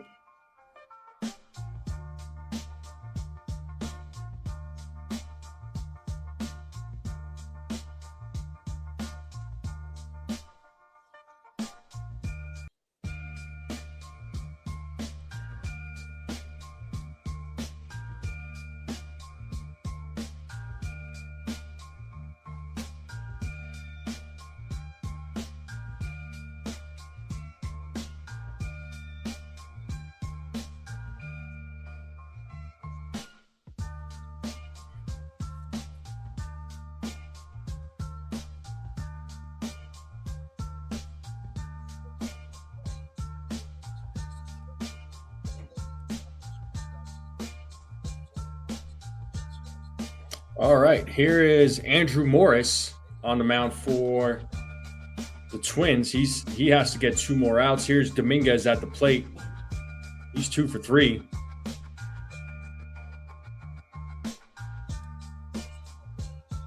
Ball 1.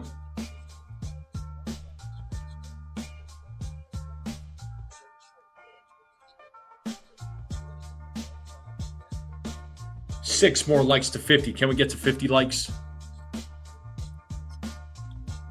And Dominguez hits that ball to center field. It should be catchable, and it is, as Rice will get back to first.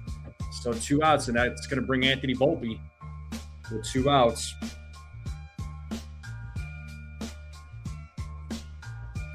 Dominguez just missed it, man.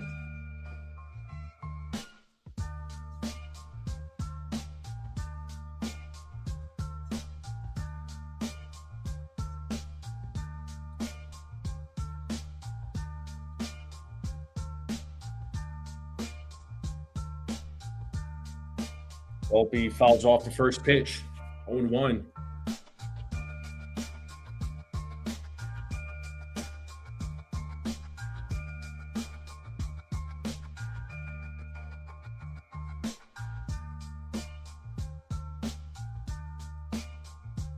Another foul ball, 0-2.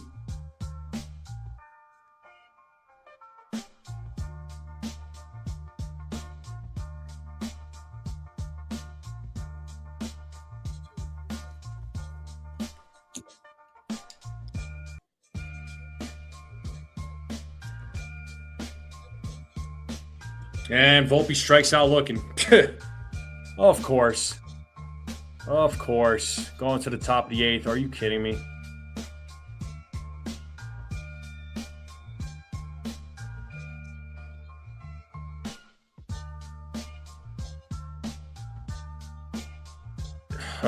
Wow. I'm at a loss for words. I don't know. But I'm going to take another break here, folks. I'll be right back. Hit that like, hit that subscribe.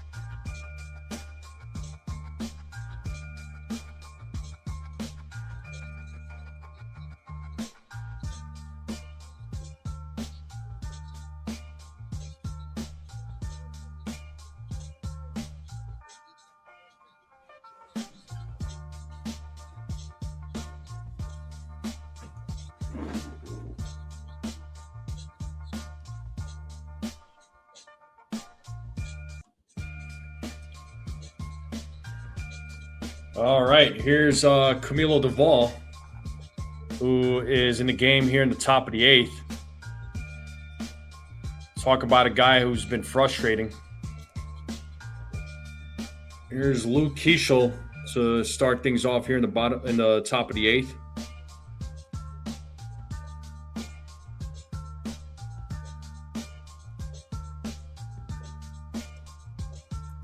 And there's a strike to Keeschel.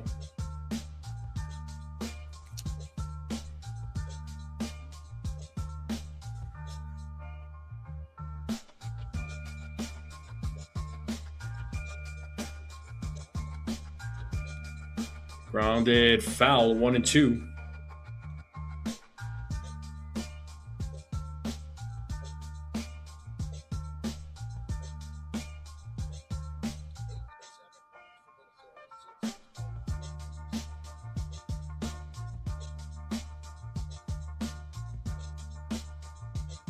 There's a ground ball. Jazz feels it, but just could not contain the ball, and that's going to be. I don't wonder that's going to be ruled as. It's an E4. It's an error on Jazz. Yeah, Jazz should have. Yeah, it came up off his glove. Just couldn't field the ball.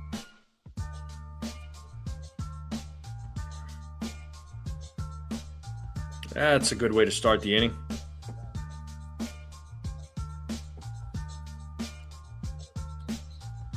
So here's Alex Jackson now.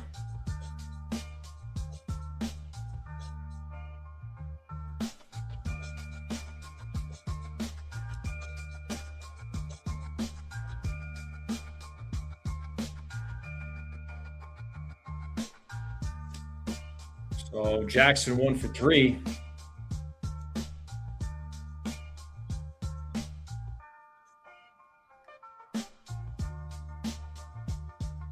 Throw over to first. Keachel gets back safely. Yeah, I mean, Duvall is one of those guys I think that needs to see his way out, man. And pitches inside. 1-1.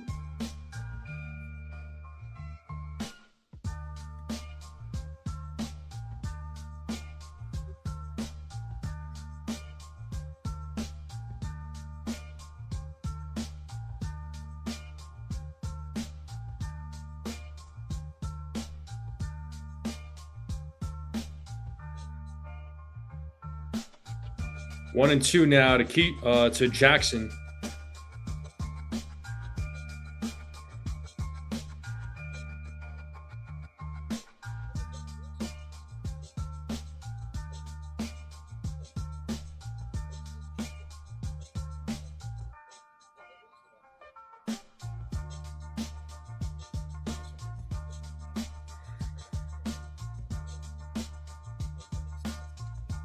The 1-2.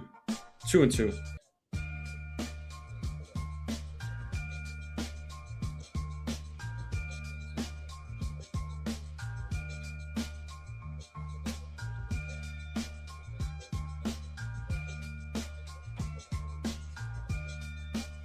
As Duvall sets the 2-2. And Jackson strikes out for the first out of the inning.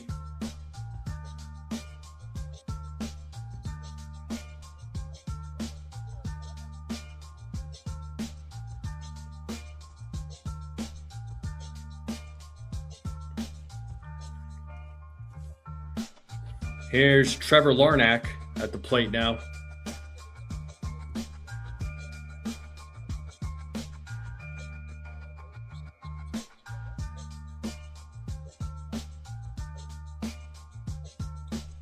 Larnach takes ball one.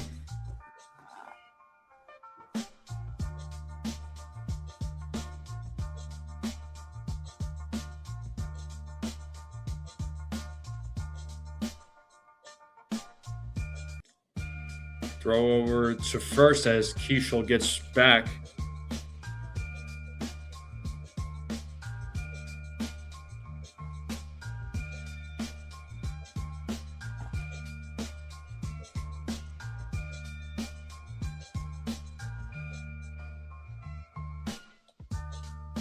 There's a strike, 1-1.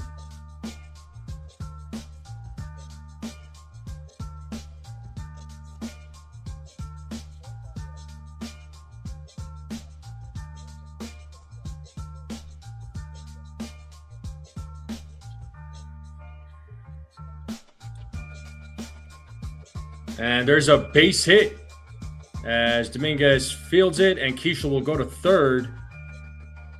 So runners on the corners now with one out.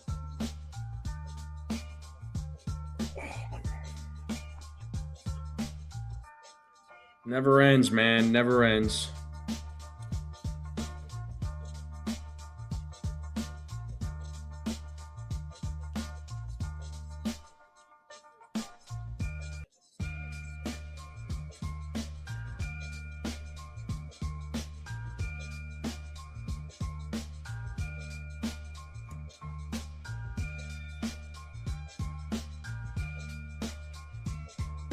And Austin Martin is pinch running. Looks like for Larnach. And here's Byron Buxton.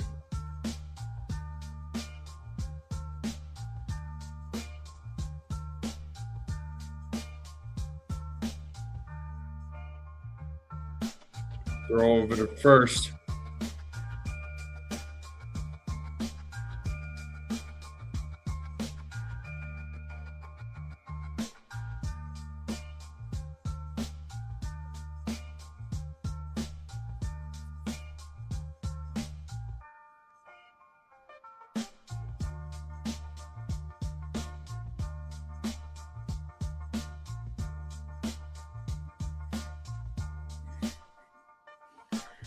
As Duvall sets here against Buxton. And Buxton hits that ball to left field and caught by Bellinger. And tagging is Keishel. He'll score. It's 8-4 now, so it's a sac fly. Now the lead is back up to 4. God.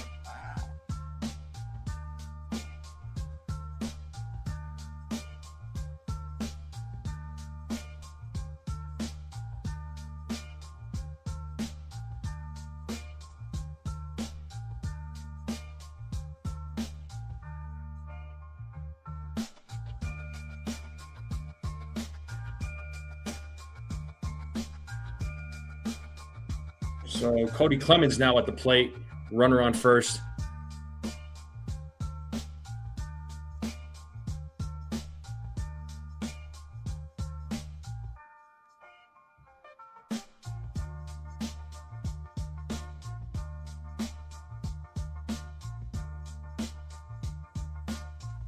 Yeah, Duvall is one of those guys that he cannot be in this bullpen. That ball gets away. Runner on second. Or maybe runner stays put. It looks like he was taken off, but nope.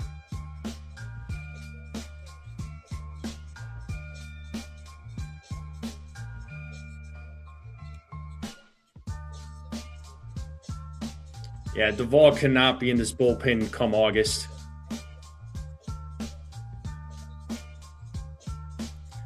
Well, I'll enjoy the sunshine. I don't have a lady though. I am a single man.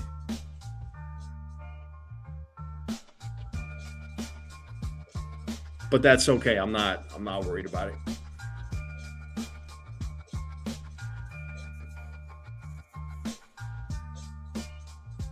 The 1-0. And there goes Martin, and he is safe. So stolen base.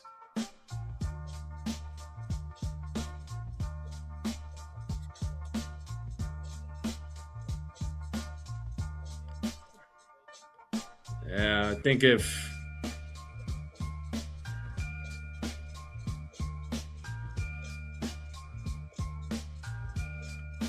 I agree, healing men's hearts. There's really nothing wrong with it. There's a strike, 2-1.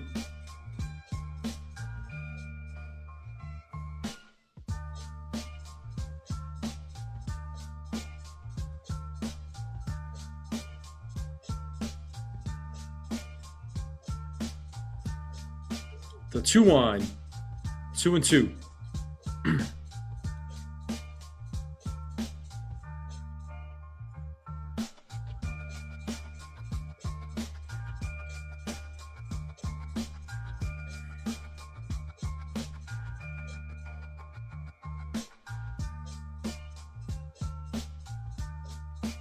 Two balls, 2 strikes, 2 outs. Runner on second. Twins leading 8-4. Ball 3.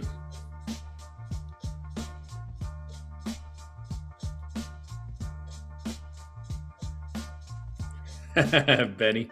You guys are funny, man. Yes, I do like my steaks medium rare. I will not take it any other way. I don't take a medium well or well done. That's just a crime. And that's going to get through for a base hit. And, yeah, just make it 9-4. Why not? I mean, shoot, we were on the verge. Yankees were on the verge of coming back. But, of course, man, it's just, we're just going to give the runs right back. Oh, my God. 9-4. The lead is back up to 5. Oh, man, I'm going to be more excited to watch France and Portugal. This is bad.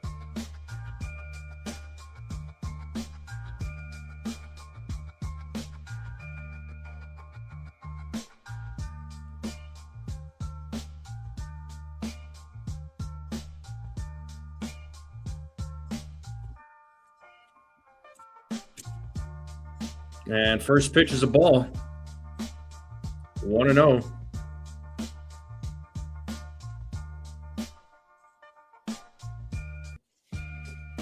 They got a bunch of fans in the upper deck waving their shirts. That seems to be more entertaining than this game. There's a strike, a swing and a miss. Oh, look at this dude.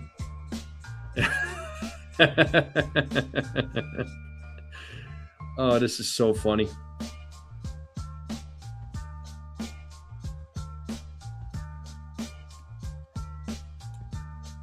And that ball's hit into right field. Dominguez tracking it. 12-4 game, or 11-4 game, 2-run homer. Like, bro. Dude, like, get him out of here. Like, really? Why is he still pitching? Second home run today. Oh, my God. I can't. Dude, I'm done. For real. Bro, this is a joke, man.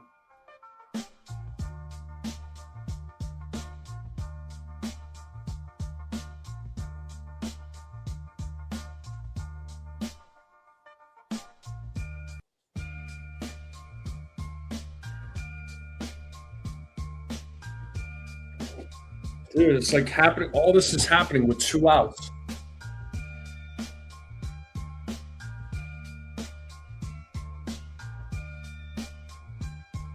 Oh, I am done with Duvall, man. Further proves my point. He's worse than Jake Bird. Oh, my goodness.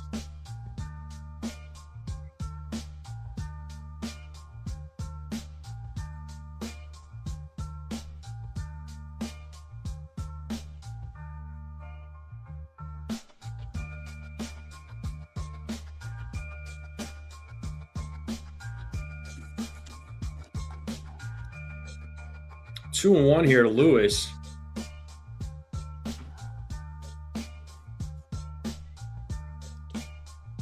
There's a strike, 2-2.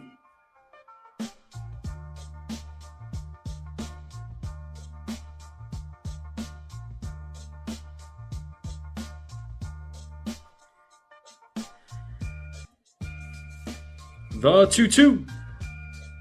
Foul ball.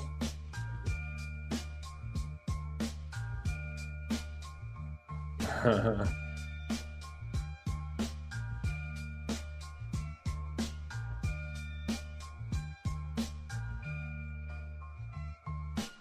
mean, I know we don't need Jake Bird, but dude, like Duvall is worse than Jake Bird. The 2-2, and finally a strikeout for the final out. Oh my God! Give up 4 more runs, and that's going to take us to the bottom of the 8th. Dude, oh my God, this is bad. Oh my God. All right, I'm taking a nap. I'll be back.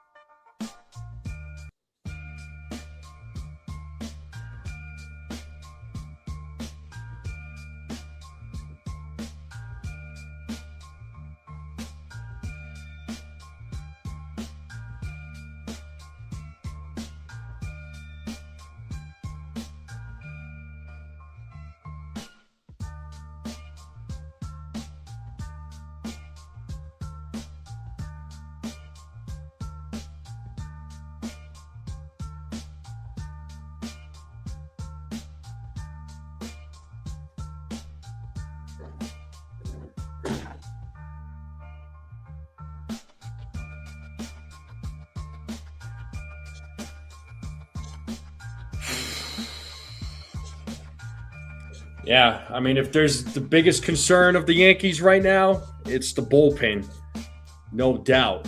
I mean, we've been known that, but it's really starting to show its ugly head. What's up, Daniel Berry? Happy 4th to you there, dude.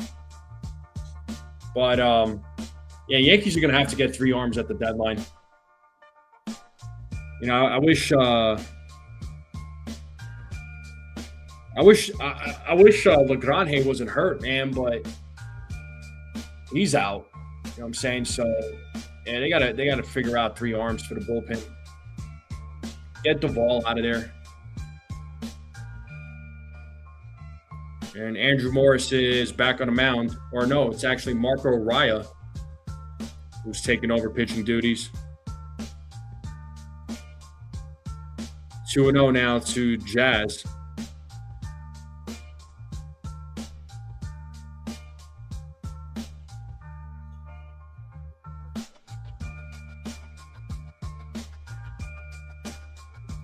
Well, 2-0.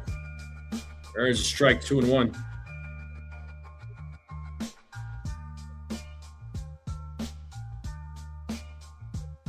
Brent Hedrick is warming up in the bullpen, and Jazz takes ball 3.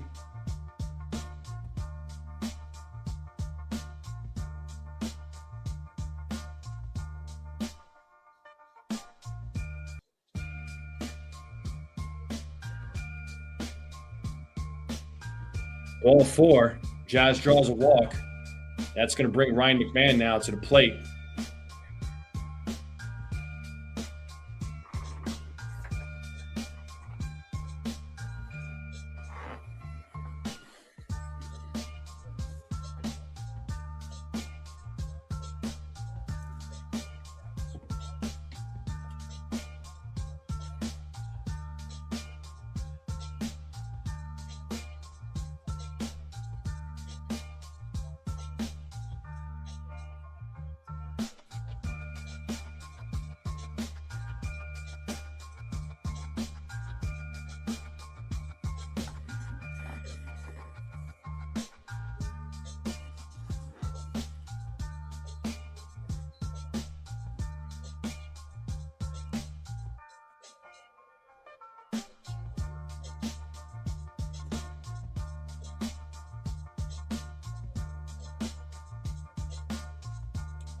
You got soccer chants right now at the stadium, man. That's more exciting than this game right now.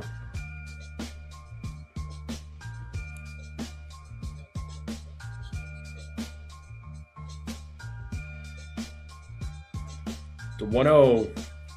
There's a strike to McMahon, 1-1.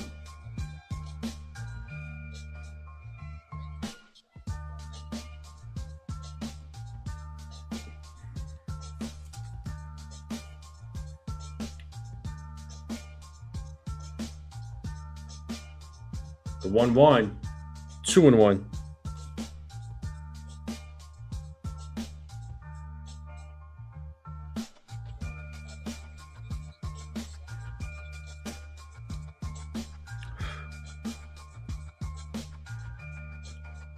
Two one, 3-1.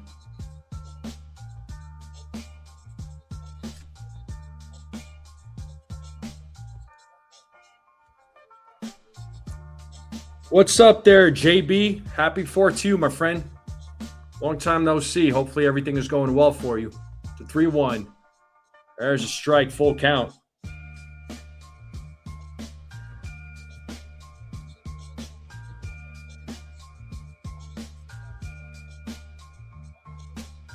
We need 5 more likes to 50. Can we get to 50 likes? Payoff. Swing and a miss, and McMahon strikes out. And that's going to bring Schumann to the plate.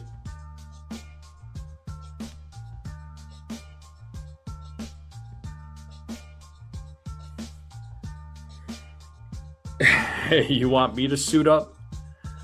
Oh, man. If you told me to put on some fight shorts or a gi, then yeah, I'll suit up. Schumann takes strike 1.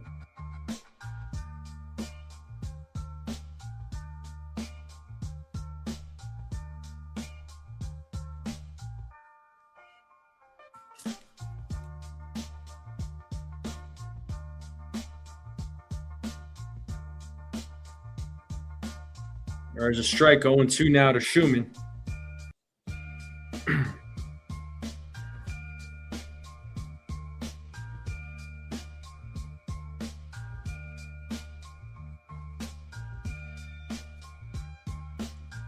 Yo, 2.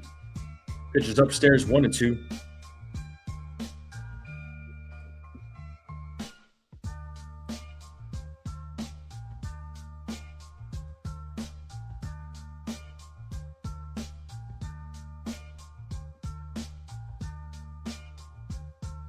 And Schumann hits that to left field. That's going to drop for a base hit. Schumann gets the second hit of the game, so runners on first and second for Austin Wells. Don't hold your breath.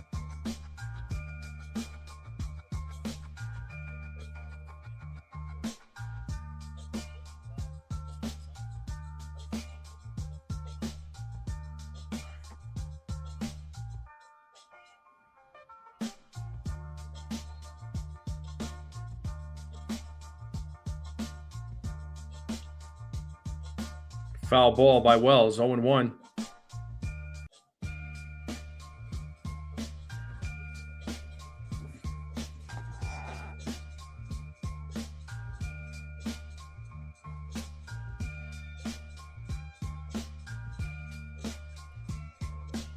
Yo, 1. 1-1. Innings over, Wells is up. Yeah, well, you know.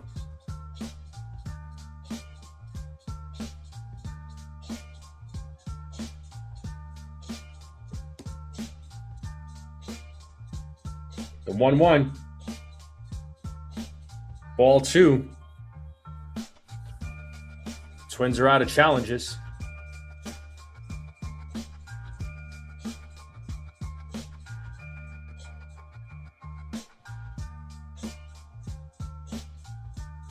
The 2-1. 3-1.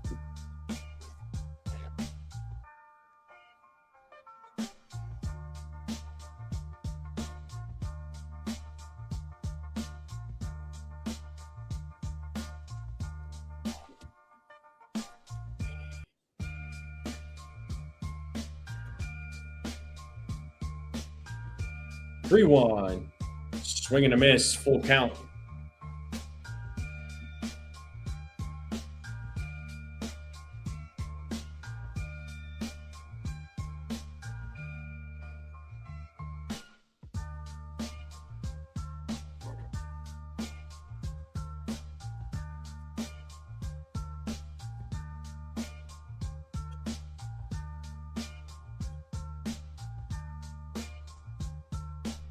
Ooh, that's being challenged. Wells didn't think that was a strike, but let's see if this call gets overturned. Yep, it's a strike. Sit down, dude. New York's out of challenges now. And that's going to bring Paul Goldschmidt. So no team has challenges.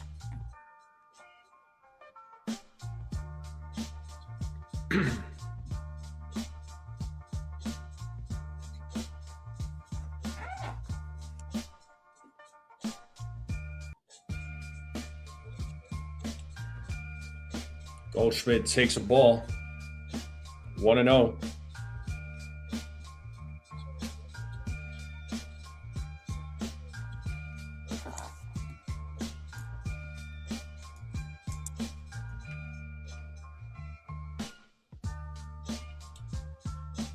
There's a ground ball, and they get the force out at second, and that's how that inning's going to end.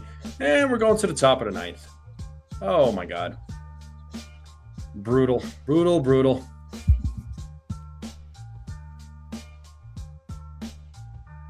Ball into anything, that's what we do, baby. You gotta love this stuff. You gotta eat this stuff up. It's a sickness.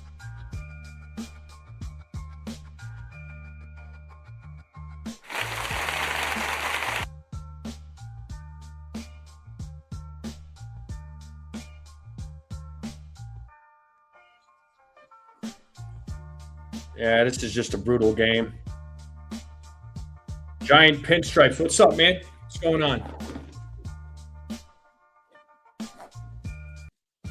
What's up?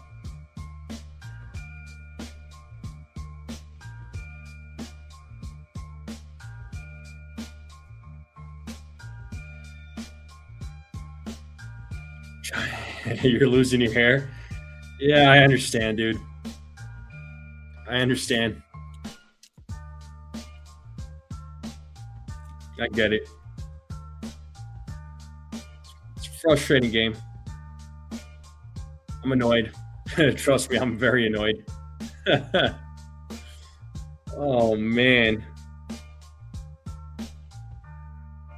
I don't know. Who's the loser of the game? Why don't we take a vote here? Who's the loser of the game, folks? Let's talk about the loser of the game. Or do you have multiple losers? I mean, you go ahead. Say what's on your mind. Oh, my goodness.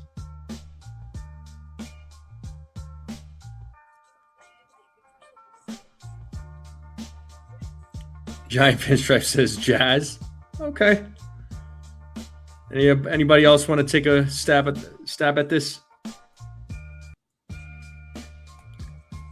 Egyptian, I have no idea. I don't know how Wells got this bad. But top of the ninth is here. Let's try to get 5 more likes. We're 5 likes away from 50.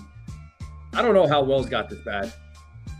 All right, here's Hedrick in the game, facing Brooks Lee to start the top of the ninth.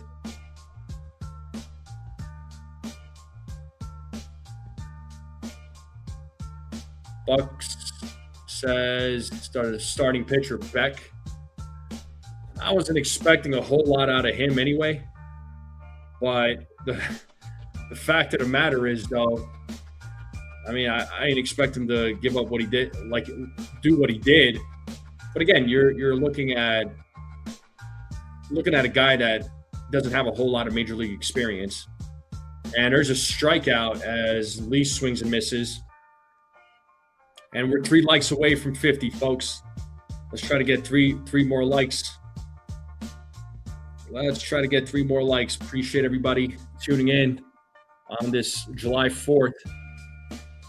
Here's Kreidler, who's 0 for 4.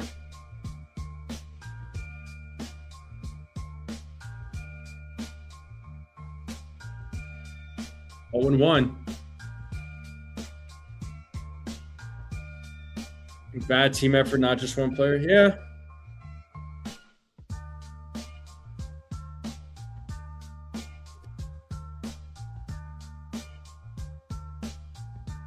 Yo, 1. Pitches upstairs, 1 and 1.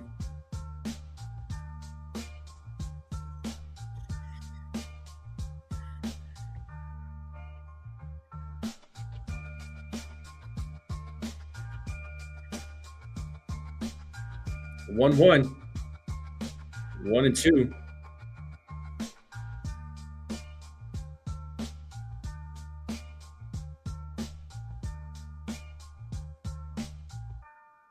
We're at 47 likes. Let's see if we could get 3 more likes.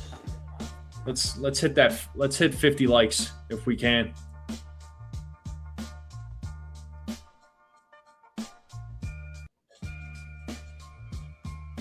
The 1-2. Swing and a miss. Back-to-back strikeouts here by Hedrick. And 2 down here in the top of the ninth. That's going to bring Luke Keishel to the plate.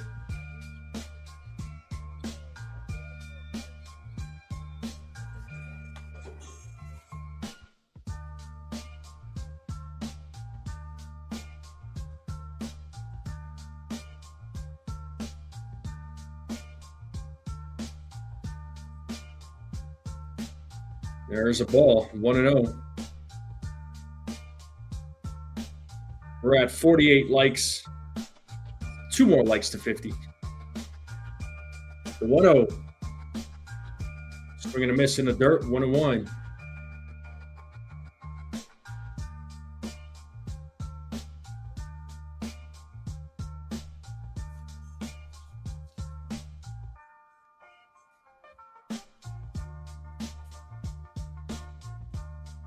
There's a ground ball. McMahon fields it, fires to first, and the ball is thrown way too high. So out of reach for Ben Rice, so the inning is still alive, and that's going to bring Alex Jackson now to the plate.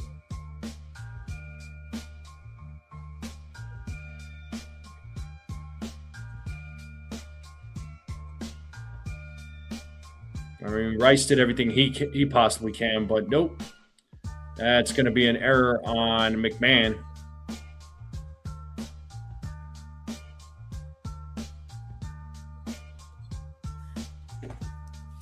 Alex Jackson now at the plate. There's a strike.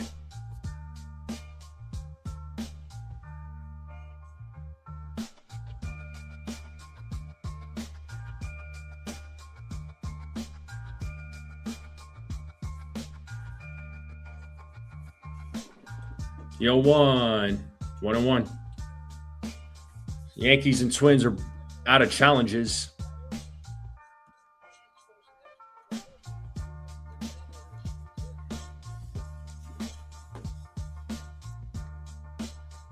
The 1-1. Foul ball, 1-2.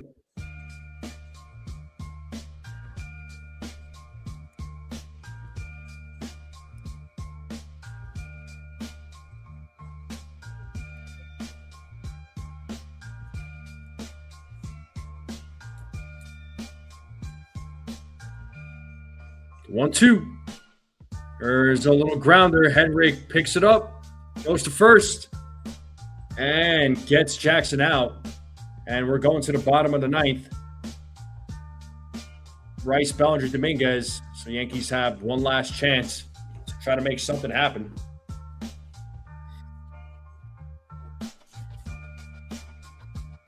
So three outs there, bottom of the ninth. Let's see what the Yankees do.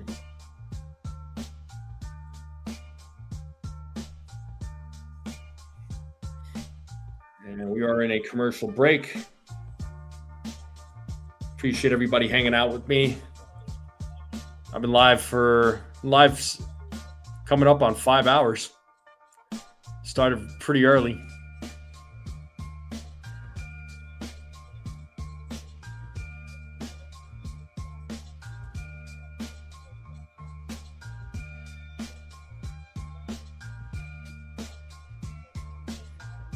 Oh, man.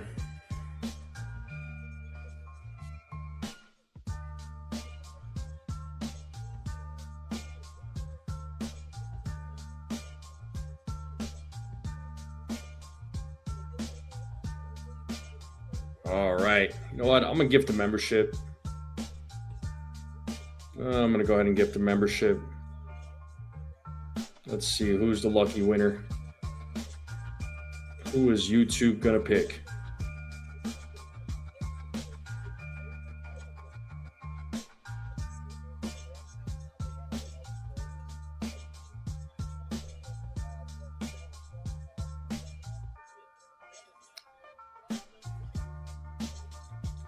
And who is the recipient?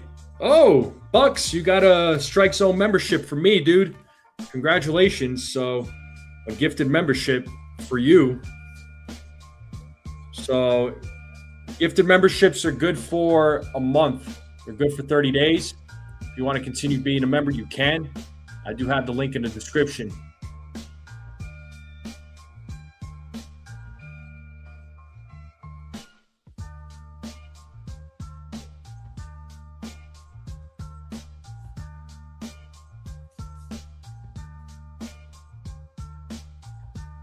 All right, last chance for the Yankees.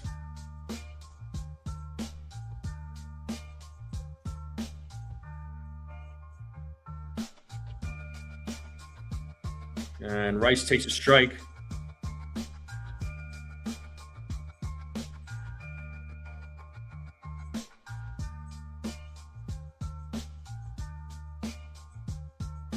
Oh, and 2.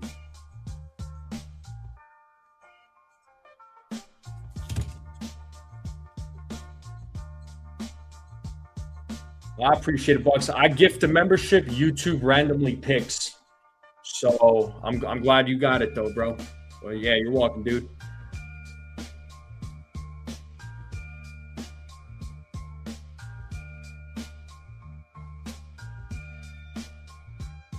Yo, 2. Foul ball.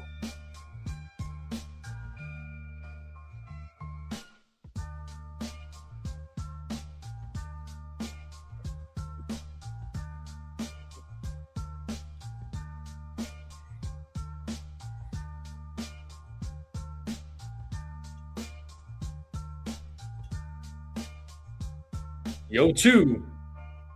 And Rice hits it the other way. Foul ball. That stadium is empty, boy. Woo.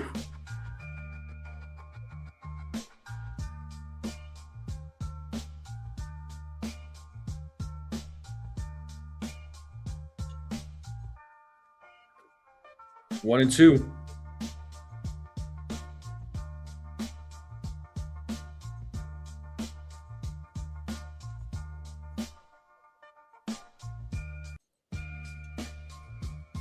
The 1-2. Still foul ball. Rice is battling.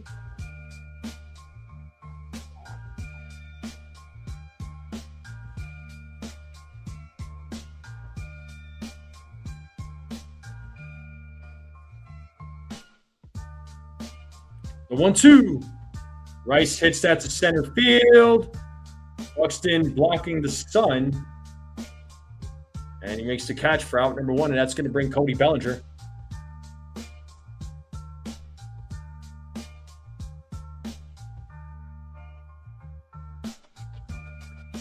I think it's just today. Today's the 4th of July. So, I mean, the game, the seats were pretty empty to in the beginning of the game anyway. As Bellinger hits that to center field once again. Buxton right there makes the catch. For out number two, Yankees are down to their final out, and that's going to bring Dominguez to the plate. I mean, it's like I said earlier, Celia. You know, a lot of people. Somebody mentioned that maybe if people stop going to games and stop spending money, that it'll be a wake-up call. But the way I see it is, folks are still going to buy merchandise. Folks are still going to attend games. You know, I had one person. I was on a panel on another channel, and this subscriber was talking about how they spend their hard-earned money on games, and the Yankees do nothing. And the way I see it is, just because you spend all that money, it don't guarantee nothing, man.